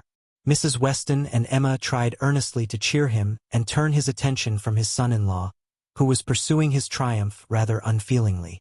"I admired your resolution very much, sir," said he, "in venturing out in such weather, for of course you saw there would be snow very soon. Everybody must have seen the snow coming on. I admired your spirit, and I dare say we shall get home very well. Another hour or two's snow can hardly make the road impassable, and we are two carriages. If one is blown over in the bleak part of the common field, there will be the other at hand. I dare say we shall be all safe at Hartfield before midnight." Mr. Weston, with triumph of a different sort, was confessing that he had known it to be snowing some time, but had not said a word, lest it should make Mr. Woodhouse uncomfortable, and be an excuse for his hurrying away. As to there being any quantity of snow fallen or likely to fall to impede their return, that was a mere joke. He was afraid they would find no difficulty. He wished the road might be impassable, that he might be able to keep them all at Randall's, and with the utmost goodwill was sure that accommodation might be found for everybody, calling on his wife to agree with him, that with a little contrivance, everybody might be lodged, which she hardly knew how to do, from the consciousness of there being but 2 spare rooms in the house. "What is to be done, my dear Emma? What is to be done?" was Mr. Woodhouse's first exclamation, and all that he could say for some time. To her he looked for comfort, and her assurances of safety, her representation of the excellence of the horses, and of James, and of their having so many friends about them, revived him a little. His eldest daughter's alarm was equal to his own. The horror of being blocked up at Randall's while her children were at Hartfield was full in her imagination, and fancying the road to be now just passable for adventurous people, but in a state that admitted no delay, she was eager to have it settled, that her father and Emma should remain at Randall's, while she and her husband set forward instantly through all the possible accumulations of drifted snow that might impede them. "You had better order the carriage directly, my love," said she. "I dare say we shall be able to get along if we set off directly, and if we do come to anything very bad, I can get out and walk. I am not at all afraid.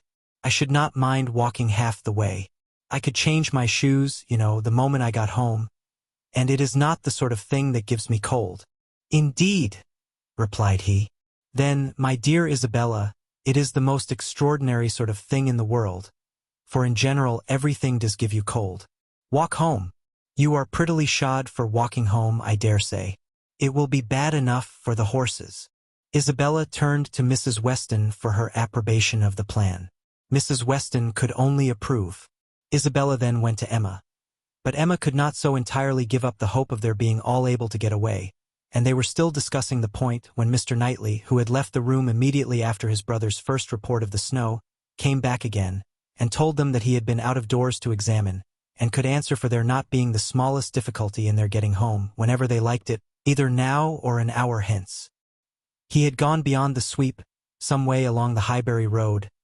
The snow was nowhere above half an inch deep, in many places hardly enough to whiten the ground.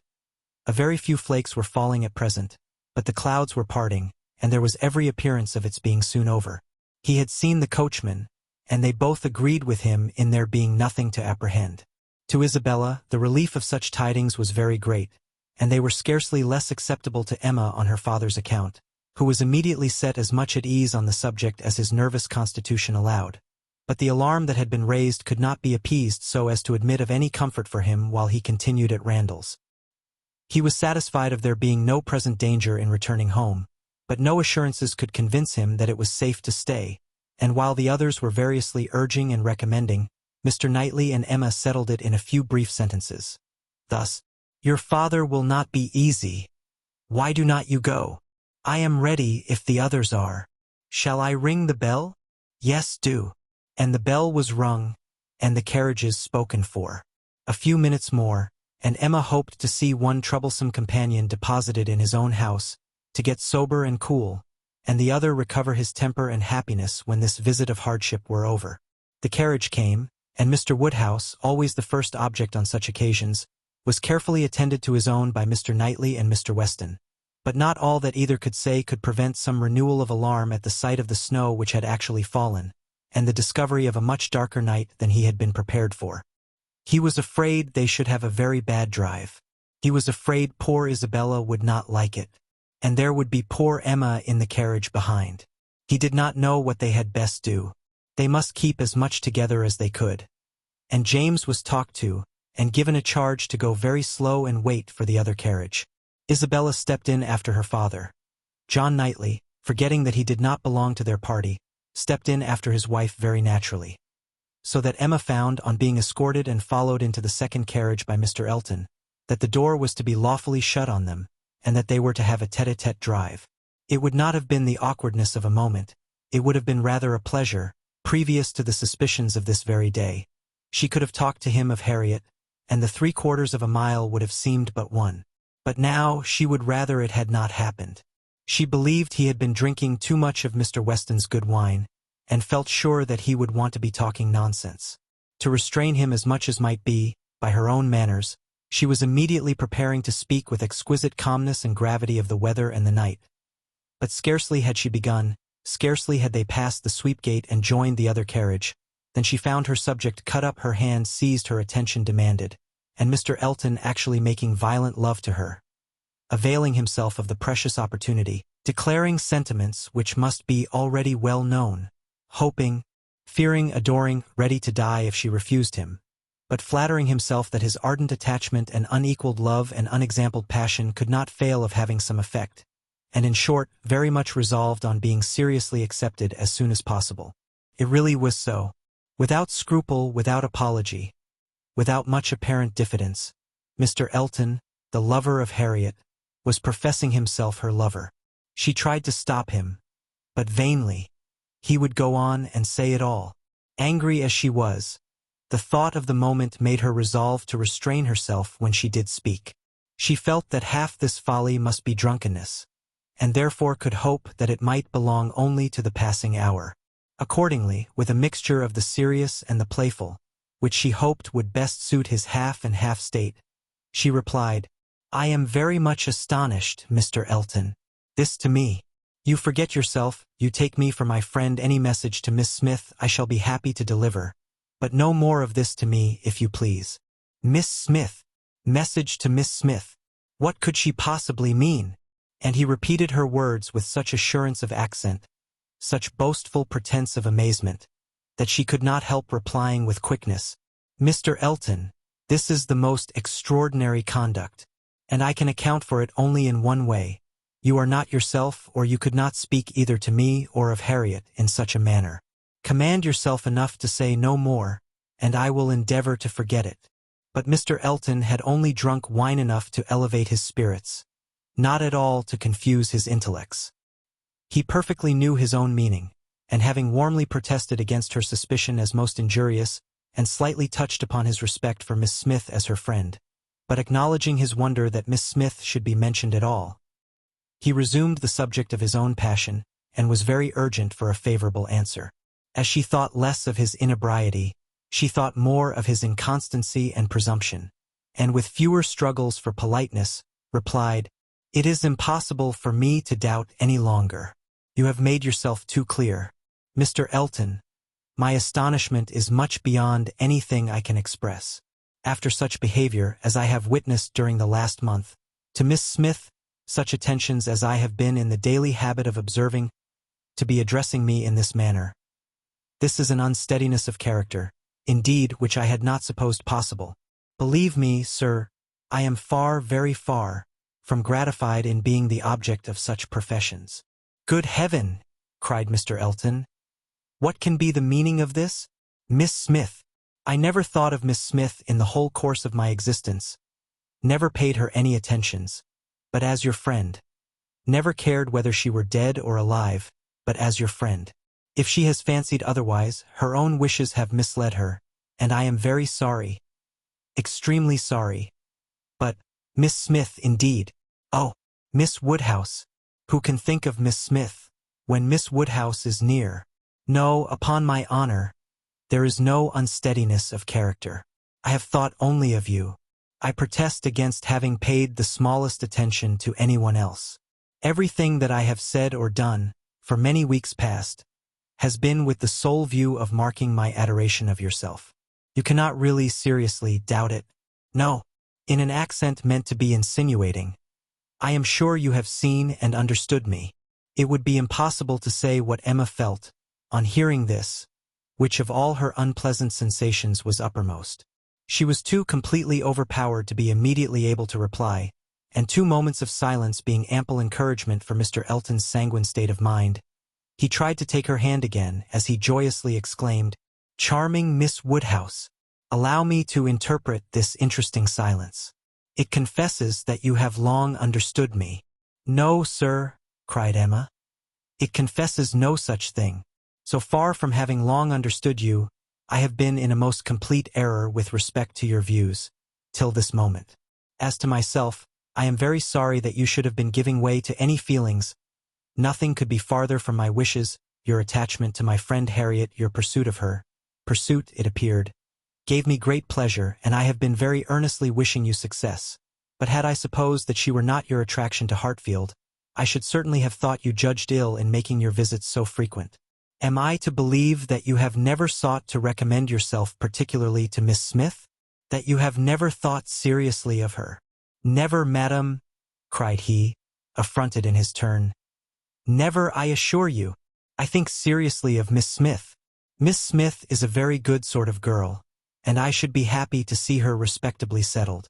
I wish her extremely well, and no doubt there are men who might not object to everybody has their level. But as for myself, I am not, I think, quite so much at a loss. I need not so totally despair of an equal alliance, as to be addressing myself to Miss Smith. No, madam, my visits to Hartfield have been for yourself only, and the encouragement I received—" "Encouragement! I give you encouragement! Sir, you have been entirely mistaken in supposing it. I have seen you only as the admirer of my friend. In no other light could you have been more to me than a common acquaintance. I am exceedingly sorry, but it is well that the mistake ends where it does. Had the same behavior continued, Miss Smith might have been led into a misconception of your views, not being aware, probably any more than myself, of the very great inequality which you are so sensible of. But as it is, the disappointment is single and, I trust, will not be lasting. I have no thoughts of matrimony at present. He was too angry to say another word. Her manner too decided to invite supplication, and in this state of swelling resentment and mutually deep mortification, they had to continue together a few minutes longer, for the fears of Mr. Woodhouse had confined them to a footpace. If there had not been so much anger, there would have been desperate awkwardness. But their straightforward emotions left no room for the little zigzags of embarrassment. Without knowing when the carriage turned into Vicarage Lane, or when it stopped, they found themselves, all at once, at the door of his house, and he was out before another syllable passed. Emma then felt it indispensable to wish him a good night. The compliment was just returned, coldly and proudly, and, under indescribable irritation of spirits, she was then conveyed to Hartfield.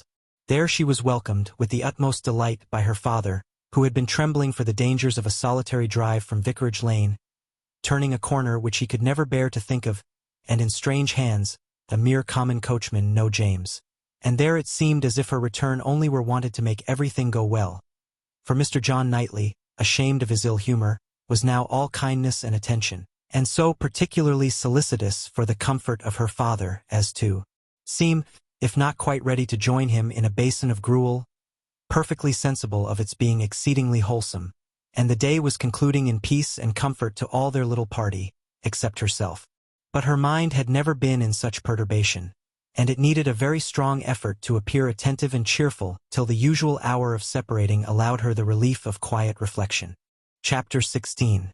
The hair was curled, and the maid sent away, and Emma sat down to think and be miserable. It was a wretched business indeed. Such an overthrow of everything she had been wishing for. Such a development of everything most unwelcome. Such a blow for Harriet. That was the worst of all. Every part of it brought pain and humiliation of some sort or other. But, compared with the evil to Harriet, all was light, and she would gladly have submitted to feel yet more mistaken, more in error, more disgraced by misjudgment, than she actually was, could the effects of her blunders have been confined to herself. If I had not persuaded Harriet into liking the man, I could have borne anything. He might have doubled his presumption to me, but poor Harriet, how she could have been so deceived. He protested that he had never thought seriously of Harriet. Never. She looked back as well as she could, but it was all confusion. She had taken up the idea, she supposed, and made everything bend to it. His manners, however, must have been unmarked, wavering, dubious, or she could not have been so misled. The picture. How eager he had been about the picture, and the charade, and 100 other circumstances. How clearly they had seemed to point at Harriet. To be sure, the charade with its ready wit, but then the soft eyes. In fact, it suited neither. It was a jumble without taste or truth. Who could have seen through such thick-headed nonsense? Certainly she had often, especially of late, thought his manners to herself unnecessarily gallant. But it had passed as his way, as a mere error of judgment, of knowledge, of taste, as one proof among others that he had not always lived in the best society, that with all the gentleness of his address, true elegance was sometimes wanting. But, till this very day, she had never, for an instant, suspected it to mean anything but grateful respect to her as Harriet's friend. To Mr. John Knightley was she indebted for her first idea on the subject, for the first start of its possibility. There was no denying that those brothers had penetration. She remembered what Mr. Knightley had once said to her about Mr. Elton, the caution he had given, the conviction he had professed that Mr. Elton would never marry indiscreetly, and blushed to think how much truer a knowledge of his character had been there shown than any she had reached herself. It was dreadfully mortifying. But Mr. Elton was proving himself, in many respects, the very reverse of what she had meant and believed him. Proud, assuming, conceited, very full of his own claims and little concerned about the feelings of others. Contrary to the usual course of things, Mr. Elton's wanting to pay his addresses to her had sunk him in her opinion. His professions and his proposals did him no service. She thought nothing of his attachment, and was insulted by his hopes. He wanted to marry well, and having the arrogance to raise his eyes to her, pretended to be in love, but she was perfectly easy as to his not suffering any disappointment that need be cared for. There had been no real affection either in his language or manners. Sighs and fine words had been given in abundance, but she could hardly devise any set of expressions, or fancy any tone of voice, less allied with real love. She need not trouble herself to pity him. He only wanted to aggrandize and enrich himself, and if Miss Woodhouse of Hartfield, the heiress of £30,000, were not quite so easily obtained as he had fancied, he would soon try for Miss Somebody else with 20 or with 10. But that he should talk of encouragement, should consider her as aware of his views, accepting his attentions, meaning, in short, to marry him, should suppose himself her equal in connection or mind, look down upon her friend, so well understanding the gradations of rank below him, and be so blind to what rose above, as to fancy himself shewing no presumption in addressing her. It was most provoking.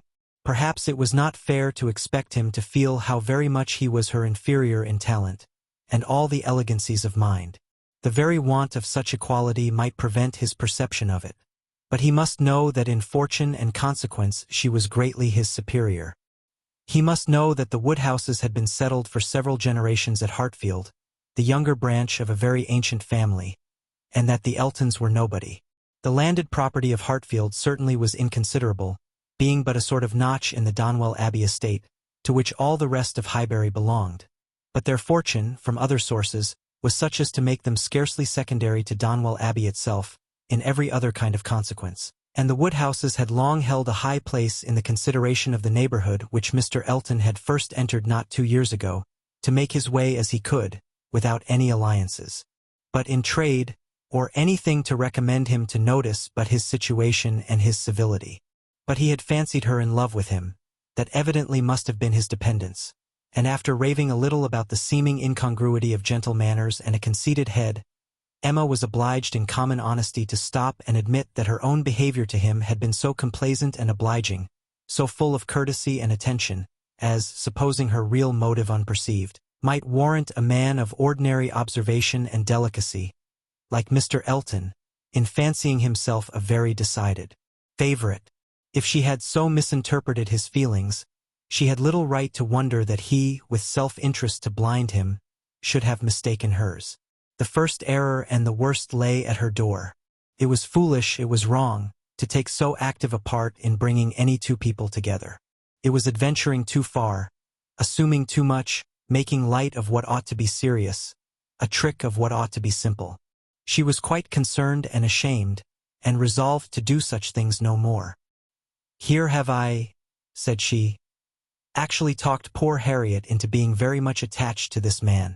She might never have thought of him but for me, and certainly never would have thought of him with hope, if I had not assured her of his attachment, for she is as modest and humble as I used to think him. Oh, that I had been satisfied with persuading her not to accept young Martin. There I was quite right. That was well done of me. But there I should have stopped and left the rest to time and chance. I was introducing her into good company, and giving her the opportunity of pleasing someone worth having. I ought not to have attempted more. But now, poor girl, her peace is cut up for some time. I have been but half a friend to her, and if she were not to feel this disappointment so very much, I am sure I have not an idea of anybody else who would be at all desirable for her. William Cox? Oh, no, I could not endure William Cox, a pert young lawyer." She stopped to blush and laugh at her own relapse, and then resumed a more serious, more dispiriting cogitation upon what had been, and might be and must be, the distressing explanation she had to make to Harriet, and all that poor Harriet would be suffering, with the awkwardness of future meetings, the difficulties of continuing or discontinuing the acquaintance, of subduing feelings, concealing resentment and avoiding éclat, were enough to occupy her in most unmirthful reflections some time longer, and she went to bed at last with nothing settled but the conviction of her having blundered most dreadfully. To youth and natural cheerfulness like Emma's, though under temporary gloom at night, the return of day will hardly fail to bring return of spirits. The youth and cheerfulness of morning are in happy analogy, and of powerful operation, and if the distress be not poignant enough to keep the eyes unclosed, they will be sure to open to sensations of softened pain and brighter hope.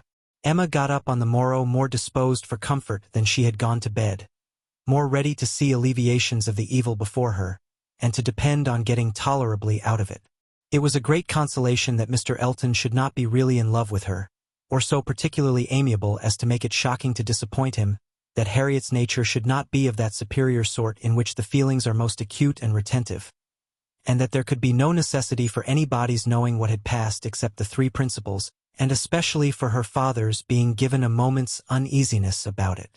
These were very cheering thoughts, and the sight of a great deal of snow on the ground did her further service, for anything was welcome that might justify their all three being quite asunder at present. The weather was most favorable for her, though Christmas Day she could not go to church. Mr. Woodhouse would have been miserable had his daughter attempted it, and she was therefore safe from either exciting or receiving unpleasant and most unsuitable ideas. The ground covered with snow, and the atmosphere in that unsettled state between frost and thaw, which is of all others the most unfriendly for exercise, every morning beginning in rain or snow, and every evening setting in to freeze, she was for many days a most honorable prisoner. No intercourse with Harriet possible but by note, no church for her on Sunday any more than on Christmas Day, and no need to find excuses for Mr. Elton's absenting himself. It was weather which might fairly confine everybody at home, and though she hoped and believed him to be really taking comfort in some society or other, it was very pleasant to have her father so well satisfied with his being all alone in his own house, too wise to stir out, and to hear him say to Mr. Knightley, whom no weather could keep entirely from them, "Ah, Mr. Knightley, why do not you stay at home like poor Mr. Elton?" These days of confinement would have been, but for her private perplexities, remarkably comfortable, as such seclusion exactly suited her brother, whose feelings must always be of great importance to his companions. And he had, besides, so thoroughly cleared off his ill humor at Randalls, that his amiableness never failed him during the rest of his stay at Hartfield. He was always agreeable and obliging, and speaking pleasantly of everybody. But with all the hopes of cheerfulness, and all the present comfort of delay, there was still such an evil hanging over her in the hour of explanation with Harriet, as made it impossible for Emma to be ever perfectly at ease. Chapter 17. Mr. and Mrs. John Knightley were not detained long at Hartfield. The weather soon improved enough for those to move who must move, and Mr. Woodhouse, having, as usual, tried to persuade his daughter to stay behind with all her children, was obliged to see the whole party set off, and return to his lamentations over the destiny of poor Isabella. Which poor Isabella, passing her life with those she doted on, full of their merits, blind to their faults, and always innocently busy, might have been a model of right feminine happiness. The evening of the very day on which they went brought a note from Mr. Elton to Mr. Woodhouse, a long, civil, ceremonious note to say, with Mr. Elton's best compliments, that he was proposing to leave Highbury the following morning in his way to Bath, where, in compliance with the pressing entreaties of some friends, he had engaged to spend a few weeks, and very much regretted the impossibility he was under, from various circumstances of weather and business, of taking a personal leave of Mr.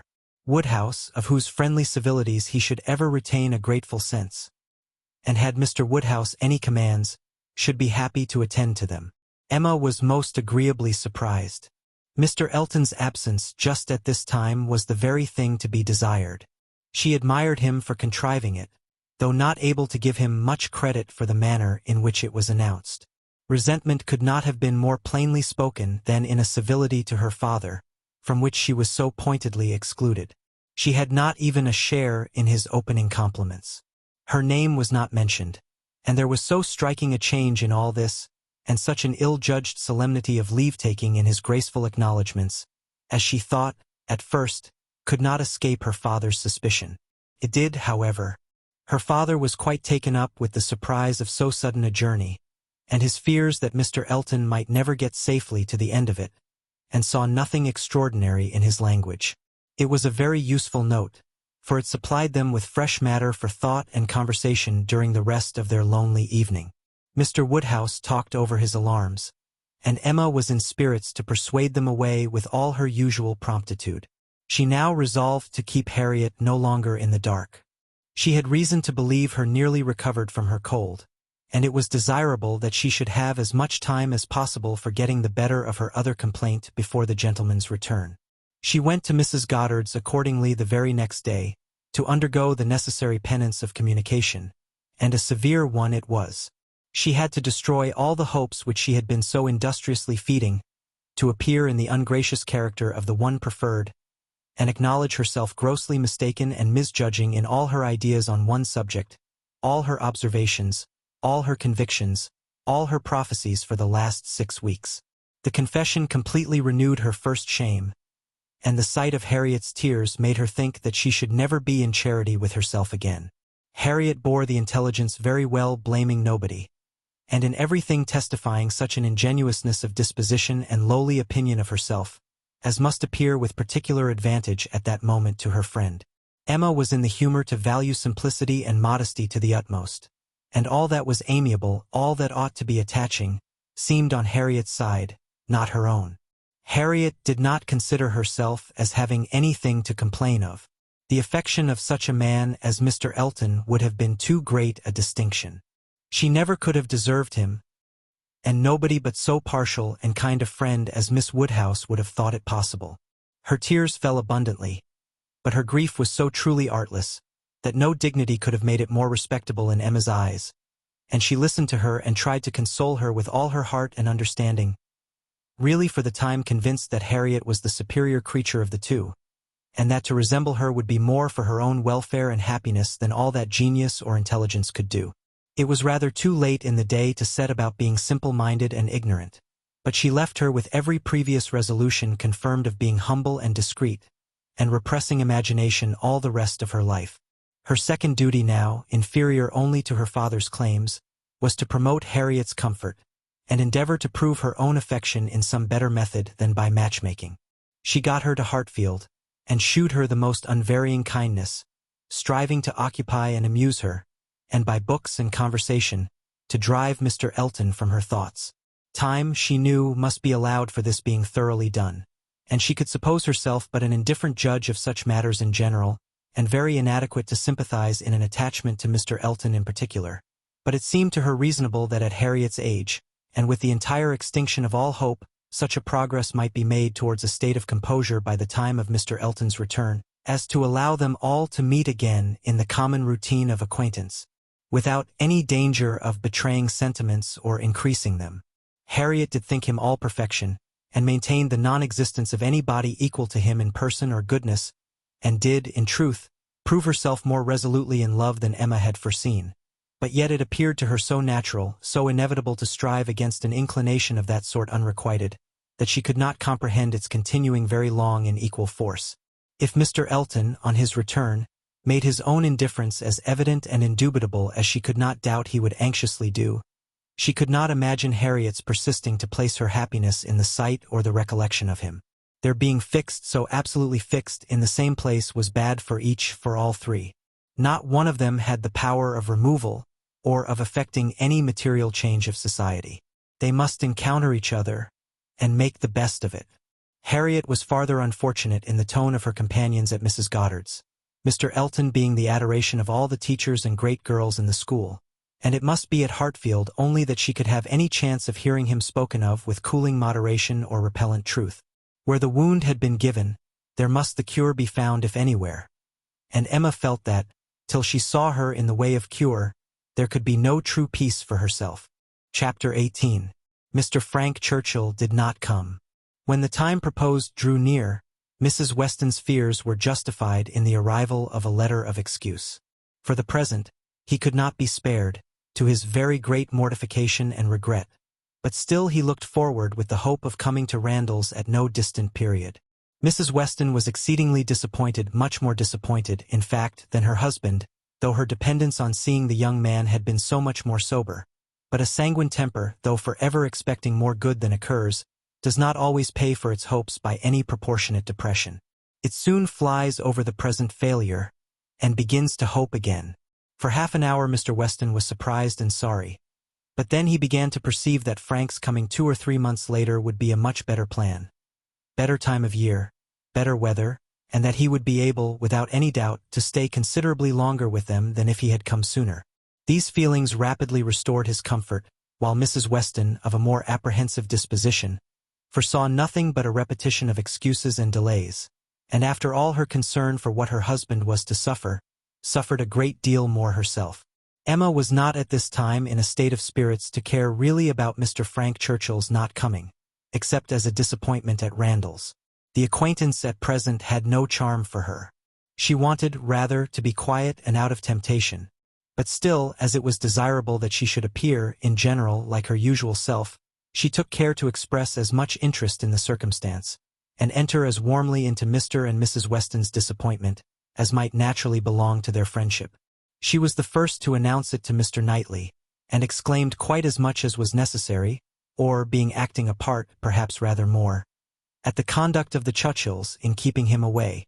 She then proceeded to say a good deal more than she felt, of the advantage of such an addition to their confined society in Surrey, the pleasure of looking at somebody new, the gala-day to Highbury entire, which the sight of him would have made, and ending with reflections on the Churchills again, found herself directly involved in a disagreement with Mr. Knightley, and, to her great amusement, perceived that she was taking the other side of the question from her real opinion, and making use of Mrs. Weston's arguments against herself.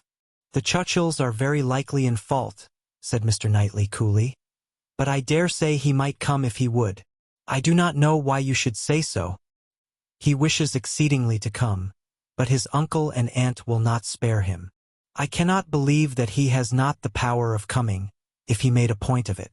It is too unlikely for me to believe it without proof. How odd you are!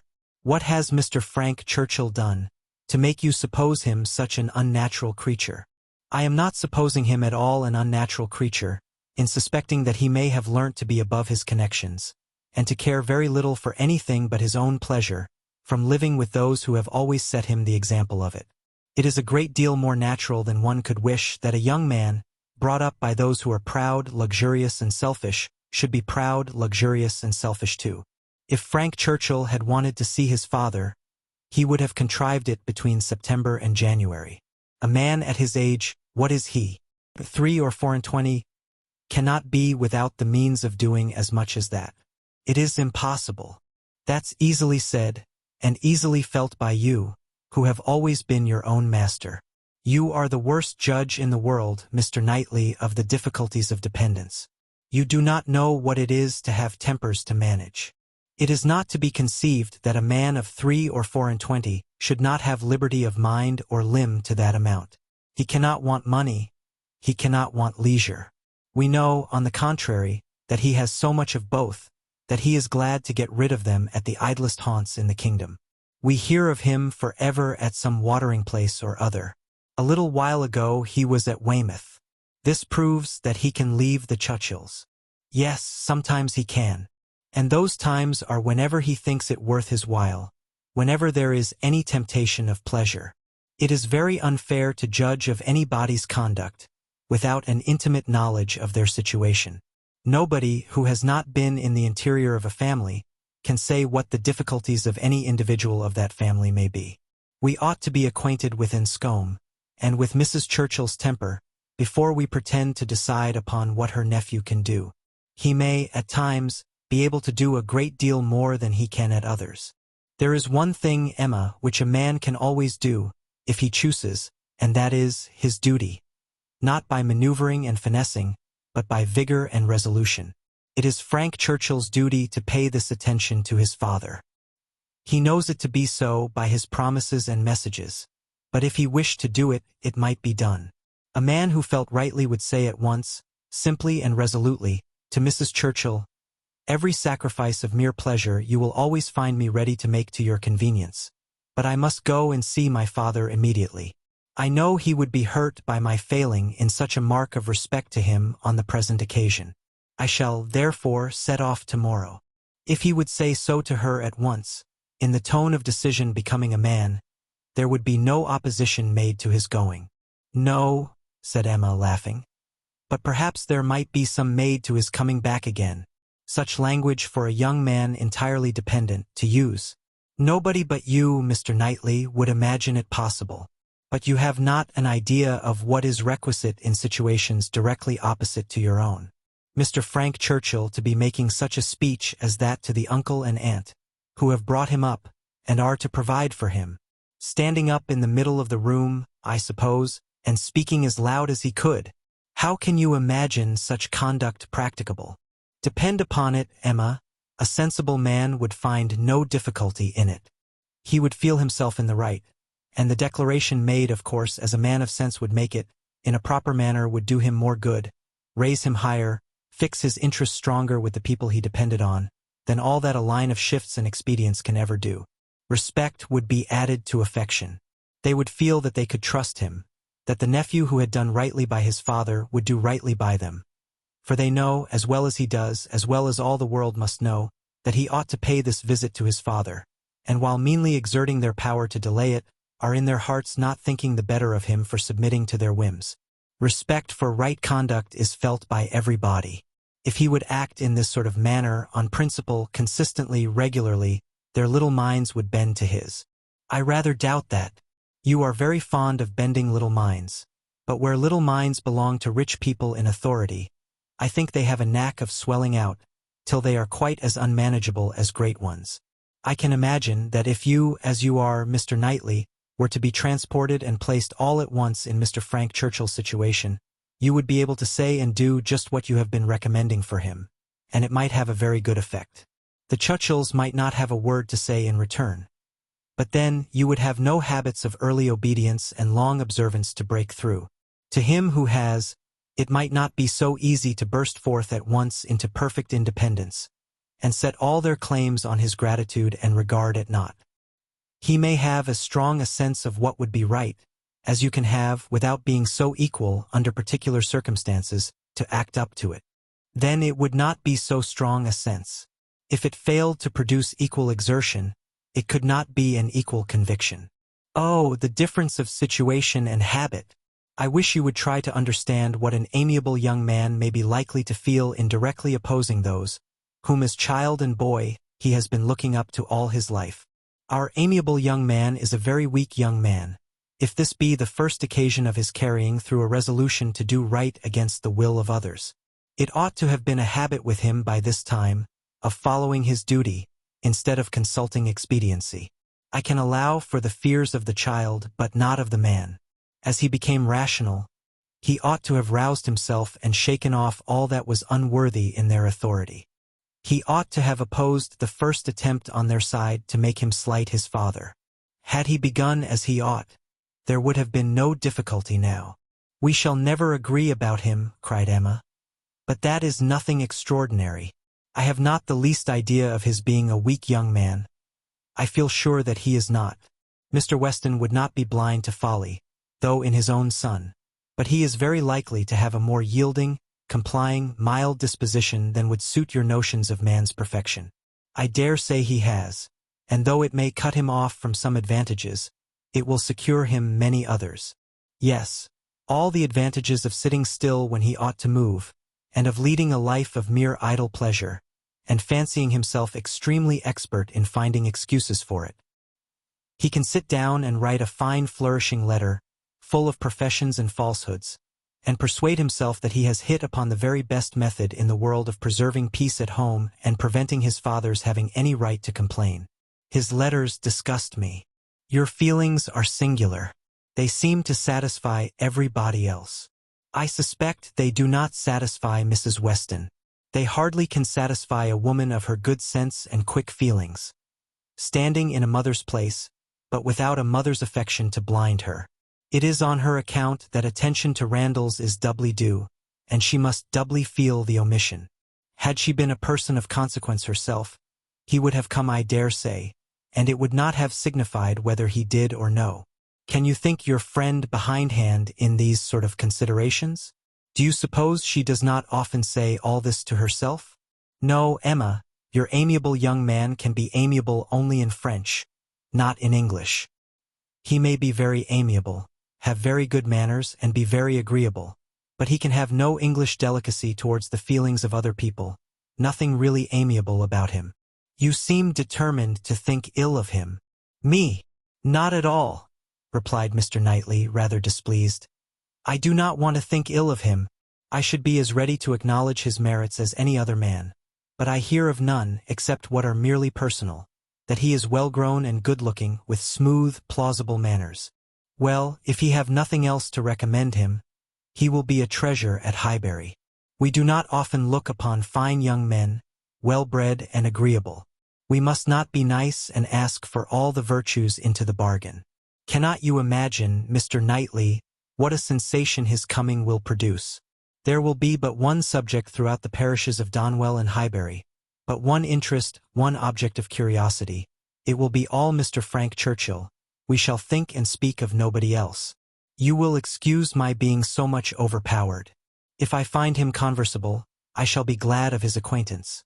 But if he is only a chattering coxcomb, he will not occupy much of my time or thoughts. My idea of him is that he can adapt his conversation to the taste of everybody, and has the power as well as the wish of being universally agreeable. To you, he will talk of farming, to me of drawing or music, and so on to everybody, having that general information on all subjects which will enable him to follow the lead, or take the lead, just as propriety may require, and to speak extremely well on each. That is my idea of him. And mine, said Mr. Knightley warmly, is that if he turn out anything like it, he will be the most insufferable fellow breathing. What? At 23 to be the king of his company. The great man, the practiced politician, who is to read everybody's character, and make everybody's talents conduce to the display of his own superiority, to be dispensing his flatteries around, that he may make all appear like fools compared with himself. My dear Emma, your own good sense could not endure such a puppy when it came to the point. I will say no more about him, cried Emma. You turn everything to evil. We are both prejudiced, you against, I for him, and we have no chance of agreeing till he is really here. Prejudiced? I am not prejudiced. But I am very much, and without being at all ashamed of it. My love for Mr. and Mrs. Weston gives me a decided prejudice in his favor. He is a person I never think of from one month's end to another, said Mr. Knightley, with a degree of vexation, which made Emma immediately talk of something else, though she could not comprehend why he should be angry. To take a dislike to a young man, only because he appeared to be of a different disposition from himself, was unworthy the real liberality of mind which she was always used to acknowledge in him. For with all the high opinion of himself which she had often laid to his charge, she had never before for a moment supposed it could make him unjust to the merit of another.